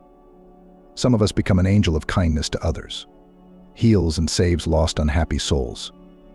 And someone becomes a kind of shepherd, guide, conductor for flora and fauna, protects it from human cruelty, uses people for good, not spoiling, sparing, wisely. You are one of such angels of goodness for Mother Nature. Be proud of such an exceptional status. You have earned it." Amanda pecked the confused Ashley on the cheek and walked up the stairs. In the distance, she heard the sound of a car approaching the house, but she was already running to her ward. It was New Year's Eve, and Elizabeth wasn't ready. Vanessa had her hands full with the table. Everything was sparkling and glittering in the decorated hall. The table was bursting with food and drink, and all the family was dressed up. Even Amanda had changed her shapeless jumper for a white blouse with lace and a black skirt. The only things left in place were the wispy curl on her head and the funny glasses on the bridge of her nose. Carl came to the table in a soft cashmere pullover and loose light-colored trousers. Vanessa had little gold tinsel bows on her head and in her apron. Gabriella wore a provocative purple dress with a low neckline and a deep cutout on the back. It was the way the dishes were served to the table. In her chair sat a rather plain Elizabeth, wearing a delicate violet-colored dress. Amanda had done her hair. The girl looked refreshed. At her feet, as usual, lay the faithful guard Timothy. Ashley had specially washed him with dog shampoo for the holiday. His coat was shiny and even silvery in places. Amanda had already handed out presents to everyone, little Christmas decorations depicting angels in various outfits. All of them, if you shook them a little, made a melodious chime. We started to sit down at the table at 22 in the evening. We had to see off the old year, thank it for all the good things, and ask it to take the bad things with it. Carl went out to hurry his son, and soon they were in the hall together. Amanda was just taking a sip of orange juice when the man she had spent tonight with appeared in front of Elizabeth and her. She even caught the end of the sentence. "I'm sorry, Father, I was late. There were unforeseen circumstances. And then I also had to reschedule an important business meeting that had canceled yesterday." Amanda choked up and blinked her eyes, frightened. And then a miracle happened in front of everyone. There was no other word for it. Elizabeth became animated, reached out to her brother, and then made a gesture towards the floor and inarticulately said, "Naïf."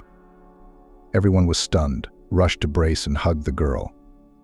Amanda slipped quietly from the table in the midst of the commotion.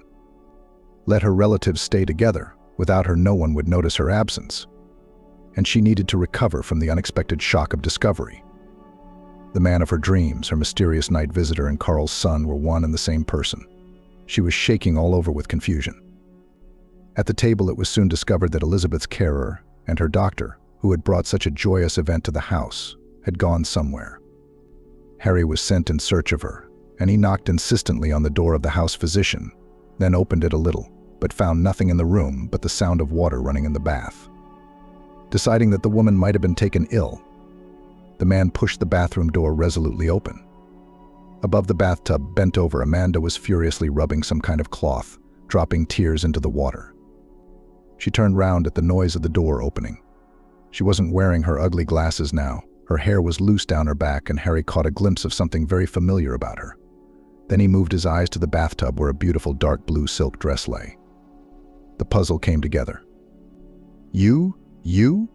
Harry shrieked in surprise, and I came back with champagne, provisions, a bouquet of flowers to your flat, but it was empty. I almost went mad with despair. I thought I'd lost my night fairy forever. Amanda boldly stepped into his open arms. To hell with all principles, decency, rules. This man had turned her soul upside down yesterday. People on this earth meet and get to know each other in different ways. She feels good with him. The rest doesn't matter. Harry let the girl out first. Quickly put something on. It's only 5 minutes until the chimes strike. We'll make it in time. There was no time for the usual masquerade. Amanda's blouse and skirt were all wet. She pulled on her tight jeans and white jumper in a matter of seconds. Didn't bother to brush her hair. They arrived at the table as the chimes struck. Champagne bubbles were playing in the glasses. Vanessa's culinary creations were waiting on the table. Even Elizabeth tried to put a semblance of a smile on her face. Carl did not ask his son a single question, only glanced at the young people seated at the table next to him. Vanessa thought to herself, and with that, we'll soon have children's voices in our house again. Ashley smiled happily, stroking Tim's back. Gabriella was biting her lip nervously and chewing on a red fish sandwich. So I'll have Ashley stolen from me soon enough if I'm catching crows. Now I'll have to accept the gardener's advances if I'm to stay in this house and get more of a foothold. He's not a bad chap, he's kind and handy, and quite handsome. The New Year's Eve night was truly fairy tale and magical, just as it should have been. Everyone at the table was happy in his own way. The long-awaited winter holidays flew by in the midst of entertainment and rest. Only Amanda worked tirelessly with Elizabeth to consolidate her success. On his first day at work, Carl realized that he had relaxed too much over the weekend and decided to be home early. Quietly stepping on the soft carpeted walkway, he walked to the door of his daughter's room and witnessed Elizabeth's new victories. Nuff, Tima, Daddy, Harry, Vanessa, Ashley, Amanda, Gaby. Elizabeth dutifully repeated the syllables after Amanda. Carl rounded the corner of the corridor and cried. A panel appointed by Amanda's teacher 10 days later gave a reassuring summary the disease had subsided. The process of cell and tissue destruction had slowed down. The remission period had already exceeded all known scientific limits. Carl, I told you Amanda is an excellent specialist. In our case, expecting a full recovery is a bit of a stretch. But your daughter has shown marked improvement in her general condition. She's starting to react to the outside world. Weakly, not much, but she's starting to talk again. You know, I was thinking, if the patient lives surrounded by angels of goodness, as my student characterized it to me, he has every chance to stay on this earth for some more time, and you will make him as happy as possible for her. I am sure of it. 6 months have passed. The plane leaving on the morning flight to Prague was delayed due to weather conditions. The cute young couple kept glancing at the electronic board and at each other. Harry, what if I hadn't gone to that ill-fated nightclub then? You would have seen me in the image of a monster and would not pay attention to me, asked the mum-to-be, with a rather noticeable rounded tummy. Come on. The man answered her, adjusting his wedding ring on his finger. I would have seen you through all your disguises. Your angelic soul, your ability to do good cannot be hidden. I'd fall for such radiant magic. The iron, monotonous voice of the announcer announced the boarding of their flight. The couple hugged each other and slowly walked towards the boarding point. We will finish all my business in Prague now. You will see this beautiful city and we will hurry to our home. Elizabeth, do you know what she gave me before we left? Harry, Amanda, Elizabeth, Tim is waiting. It's a puzzle. We can't let them all down. Without us, the circle of good angels would be incomplete. The alarm clock ticked quietly in the morning darkness. I could have bought an electronic silent one, but the analog one didn't bother me. On the contrary, the dull ticking didn't irritate her, helped her sleep, and in the morning it made her listen, dispelled her sleep. Jessica opened her eyes, glanced at the alarm clock. As always, she'd woken up 10 minutes before it rang. Now she would lie there for those 10 minutes, occasionally looking to see how much time was left. No need to get up, she'd wake up anyway. But no, there was no signal. Apparently, the brain only turns on cue. A reflex developed over the years. One day, Jessica set her alarm clock 10 minutes ahead. For 2 days, she woke up on the alarm clock and then again lay down, watching the red second hand jumping, and waited for the call. Some kind of time machine, not an alarm clock. Jessica was the kind of woman that age adds beauty and confidence to. In her 20s, she was just a cute, pretty, a little simple-minded student who was being chased by all her classmates. And now, by the age of 40, she was a beautiful, stylish, pedigreed, intelligent beauty. Her self-confidence attracted men, but no one dared to come close. Too good. She was not a haughty bitch, just behind her as if she was dragging a trail of prosperous family life. In fact, it had been that way until recently. Jessica lay there waiting for the alarm clock to ring. Even anxious thoughts slipped in, but they were not formulated. There was no signal yet. The alarm clock erupted, nasty and inescapable. Jessica turned it off without pity. But the start was given with doubt and suspicion. Jessica suspected her husband, doubted her happy married life. She married almost 15 years ago to a promising, aspiring businessman. At that time, Michael had a car service, and now there is a whole network. She had already graduated from college and taught at the Olympic Reserve School for several years. Promising athletes were brought here from all over the state who had already made a name for themselves at regional and national competitions. Among her students were candidates for Master of Sports, winners of championships and championships. But athletic victories are one thing, but education is another. Jessica taught English, which athletes with their terrible training regimen did not need. So Jessica's main task was to somehow buy lessons, tutoring, but to pull the hope of American sports at least for a 3. One Friday night after work, Jessica and her friend in misfortune, Emily, a math major, decided to relax at a night. Why? Young, unmarried, tired of titled, but completely uninterested students. They have a right. They quickly regretted coming. Too loud, too bright. Tired of dancing and shouting and trying to say something, she shoved herself into a far corner, but there was a rumble of noise, and the ubiquitous twirling spotlights were in her eyes. Emily jumped up in front of the table. Don't sit there. We finally got out. She couldn't wait to rush back into the thick of the dance floor. Let's go. Let's go. I've met so many guys. Cool. Come on, I can't decide who to go with. Emily, can you do this without me? I think I'll go home. I'm tired. What are you talking about? What about home? We'll go somewhere else. Don't go now. Emily, dancing, walked back into the teeming crowd. Jessica wasn't going to wait for her. Clearly, Emily wasn't raring to go home, and there was no stopping her now. In her short dress and high heels, she was just starting to cut loose. Tonight she was the queen of this club, and no force could make her stop now. Let her have her fun. It wasn't often they got such a break from it. Jessica waited for the music to quiet down so she could make her way to the exit through the dancing crowd. Hi, a tall young man stood in front of the table. Can I sit down? Emily has set the pace so fast and I can't take much more. Yeah, sit down. I'm just leaving anyway. Can I come with you? I want some quiet and fresh air. Let's take a little walk. Can I walk with you? That's how Jessica met Michael, her future husband. Nice guy, good manners, nice family, beautiful and properly groomed. Was there love? Of course there was. But somehow, it wasn't intense. At 17, you can run to the ends of the earth for your beloved in a frenzy of passion. At 25, you need to build a reliable, happy family based on love. And all my girlfriends are already married with children. They said, choose Jessica. Men like you won't be pecking at you anytime soon. They'll find younger ones. Take it as it comes. It was a marriage of convenience. But it wasn't about money and wealth. It was about living happily ever after. Now in 40 years, more and more often flashed the thought that the calculation was wrong. Maybe it was necessary to wait for a mad and unearthly love and even for a short time, but to see the sky in diamonds and not to live 15 years of calm, prosperous, and happy life, which now flew to all hells. They didn't have children. It didn't work out.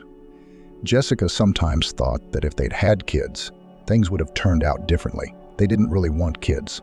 At least Jessica didn't feel bad about it. It would have been nice to have a baby, but no, it wasn't. She never understood the enthusiasm of her friends who grabbed other people's children in their arms and hooted with them. I never felt any emotion at the sight of babies. She must be some kind of a defective. She doesn't like other people's children. If she loved her own, she would know. They don't exist. 2 months ago, Jessica felt that in their family, as in the Danish kingdom, something was wrong. Everything seemed to be the same as always, but there was some kind of reticence. Like Michael had a secret. What secret? They never hid anything from each other. He looked at Jessica with a frozen stare like he couldn't see. Sometimes he seemed to want to say something, but it was as if he hadn't decided if he should. He always worked hard, and if he was late, it never occurred to Jessica to get jealous and throw tantrums. Now she was watching the clock, calculating what time he should be home. If he wasn't home on time, she'd start to worry, to suspect. Of what?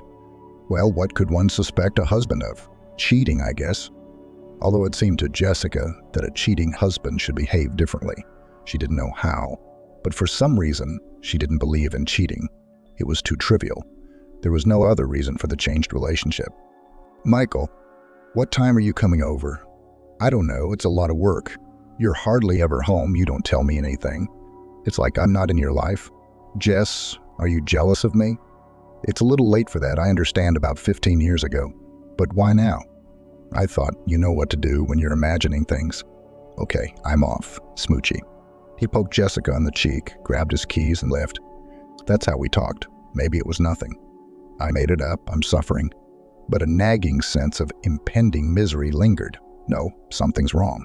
Something's about to happen. Jessica decided to do something useful, but not her favorite. She had her own system for keeping the house in order. Sure, dusting and scrubbing the floors was a necessity, but she hated general cleaning, never trying to do everything at once. She assigned herself half an hour of family chores. There are community chores, and these are family chores. For example, wash the window, dust the bookcase, put the kitchen shelves in order. It's not a waste of half an hour. And the things I didn't want to do are done. Today it was the clothes closet's turn. It was high time to put away the winter stuff, make an inspection of t-shirts and shirts. There's probably something that needs to be thrown out by now. Well, not thrown out, but taken to the country house. They don't throw anything away. First, they take it to the country house, and then, when it's been there for 2 years, it goes straight to the trash.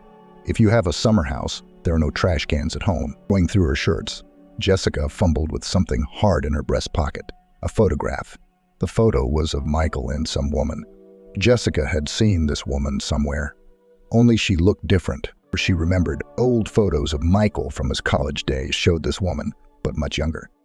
Jessica hadn't really looked at her husband's old photos, but I think this was the girl she'd seen. She'd have to check. The old albums were stored in the back row of the bookcase.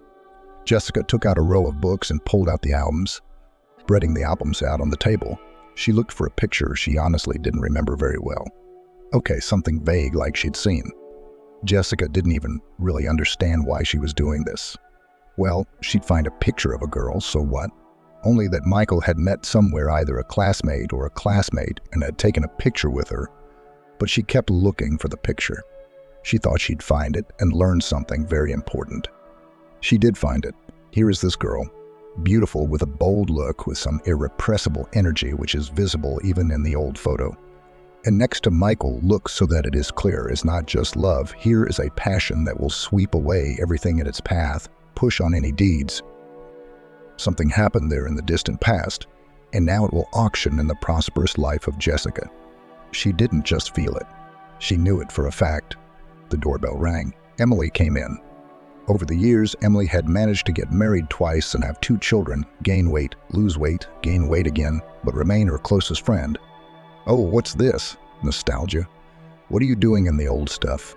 You know, it's just a weird picture. Look, here's Michael and his girlfriend, and here's them, but a long time ago. So what? Maybe this one was taken a long time ago, too. It doesn't look like it, judging by the age. It's done since a year ago, and the shirt he's wearing is the one I bought. So this girl showed up again not too long ago. He never told me anything about her. He kept the picture in his pocket. Either it was precious, or he was afraid he'd lose it. Or he was afraid I'd see it. Jess, what does that mean? Anything. There's a lot of possibilities. Putting aside the most unpleasant one, the mistress, for example, he met an old love. Well, they took a photo for a good memory, slipped the photo in his pocket and forgot. Inga seems to be trying to calm and cheer up Jessica, offering different options to explain the situation with the photo. And now you can't find a place for yourself and draw horrible pictures of infidelity. By the way, that's also an option. That's exactly how it was planned. I decided to freshen things up, so I planted this picture on you. I wish I had your optimism. What's there to be sad about? It's a tragedy. Even if it's a mistress, it's no big deal. No, you can't forgive, of course. Remember how I kicked my first one out with a kick in the ass? But I didn't forgive him. I hate picking up scraps for someone else. Isn't that cheap? I divorced one idiot, found another. Jessica is at a loss to ask her friend for advice on what she should do now.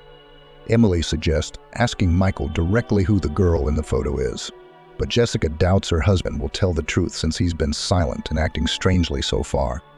She feels things are complicated with this girl from the past. Emily insists that they need to find out the truth, even if bitter, rather than hiding their head in the sand.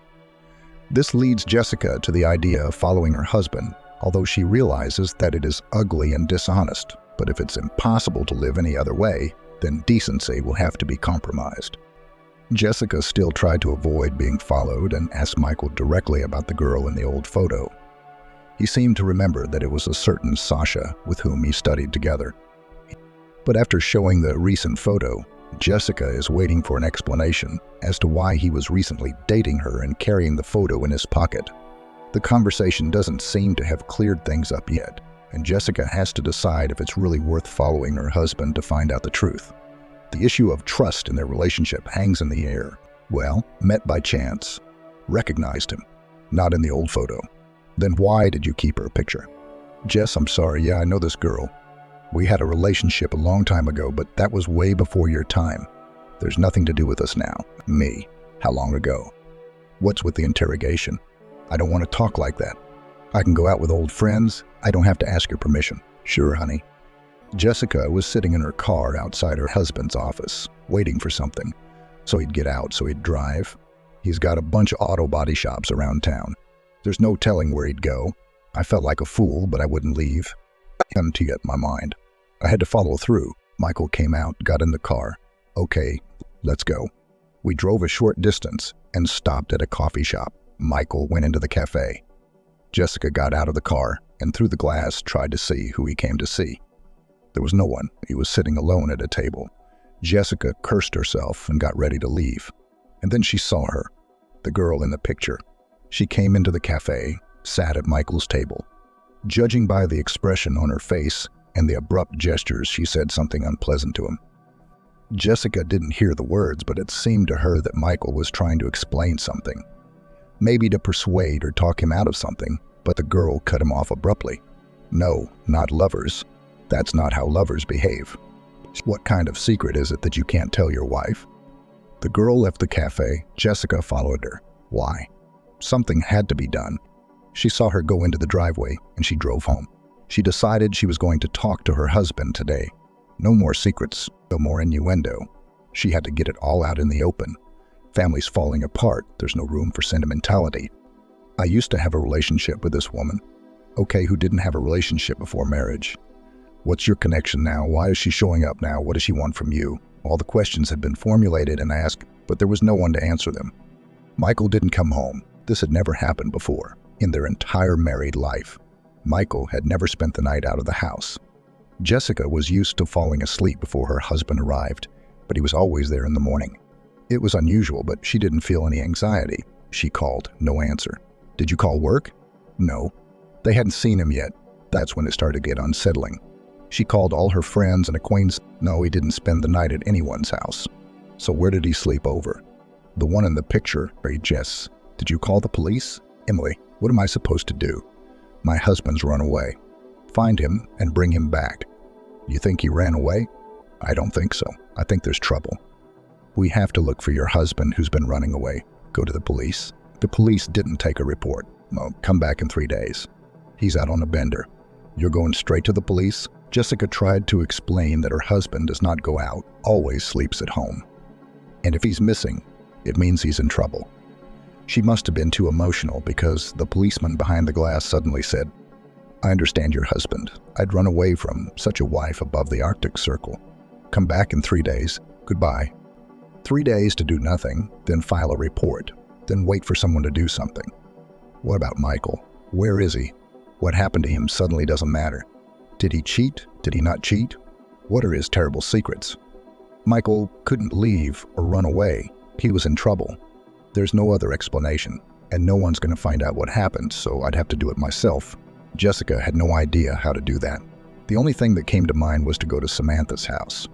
Jessica remembered the house she lived in. Jessica didn't think Michael could be there, but Samantha would explain what their secrets were. Maybe there was at least a clue as to where he was. There was a girl sitting on a bench in the driveway, rocking a baby in a stroller. Hello. Do you know this woman? Jessica showed me a picture of Samantha. I can't say I do, but I've seen her. Jessica thanked the girl and called Samantha's apartment. No answer. She called again, but no one was there. Another girl came out of the driveway. She lives alone, has a daughter about 10 years old. They live together. Have you seen this man? Jessica showed a picture of Michael. I don't think so. There was a man who came to see her, but not this one. He came by today looking for her too. I live on the first floor. I can see the entrance from the kitchen. So I saw her yesterday. She went out with her daughter and I don't think she came back. Jessica went home, didn't find out anything, no idea what to do next. She dialed Michael again. No answer. There's another girl, 10 years old. If she was 15, I'd think she was Michael's daughter. Then it would make sense what Michael and his ex-lover have in common. But it doesn't make any sense at all. They can't have a 10-year-old daughter in common. There was hope that Michael had come home. But no, he hadn't. Jessica wandered around the empty apartment, then begged for him to come back, then cursed him for doing this to her. That night, her neighbor at the cottage called. Hey, Jess, did you have someone staying at the cottage? No. What's wrong, Aunt Maggie? I saw your lights on. I saw them. Michael came by, but he left almost immediately. Are you sure there's someone in the house? I figured if Michael brought it over, it must be someone he knows. Maybe we should go look. Aunt Maggie, please go and call me back right away. Thank God he's alive. Who did he bring in there? Samantha, I guess. But where the hell did he go? He never came home. And why would Samantha hide out at their summer house? So many questions, no one to answer them. The neighbor called Banks. No, Jess, there's a girl there. She wouldn't open the door, but she said she came with her mom. And now her mom's gone for a little while. Right now, should we call the police? No. Maggie, I think I know who the girl is. I'll be there in the morning. As Jessica drove to the cottage, she couldn't decide how to act. She sees Samantha. And what? Do I ask her outright mistress? And if she was, what would she do? Jessica didn't plan to grab her hair and wrestle her husband back with her fists, nor did she want to leave with her head held high. Pretend she'd come by accident. Sure, the husband brought his mistress, and the wife just happened to be passing by. It's like the dumbest joke ever. Okay, I can't think of anything good to say anyway, so we have to act according to the situation. After all, I don't care about Samantha. I need to make sure Michael is okay, Jessica thought. She got out of the car and peered over the fence. The fence was low and not solid. The whole lot was in plain sight. There was a girl sitting at a table under an apple tree. Her blonde hair was in a ponytail, her jeans were a little too big, and she was wearing a plaid shirt. Jessica opened the gate and walked toward the girl. The girl looked up with bright eyes. No fright. Hello. Who are you? I never talk to strangers. Wow. You must have read Hemingway at such a young age. That's a good point. My name is Jessica. This is my cottage, so you're my guest. What's your name? Mary. Mary, are you here all alone? Oh, I'm here with my mom, but she went away for a while yesterday. She's not back yet. Mary, have you seen this man? Jessica showed me a picture of Michael. Of course, that's Uncle Michael. He brought us here, and he came again yesterday. Mom left with him, not hungry. No, the fridge is full. Jessica went inside, looked in the fridge. It was full. Sausage, cheese, yogurt, eggs, vegetables. There's chicken in the freezer. Settled in pretty good. They must have been planning on living here. So where's Samantha gone? We can't leave her here alone, can we? Mary, come with me, and we'll leave a note for Mom. May Schulzen. Let's go, in case Mom doesn't come home tonight. It's scary out here at night. On the way into town, Jessica asked, Mary, where's your daddy? He doesn't live with us. He is a traveler, recently was in Antarctica, and used to work in the circus. He's a magician. Jessica thought the girl chuckled. I see. He traveled to Antarctica and shows tricks to the penguins there. Mary also said that she and her mom often move around. They don't have their own house, but it's even more interesting that way. They lived in Greece for 2 years. Mary liked it there. It was warm and there was a sea, but her mom said she had to go back. So they came. Mom has a friend in town, Josh. Mary remembers where he lives. We should find him. See if he knows where Mom went. Mary, when you went to the cabin, did Mom and Uncle Michael talk about anything? Mom kept saying she was going to go all the way, punish some creep. And Uncle Michael said it was dangerous and we should leave. Well, that's just what I need. Oh, you're in trouble, Michael. What have you done? We're going to have to look for Josh Doe. Maybe he'll clear things up, Jessica thought. Mary showed her the house where Josh lived and said he would be here soon. He always came at the same time. About 10 minutes later, Mary jumped out of the car and, with a shout of Josh, threw herself around the neck of a tall, long-haired young man. Mary, my little monkey, where did you go? Where's Samantha? I haven't been able to find you for 2 days. He doesn't seem to know much either. But we have to try, Jessica decided. May, I'm Jessica. You see, your Samantha didn't go missing alone, but with my husband. And I found Mary at my cottage. I was hoping you could help me figure it out. You know, I'm having such a crazy day today. I drove home with one thing on my mind, something to eat. There's a diner around the corner. Let's sit down, eat, and try to exchange information. Josh knew Samantha before she went to Greece. Knew she was from Atlanta, was Miss Atlanta. Had a mother there, classmates. She didn't go on to college, got married, had a daughter, then divorced. But it was her ex-husband she had a very complicated relationship with. Josh didn't know exactly, but it seemed to him that her ex-husband had hurt Samantha in some way. She hadn't said much about him, nothing specific, but there was a clear hatred mixed with squeamishness. I'd crushed the filthy insect, but I'm disgusted. She'd gone to Greece because she'd been asked to marry there. But the marriage didn't work out, so she came back. It was after she came back that she started acting strange. She was always calling someone, disappearing, throwing jobs at Josh, meeting someone. Josh was happy to help, but he didn't understand how. It's not like she'd let him in on her plans. And now she's missing. And not alone, mind you. I don't understand what my husband has to do with this. We knew each other years ago, but I never heard from her, Jessica said. She's back, and Michael rushed to help her. He was so eager to help her that he forgot to tell me he was leaving. Is she such a femme fatale that men lose their heads and don't remember themselves? You'd lay down your head if she asked you to? No, Jessica, you're thinking in the wrong direction. There's no reason to be jealous. First of all, she has a policy of no relationships with exes. Never go back in the same river. Secondly, I think she loved her Greek. I don't know what happened between them, but she didn't come back the same. If she found your husband after all these years, she must need him for something. She can't do it without him. I wish I knew what she was up to. Wait, couldn't she have gone back to Austin to see her mom? Or even if she did, she wouldn't have left Mary. She wouldn't even think about her mom. Okay, we can't think of anything now. I'm gonna go home, see if I can find out where she lived, who her husband was. Yeah, I'm a lousy friend. It never occurred to me to ask. Well, can you find out? Me? Yeah, I can. Jessica picked up Mary and went home. Interacting with a stranger's child turned out to be quite pleasant. The girl was well-mannered, sociable, well-read, had her own opinion, but all expressed it, sometimes very original. Jessie. For some reason, she immediately began to call Jessica. So, without any aunt, do you have children? No. That's what I'm thinking. You have kids, they grow up. You'll find out you shouldn't have had them. You don't know what you're going to have. That's a very radical decision for a 10-year-old girl. A whole philosophy based on some thoughts, on something seen and heard. It sounds strange coming from the mouth of a child, Jessica thought. But otherwise, Mary was a normal and pleasantly not at all capricious child. In the morning, Josh called. No, Jessica, I found out something. I gotta go to Austin. I'm leaving tonight. I'll be there tomorrow. I'll ask around, and then I'll be back. Will you keep an eye on Mary? Sure. What'd you find out? I'm guessing. I'll tell you when I get back. Josh arrived in Austin, and the first thing he did was visit Samantha's mother. Old shabby house with an entryway that looked more like a public restroom.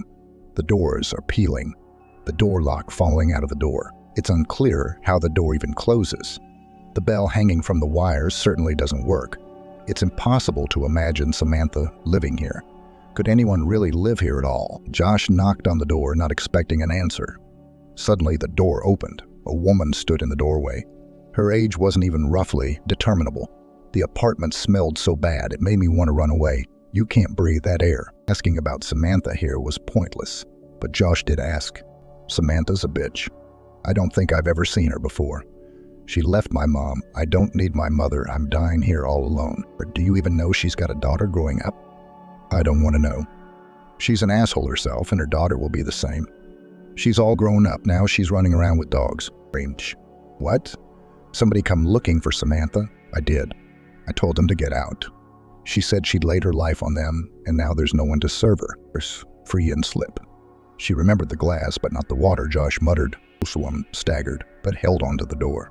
Careful not to fall. She turned and staggered back into the apartment. Josh closed the door, pushing hard so it wouldn't open, and ran out of the entryway to get a breath of air. Okay, we talked. What a nightmare, he thought, not expecting this. One thing was certain, Samantha would never come back here. Josh's spirits were low after talking to Samantha's mother. She wasn't in Austin, that much was obvious. No one to come back to. But now that he was here, he had to ask around. See if any secrets from the past came out. Went to Samantha's high school. Her homeroom teacher was there. She had no one to talk to but her students. So she gladly told the nice young man about her former. She was a good girl with talent. It's a pity what happened. She went to a beauty contest for some reason. That's when everything started to fall apart. But she was a pretty girl, so why not be a beauty queen? You saw her mother. She's not just a queen, she'd go straight to the bar just to get out of the house. Lena said that after the beauty contest, Samantha was hit on by some daddy from the sponsors, 20 years older than her. She left with him. What happened next? Lena didn't know. Samantha never came to Austin again. You know, her friend Laura lives here. They'd been in touch somehow. Laura said Samantha called her. Maybe she knows something. The teacher suggested. Nothing concrete again, Josh thought. Although he had already guessed which sponsor he was talking about. He'd learned that Samantha had left Austin with one Michael Lawrence, who was organizing the beauty pageant. He might be Mary's father. Now we have to find Lawrence. But first, we need to talk to Laura, Josh decided. Laura worked at the local hospital. Josh went there. At first, Laura didn't want to talk. She didn't know who this man was or if he might hurt her friend. But Josh turned on all his charm, pressed the fact that Samantha was in danger, and still persuaded his faithful friend. Laura said that after the beauty contest, Samantha was going to leave with Lawrence. Anna was horrified. You're going to live with that asshole. He's old, he's ugly, he's got greasy eyes. What am I supposed to do? Stay with my mom? Get away from her and live on your own. But Lawrence is worse than your mother. He'll ruin your life, get you into this shit. Age. No, then no. You don't talk. Laura didn't know anything more about Lawrence, but she could feel it, see it. A collector of pretty young fools. Samantha was just another miss to him. But for Samantha, Lawrence was a pass to a new life, and she had spit on everything and left. Laura's surprise was unprecedented when Samantha announced that they were married. Family life had become a dictatorship. You couldn't take a step aside. Endless humiliation, beatings, and total control. How did Samantha manage to have an affair with Michael? It's a mystery, Josh pondered. Michael didn't know that Samantha was married. He fell in love and didn't understand why his beloved would disappear for days at a time, unwilling to move in with him. So mysterious, with a lot of secrets. Lawrence solved all the mysteries quickly. When Samantha said she wanted to leave Lawrence, he didn't object. If you want to go, go, but go where I tell you to go. And locked Samantha up in a mental institution for 2 years. After leaving the asylum, Samantha took a long time to regain consciousness, and when she woke up, she realized she was pregnant. She gave birth to Mary. She didn't care about her life for a long time, but she couldn't imagine her daughter living with this monster. Samantha filed for divorce, grabbed Mary, and ran away. Either Lawrence wasn't omnipotent or he was fed up with his stroppy wife, but they got the divorce. Samantha was afraid that Lawrence would not leave them alone, so she kept moving, calling Laura from different parts of the country. Finally, 3 years ago, she announced that she had found her happiness, fell in love, was going abroad, and that Lawrence would not bother her there. Sometimes she called, even by video link. Laura could hear Samantha sparkling with happiness and was genuinely happy for her friend, and then she called hysterically, screaming, "I'm going to kill that bastard once and for all. He will answer for everything." I did not really understand, but it seems that Lawrence sent her lover photos of beaten Samantha in the asylum and wrote that he was going to marry a vicious woman. And in the photos where Samantha was drugged, with a glazed look, she really looked terrible. Apparently, Heracles, the Greek believed, was afraid to connect fate with such a person or was not so much in love. Anyway, Samantha had to grab her daughter again and leave. That's all I know. I haven't called again, and thank you, Laura. That clears things up. If he shows up, give me a call. Josh called Jessica, said he couldn't find out anything more in Austin. And he'll be home tomorrow morning. No, Josh, you're coming straight to my place. You'll tell me everything. But if you feed me breakfast, I'll come straight to you from the train. In the morning, Jessica was awakened by the doorbell. Woke her up at the moment when she was dreaming of something nasty and disturbing. She had no strength to wake up and open her eyes. It's a good thing they woke her up. It must be Josh, Jessica thought, but it was Ingrid. Aren't you answering your phone? Michael's here? No, she came in like a hurricane. Her energy hadn't diminished over the years. Emotions are running high. Don't yell. The baby's sleeping. What baby? Where did you get a baby? Let's go to the kitchen. Have some coffee and I'll tell you all about it. I've got breakfast to make. Josh will be here in a minute. He eats so much, I'm afraid I can't feed him. Jessica could hardly contain her laughter. Ingrid's amazed face was so funny. I'm sorry, and I'll just get you a coffee. I didn't have time to go to the store. A man needs to be fed. No offense, girlfriend. Jessica couldn't take it anymore and laughed. Come on, I'll find you a sandwich, too. Before Josh arrived, Jessica had just enough time to tell him where the girl and the man had come from. Ingrid Ute na Heidi. Jessica thought she was more interested in who Josh was than anything else in the story. You're not getting married for the third time, are you? Looking for a candidate. She joked. Josh arrived, tired, hungry, upset. Everything I'd learned didn't help me figure out where Samantha and Michael were, Josh summarized. Knowing Samantha's character, I fear that she's decided to take revenge on Lawrence. Self-hatred and fear for her daughter might have pushed her to rash actions. It's too expensive to compete with Lawrence, Ingrid said. He's in the upper echelon of show business. Rich, famous, surrounded by stars and the right people. Invulnerable and all-powerful. You can't get to him. And if you do, it's a head-scratcher. Ex-wife is not the kind of character he'd feel sorry for. He'll either kill her or put her away. What happens to Mary then? It's interesting that everyone's worried about Samantha and Mary. Does anyone wonder what will happen to Michael? Jessica grinned bitterly. No one cares. It's his own fault, I see. I shouldn't have gotten involved in someone else's story. But if I did, I'd like to see him get out of it unscathed. But least alive, Jessica didn't know how to deal with her husband when he came back. Or rather, if he did. What kind of love was so abnormal if after all these years he spits on our prosperous family life and gets involved in some adventure? Samantha may not be going into the same river.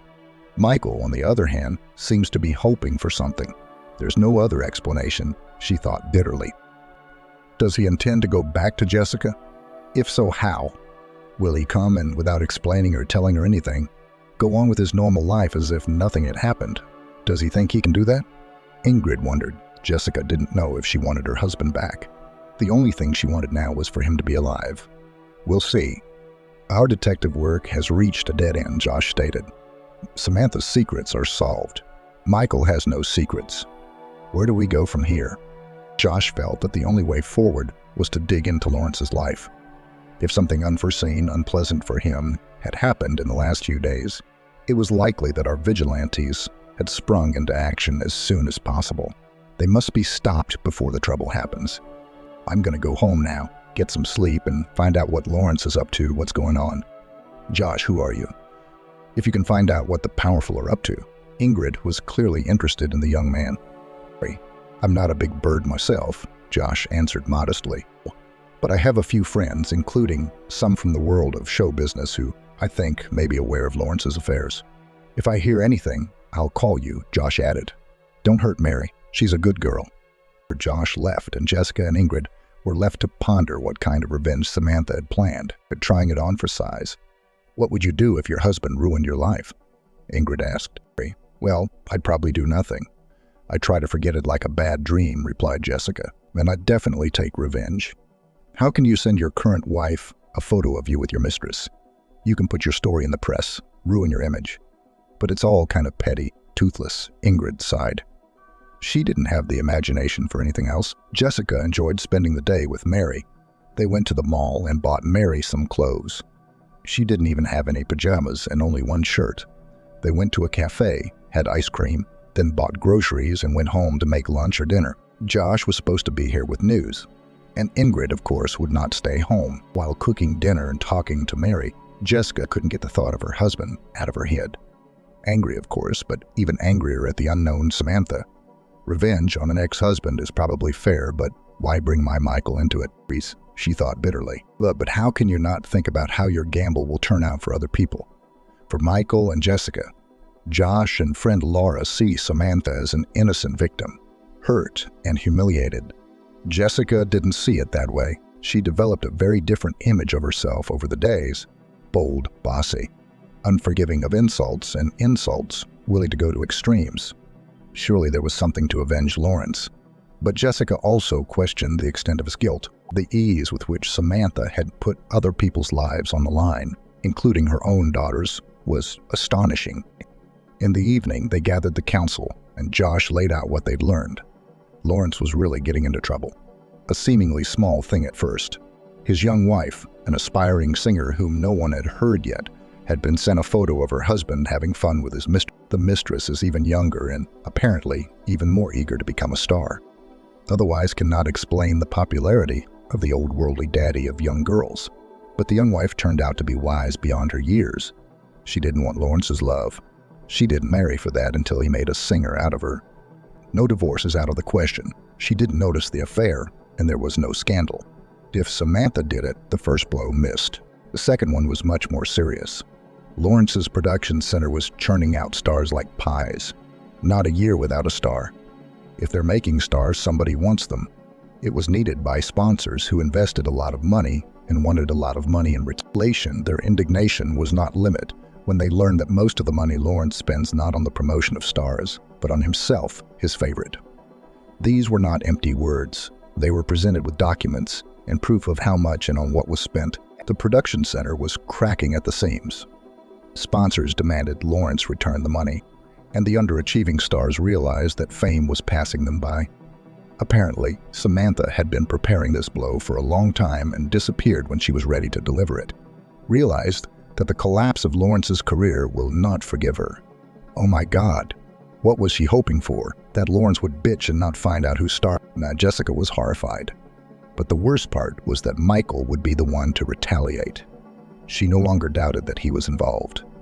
It was unlikely he was helping Samantha get information not his level, but he was hiding it from Lawrence. That was a fact. No, Jess, don't panic. Josh saw that Jessica was on the verge of a breakdown. We're not even sure what Samantha did. Somewhere she must have gotten those documents, and her entourage. I haven't found any people working at the Lawrence Center, although I don't know much about her at all, Josh added. Ingrid entered the room with a cup of coffee. Jess, do you have anything stronger? Coffee's a little hard to get through in here. She must have realized that Lawrence was going to retaliate now. Did she really think she'd spend the rest of her life in hiding? I don't see what she stands to gain by raising Lawrence to the ground now. On the contrary, he is now her personal enemy, Ingrid wondered. Was revenge so much in her eyes that she did not think of Mary? I don't understand why she didn't think of her daughter either. Josh seemed to doubt Samantha's infallibility. Let's have a drink. Jessica put the cognac on the table. Explain to me what to do. My husband is missing, by the way. It's been 3 days, but there's no point in going to the police.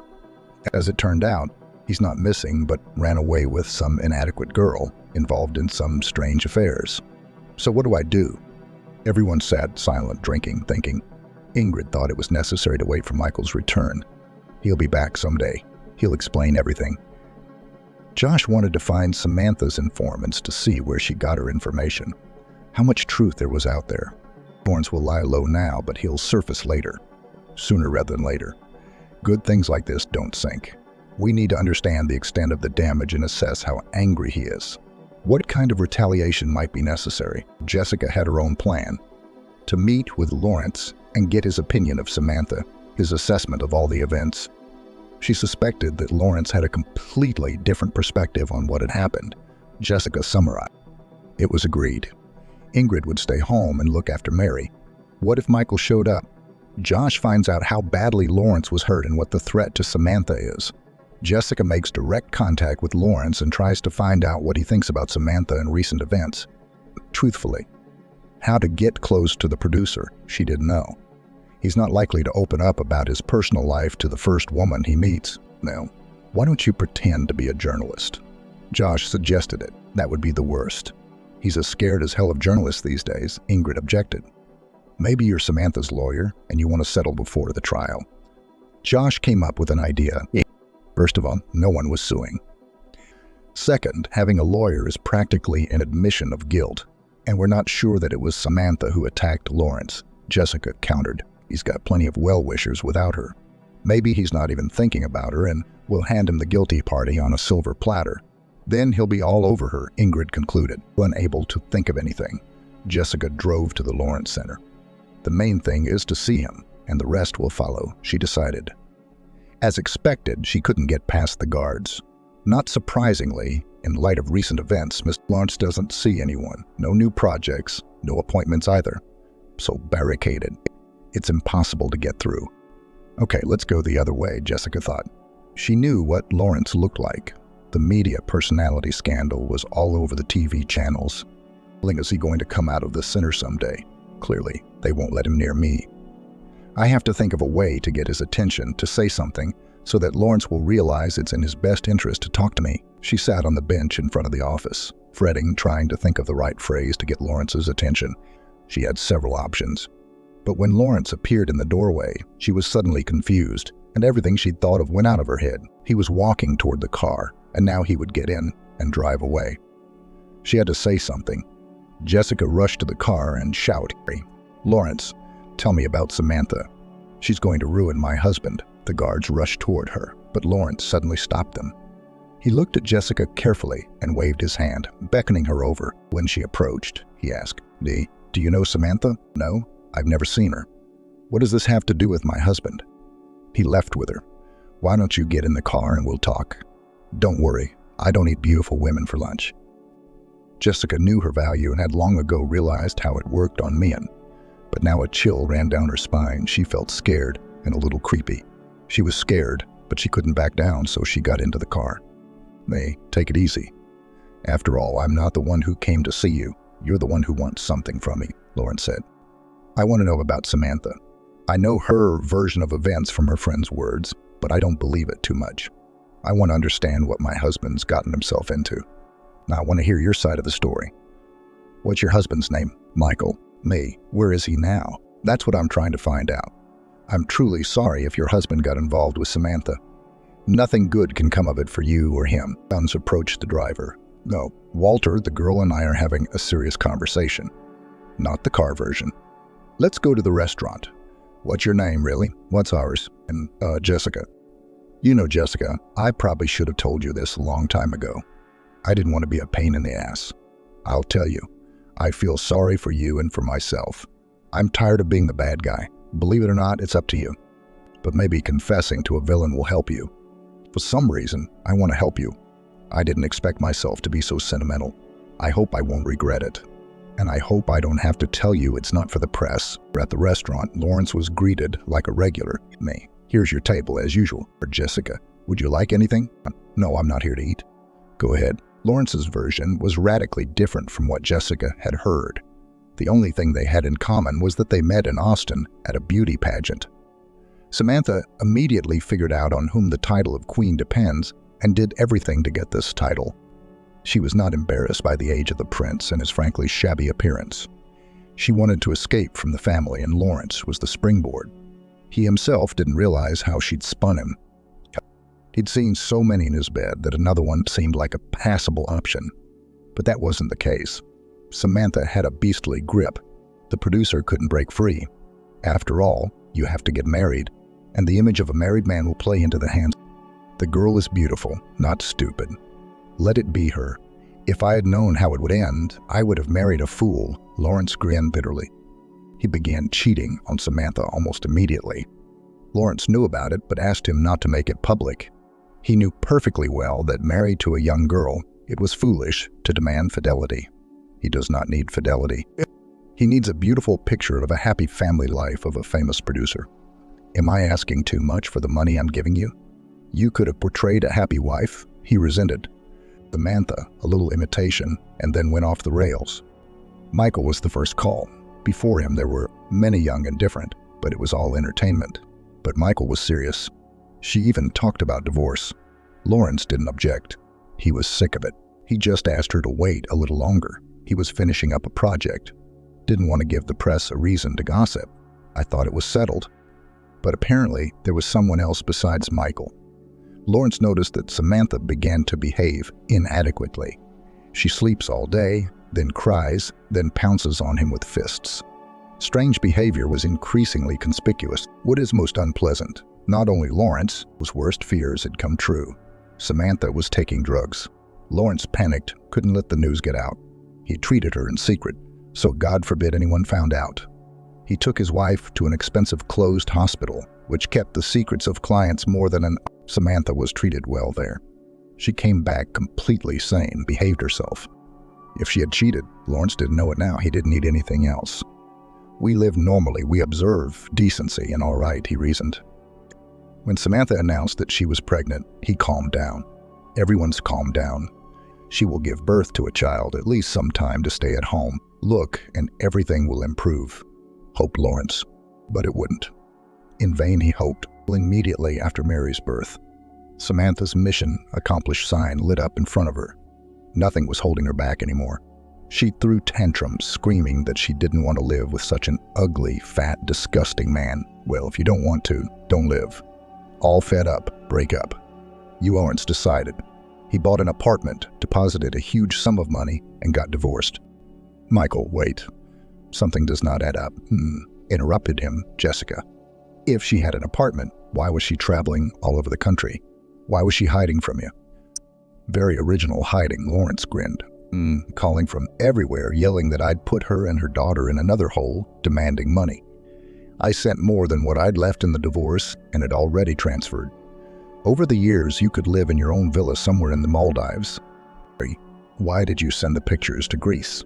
Jessica asked. I didn't send anything, Lawrence said. I was glad she had settled down. I hoped she'd stay there longer. I was willing to keep paying to get her off my back. But I guess she showed her true colors there too. The Greeks kicked her out. Back in the States, Samantha took revenge on Lawrence, but he didn't know why. Whether she hired detectives or many friends, she tracked down Lawrence and his mistress. The new young wife was unimpressed by the news. She's got her own nose to the grindstone. And she wasn't interested in Lawrence as a man, only as a sponsor. Where and with whom he partied, it didn't matter. When Samantha got to the financial documents, Lawrence was angry. Why bite the hand that feeds you? If I go broke, Samantha will be out of money too. At least think of your daughter, he resented. Lawrence tolerated cheating and everything else. But when his life's work was at stake, there was no room for pity. He was determined to stop Samantha. Sure, she's messed up my life, but it's not critical. I'm not an invertebrate amoeba that's so easy to snack on. I'll get my name and influence back, Lawrence pondered. I haven't figured out what to do about Samantha yet. I know where your husband is. He really is with her. But don't be frightened. I'm not going to do anything to them. I'm not a gangster from the 90s. I have no beef with Michael at all. Samantha's always had a way with men. I'm a case in point. But I don't know how to stop her. I can't lock her up in a hospital. Wait, Michael, but she's got your daughter with her. What's going to happen to her? Jessica asked worriedly. I never believed she was my daughter. But it doesn't matter. I'm her father on paper. I have no other children. And Mary is a wonderful girl. Hey, did you have any contact with her? Mary was little, and her mom was traveling around, and sometimes she'd leave her with me for a month or two. When Mary got older, Samantha stopped leaving her. I guess she was afraid I'd refuse to take her back someday. Somehow I'd have to explain to the girl who I was. So don't worry about Mary. I'll be happy to have her live with me, Lawrence said. Jessica's head was spinning. She did not know who to believe. In front of her sat an old, ugly, and unhappy man with tired eyes. A lot of work, a lot of money, and no happiness in the past or in the future. Could she trust him? Somehow she believed he wouldn't hurt Michael. He doesn't want Michael. He'd let him go. But what about Samantha? Or is Lawrence not telling the truth? Why would he? He could just not tell his story to a woman he doesn't know. Or is Samantha really sick? You don't make up a creepy husband story like that in your right mind. Michael, I'm not asking what you're going to do. You're not going to tell me. But one last question. Why did you marry again to a young poor girl with ambition, who sees in you only a bag of money? Jessica asked. You can't believe that she loves you. Why do you have to go through this again? Jessica wondered. No, the rake. It's not the same, Lawrence grinned. My present wife does not love me, of course. I know all about myself and look in the mirror. But it's not Samantha. Just a young, stupid hick who wants fame. As soon as success looms, she'll dump me and never remember me again. Yet smart and calculating Samantha goes a long way. The truth is, I'm beginning to think Samantha's not well. I don't know why she's getting back at me. It's like a mania. She's always had a lot on her mind. But now her cockroaches are just running wild. Jessica felt sorry for the poor man. Money really isn't everything, she thought. Yes, he's not white and fluffy, but he's not a villain who gets his ex-wife. It seemed to Jessica that he felt sorry for his wife, albeit ex-wife, and his daughter, albeit not his own. Jessica had heard everything she wanted to hear. She didn't know where Michael was, but she knew he was safe. No, so he'd be back soon. Okay, we'll meet him, Jessica said, as she was about to leave. But Lawrence suddenly said, Jessica, you are a very beautiful woman. I was looking at you and thinking, do you know where I've seen you? I know, in an old French movie. You're not from here. You're from over there. Don't be frightened. I'm not going to charm you. You're not my type. I guess it's none of my business, but Michael's out of your league too. He's not worthy of you. How many years have you wasted on him? Isn't that enough? There's still time for you to be happy. Do you really love him? I'm sorry to be so frank. You don't love him. Then why do you love him? Look at me. You're looking at a man who thinks he can live without love. Don't make the same mistakes I did. Be happy. Ashrika was leaving, he said to her. Remember, my story mustn't get out. If anything appears in the press, I'll know you did it. You're the only person I've ever spilled my guts to. I warn you, if you do, I'll be your personal enemy. It was harsh and demanding. Jessica drove home in the morning, replaying the information in her head. It didn't make sense. Now Josh was going to say that Samantha was the victim of a tyrant husband. Jessica didn't believe that anymore. He's not a tyrant, just an unhappy man who makes money but realizes he can't buy happiness with it. I feel sorry for him, but I pity myself even more. I've spent half my life trying to build a happy family, and where is it? Some lunatic lured Michael in and he ran after her, forgetting he had a family. Well, that's a family that's worthless. It's time to take my head out of the sand, Jessica pondered. The house was packed. They sat worried, blaming themselves for letting Jessica go alone. They were terribly glad that she had returned alive and unharmed. Jessica carefully, without elaboration, spilled all the information. As expected, Josh didn't believe it. Jess, you're a smart woman. How could he woo you so quickly? Josh, what do you know besides what Samantha said about herself? Her friend Lena, who believes Samantha is the victim of a tyrant husband, hasn't seen her either. You can say anything on the phone. How do you check? I'm not saying that everything Lawrence said is true, but the image of your infallible Samantha has gotten a little fuzzy, Jessica said. Ingrid, sensing the growing disagreement, quickly intervened. Nice break. What are you arguing about? If I understand correctly, there are no complaints about Michael. Then Casanova will be here soon. We'll ask him. But when you think about it, your Samantha is kind of weird. Don't you think so, Josh? Josh didn't say anything, but he didn't deny it. Samantha was a friend, of course, and he was willing to help her. But lately, he wished she'd go away. I'm not refusing to help. Distance is not an obstacle, he thought. They agreed that Michael was safe and would be back soon. Samantha was lying a lot, but Lawrence wasn't going to take revenge on her. Everything seemed fine, but Jessica didn't care about Michael or Samantha. She didn't know what to do with her life. Had she loved Michael when she got married? Of course she did. He was so handsome. Her heart sank, the thin, intelligent face, the suave manners. Now Jessica was asking herself, is this enough for a happy life? Well, you're so wise now. And then such questions did not occur to you. Yes, if youth knew. And it's too early to talk about old age. Well, amateur detectives. Any thoughts on what to do next? Jessica asked. No, I don't. It's a dead end. I mean, it's all so clear, but what's the point? I don't know where Samantha is. Why isn't Michael coming back? It doesn't make sense, the other said. Jessica wanted to lie down and think. The wisest thoughts come to her before she sleeps. Her dear guests, don't you have to go? She hinted. Ingrid and Josh didn't object. Now, yes, it's time, they said, and hurriedly got ready. Wow, I missed something. Ingrid, what a bitch. How did she get here so fast? She's always been like that, though, and no one can keep up, Jessica thought. She lay down, but she couldn't sleep. She thought about her life. It was strange to think of her life with Michael as something that had passed. She had never imagined living without him. Now I'd have to get used to it. It was terribly depressing. When he came back, he'd probably explain everything, apologize. But Jessica wouldn't be able to live with him, to pretend that nothing had happened. She can't. She'll always remember the betrayal.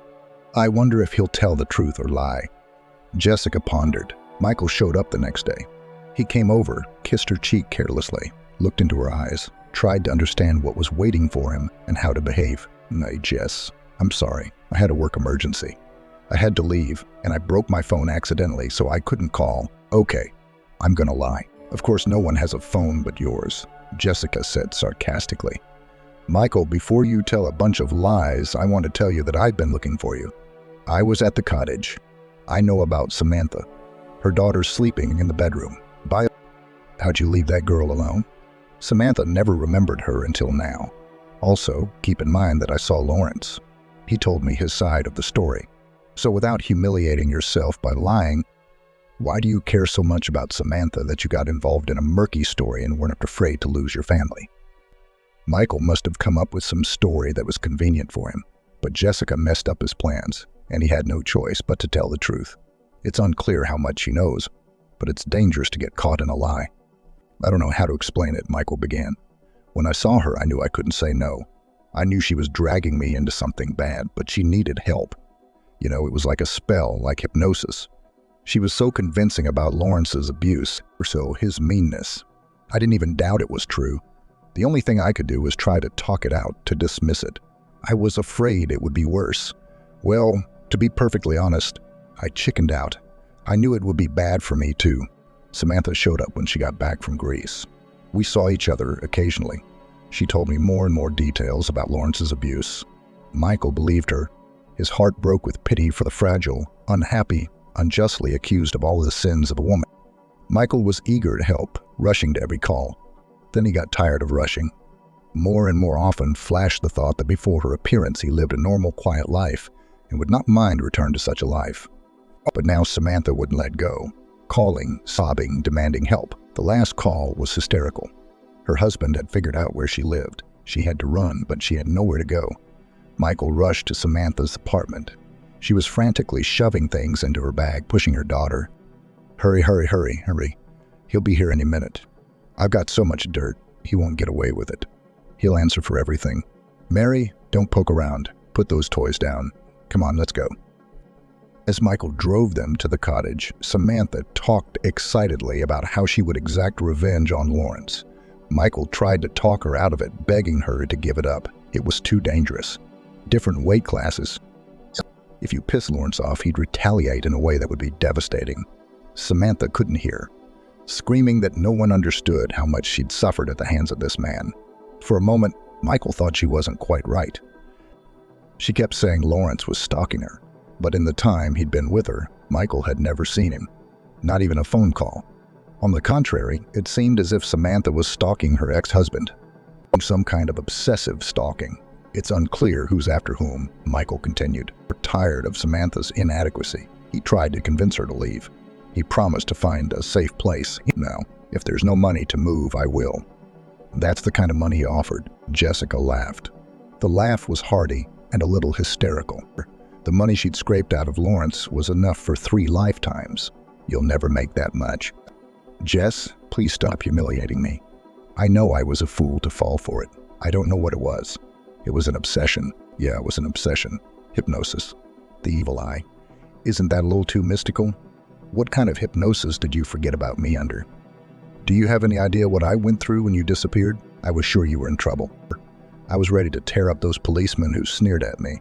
They said your husband was out and would come back. I didn't think you'd just run off with your mistress. Why did you come back? Did not like living with a crazy woman?" Jessica continued. "Nay, Jess, I'm sorry. No, I'm not. Keep talking. Why didn't you leave her at the cottage? You knew by then she was safe. Let her live. You could have come home and told me everything. Didn't you ever think of that simple option?" "That's what I was going to do, but it didn't work out." "I didn't get home in time," Michael explained. Samantha called again and demanded that I go back to the cottage. She said that I had to go to some acquaintances who had obtained material on Lawrence. They're willing to leak it online, but they need to be paid. We have to do it now. Sir Lawrence will be unstoppable. Why he obeyed again, Michael did not understand. But he turned around and drove to the cottage. Samantha was already at the fence.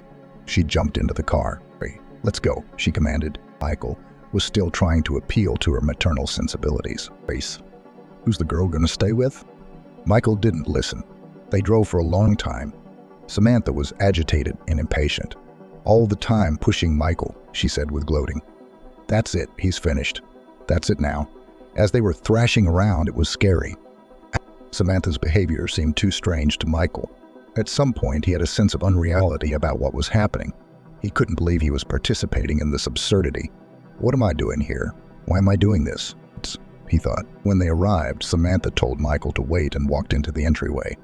He sat waiting, lost track of time, didn't realize how long he had been here. But for some reason, he wouldn't leave. He remembered Jessica, tried to think of how he would explain himself to her. There was a longing in his soul, and he wanted to leave everything and return to his quiet, happy life. Despair was setting in. Michael realized that his life would never be the same. But he didn't leave. He waited. He woke up when he realized that he had been sitting for hours. He called Samantha, but she didn't answer. So Michael got out of the car, stood, walked over, and went into the driveway. Where to find Samantha, he had no idea. He decided to knock on all the doors one by one. A grandmother who looked like a fairy flower with pink hair slowly descended the stairs. She was followed by a small dog that looked just like her, only not pink. Michael still dared to ask her if she had seen the girl in the light-colored jacket and where she might have gone. "Young man, even if I seem strange to you, you could have said hello. I haven't seen your girlfriend, but there is one apartment on the 5th floor where many people go in but few come out. Look for her there," she replied. "Who the hell is she, a witch?" Michael thought as he walked up to the 5th floor. He didn't even have to think about which door was which. One was half open. Entering, he found himself in a narrow hallway with flickering lights and peeling wallpaper. As he walked further down, he saw a large room with about 10 people in it. Some sitting, some lying down, and some walking back and forth. No one paid Michael any attention, as if he didn't exist. A kind of looking glass opened before him. Michael had never seen such a place before, but he immediately recognized the essence of what was happening.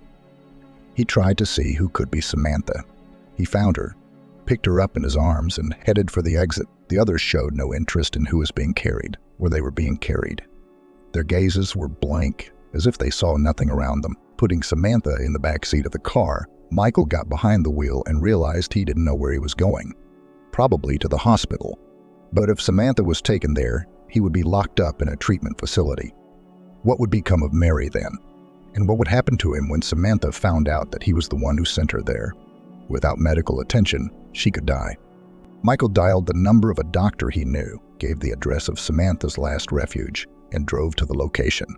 The doctor arrived quickly, treated Samantha, gave her shots, put her on an IV, and said that the patient needed constant supervision. He took a fee for his services and left. Michael was left alone. Sitting next to a nearly motionless Samantha, he thought about how it was that his life had descended to this. He wished he could get rid of all his troubles and go back to his wife. It was clear to him that Jessica was unlikely to forgive him. He wondered how he'd gotten himself into all this. At first, old feelings flared up. After all, he remembered how strong love had once been. Then came the desire to prove himself a hero, the savior of his beloved from the encroachments of the villain. When he realized that the princess was independent enough to fend for herself, it was too late to change anything. He found himself too deeply involved in the situation. He would have continued to sit next to Samantha, tormented by thoughts of rescue. But suddenly there was a call from Lawrence. Not to Michael, of course, but to Samantha. But Michael answered. Silently, without explanation, Lawrence said that Michael could be out. He would look after Samantha himself. Michael didn't object. He left the place in a hurry, and there he was, standing there so familiar and close. He's back. First he left her, now Samantha. I can see why he left Samantha. Things had gotten too tense, too tiring. Tired of having to sacrifice himself. I longed to return to my youth, to relive the vivid feelings, but I couldn't. A life of mixed fantasies was too disturbing. What was wrong with Jessica? Jessica looked at Michael with difficulty, and inside her flared the desire to strike him in his graceful, cultured face. The face that had always been so neat, to make his appearance distorted with pain, to make him cease to be attractive, to make her have no desire to admire him, no desire to rejoice in his return. Wanted to rid herself of any warm feelings for him. He didn't deserve it, but she held back. I didn't hit him. Michael didn't even realize how deeply he'd hurt her. How could he do that? He didn't think about how much it hurt her, how skillfully he'd packaged his anger in an attractive shell. Look how honest I've been. I didn't lie. I came and told her the truth. And now he's standing there looking at me and doesn't understand what the problem is. After all, he came back, told everything, repented, even asked for forgiveness. Jessica should have forgiven him as a sign of gratitude for the fact that he came back and felt pity for her poor husband, who had been through so much. She should have thrown herself into his arms with tears in her eyes, stroked his head and assured him that everything terrible was over and everything would be all right. Jessica stood motionless, her gaze glassy, sending shivers down Michael's spine. She was silent, and he couldn't understand her thoughts. Obviously, a quick reconciliation scene with a happy resolution was not going to work out. Michael decided to wait it out. He hadn't even considered the idea that Jessica wouldn't forgive him, not now or ever in the future. And Jessica's only wish seemed to be that this man was never around again, that he would leave and never show up again. "Will you please leave now?" she said, trying to remain calm. "What do you mean, leave? Where am I going?" Michael didn't understand. "Get out of here. Go away. Get out," shouted Jessica, already desperate. Michael was stunned. Never before had he seen his tactful and calm wife in such a furious state. He was scared and confused. Michael realized it was time to leave before her condition turned into a full-blown tantrum. He couldn't imagine how this explosion of emotion might end, and he didn't want to find out. "Okay, I'll stay at the cottage for now. Then we'll talk," he said as he made his way outside. When the door closed behind Michael, Jessica couldn't hold back any longer and burst into tears. Mary, peering into the room fearfully, cautiously walked over and hugged her. "Jessica, do you want me to get you some tea? You cry for a while and I'll put the kettle on," she offered affectionately. Something clenched in Jessica's heart. Perhaps for the first time she realized that she wished she had a child, someone to help her cope with the pain and give her the strength to go on living. But right now, she felt alone. Jessica tried to do something to take her mind off the pain, but the tears wouldn't stop flowing. It was like she was trying to cry out all the loneliness and pain of the last few days. Mary, without imposing, came in from time to time to see if everything was all right, realizing that Olga needed space. In the evening, Emily's friend came in and, seeing Jessica's condition, picked her up in a friendly manner and took her into the kitchen. While Jessica sat there, Emily quickly set the table, poured a shot of cognac, and asked her friend to drink, trying to support her in some way and help her overcome her grief. "Okay, well, now eat and tell me about it," Emily suggested. Barely holding back tears, Jessica began the story of her husband's return. "Emily, tell me, do men think differently? He told me everything. Look, I still don't understand what happened, and I can see he's not faking it. He really doesn't understand. Can I live with him? Look, friend, divorce is not a disaster," Emily reassured her. "I'm speaking as someone who's been through it. Don't rush to make a decision on emotion. When we were young, we were all categorical, but now sometimes compromise seems to be the best solution. Everything needs to be well thought out, and stop crying," Emily said very warmly. "In my case, compromise is not an option," Jessica countered. "After all, I don't love Michael. Or maybe I never have. Do you think it's because of him that I'm crying? No, I'm crying for me. I feel sorry for myself. How ridiculous my life has been.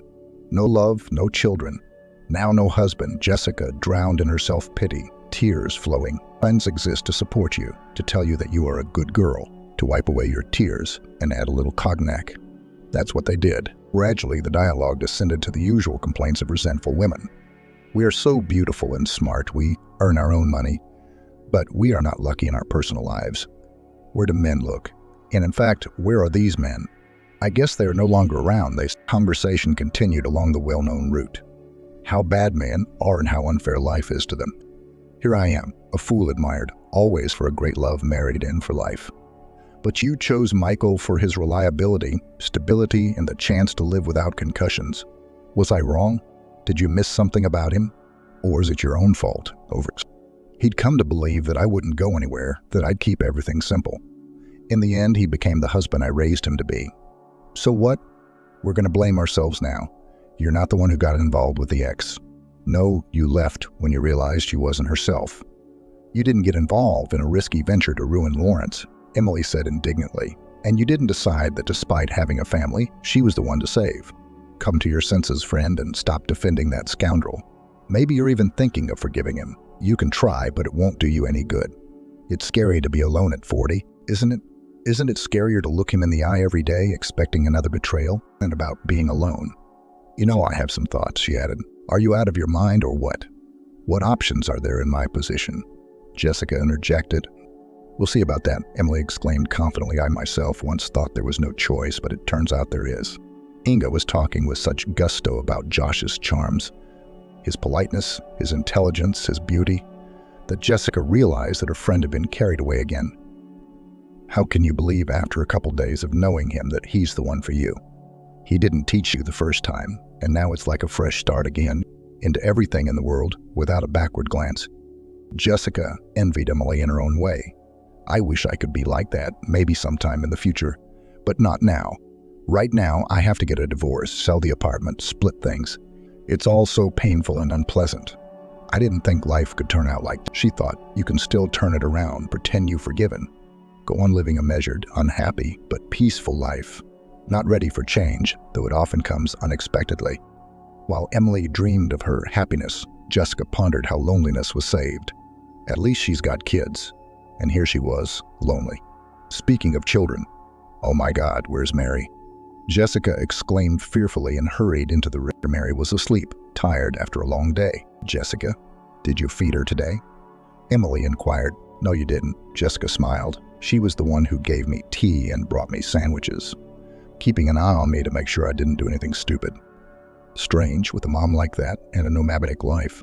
Mary is a perfectly adequate child, Jessica reasoned, and now her mom will probably have to go into rehab. What's going to happen to Mary? No one seems to take much interest in her fate. Yeah, it's weird, Emily agreed. We should get going. She pulled out her cell phone and dialed a number. Girlfriend, can you pick me up at Jessica's? Thanks. Emily sent the photo and smiled at the response. What tenderness. God, well, at least you be happy. The next morning, Mr. Lawrence himself called Jessica. He invited, or rather announced, that he was expecting her for lunch, and the car would arrive at the appointed time. Jessica felt anxious. It was clear what the conversation would be about. Or rather, about whom? About whom? About Mary. Jessica thought that now her daughter would be discussed, and she herself meant nothing to Lawrence. It was sad to part with the girl who had been such a comfort to her during the last few days, but her feelings were apparently unimportant. The meeting took place again in a restaurant, where a polite waiter again greeted them and Lawrence, who had aged noticeably during these days. Hello, Jessica. It's good to see you. You won't believe this, but in the last few days, you are the first person I've had a pleasant conversation with. The others are either sympathetic or mean. Michael, may I ask how Samantha is doing? Jessica asked hesitantly. Michael told her that after Michael left, he went to Samantha's house. He found her in a semi-conscious state and called an ambulance. The doctors were clear. Very severe poisoning, needing sophisticated equipment and round-the-clock care that couldn't be provided at home. Michael experienced déjà vu, remembering the past and wondering why he was involved in this story again. The ex-wife, who had left him decades ago, was once again affecting his life. He reproached himself. What nonsense, Michael, still hoping? She's sick. Even after recovery, she'll never be the girl you knew. But he couldn't let Samantha die alone. He knew that no amount of treatment was a guarantee, but he couldn't abandon her. Jessica looked at Michael Lawrence, feeling how hard it was for him to even utter those words. You can't decide how to tell her you're her daddy because you're afraid you won't impress her. I think Mary would be happy to know she has a real father who wants to see her and be there for her. I only spent a few days with her, but I sensed how much she needed someone of her own, someone close to her. And the fact that you can be there for her is already more than most people can offer. Jessica sensed how much Michael needed those words, confirmation that he could be a good father to his daughter despite all his past mistakes. Maybe I don't have the right to say this, but I'm scared of losing Mary. She's become someone very close to me, and I don't want her to disappear from my life. Maybe I could see her once in a while. Take a walk in the park, go to a cafe, maybe the zoo. I understand if you're against it, but She's become a part of my life, Jessica said quietly, feeling how important it was for her not to lose touch with the girl. Michael listened, nodding thoughtfully. Jessica, I can see that my daughter has grown attached to you, and I think she'll be only too happy to spend time with you. But first, I want to mend our relationship, show her that I'm her father. After that, I'd love it if you could keep seeing each other. At home, Jessica already had Michael waiting for her, and the atmosphere was tense. We need to talk, he said, frantically pulling on his jacket and trying to appear calm.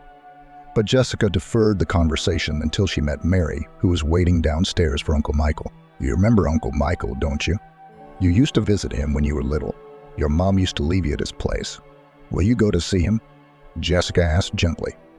You want me to go? Am I boring you?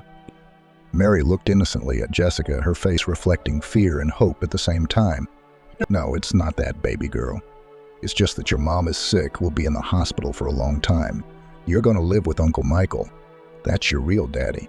He really wants to be there for you and take care of you. Jessica tried to explain the situation as gently as possible, trying to hide her pain from the other. Mary stood in front of Jessica, her eyes shining with joy and tenderness. Jessica felt a moment of peace in her heart. This little person seemed to be able to weave all the pieces of her broken heart back together. You mean a lot to me, Mary, Jessica said quietly, and I'm so glad you have a daddy who loves you very much, and that we'll be able to see each other. That makes me incredibly happy. Mary's confession that Michael was her daddy was so pure and simple that Jessica's pain instantly dissipated, leaving only a smile on her face. And that's our little secret, Jessica smiled back, kissing Mary on the top of her head. She promised herself that she would keep this little happiness going as best she could, for the desire for a better life, the determination to stand up for her happiness. It all made sense when Jessica held Mary's hand, feeling her endless trust and love. And even though the road ahead was not an easy one, in that moment Jessica knew she could overcome all challenges. She knew that life was full of surprises, but now she had a new purpose, to share those surprises with the people she loved, to find moments of joy even where there seemed to be none. And Mary's laughter was a bright ray of light on her path.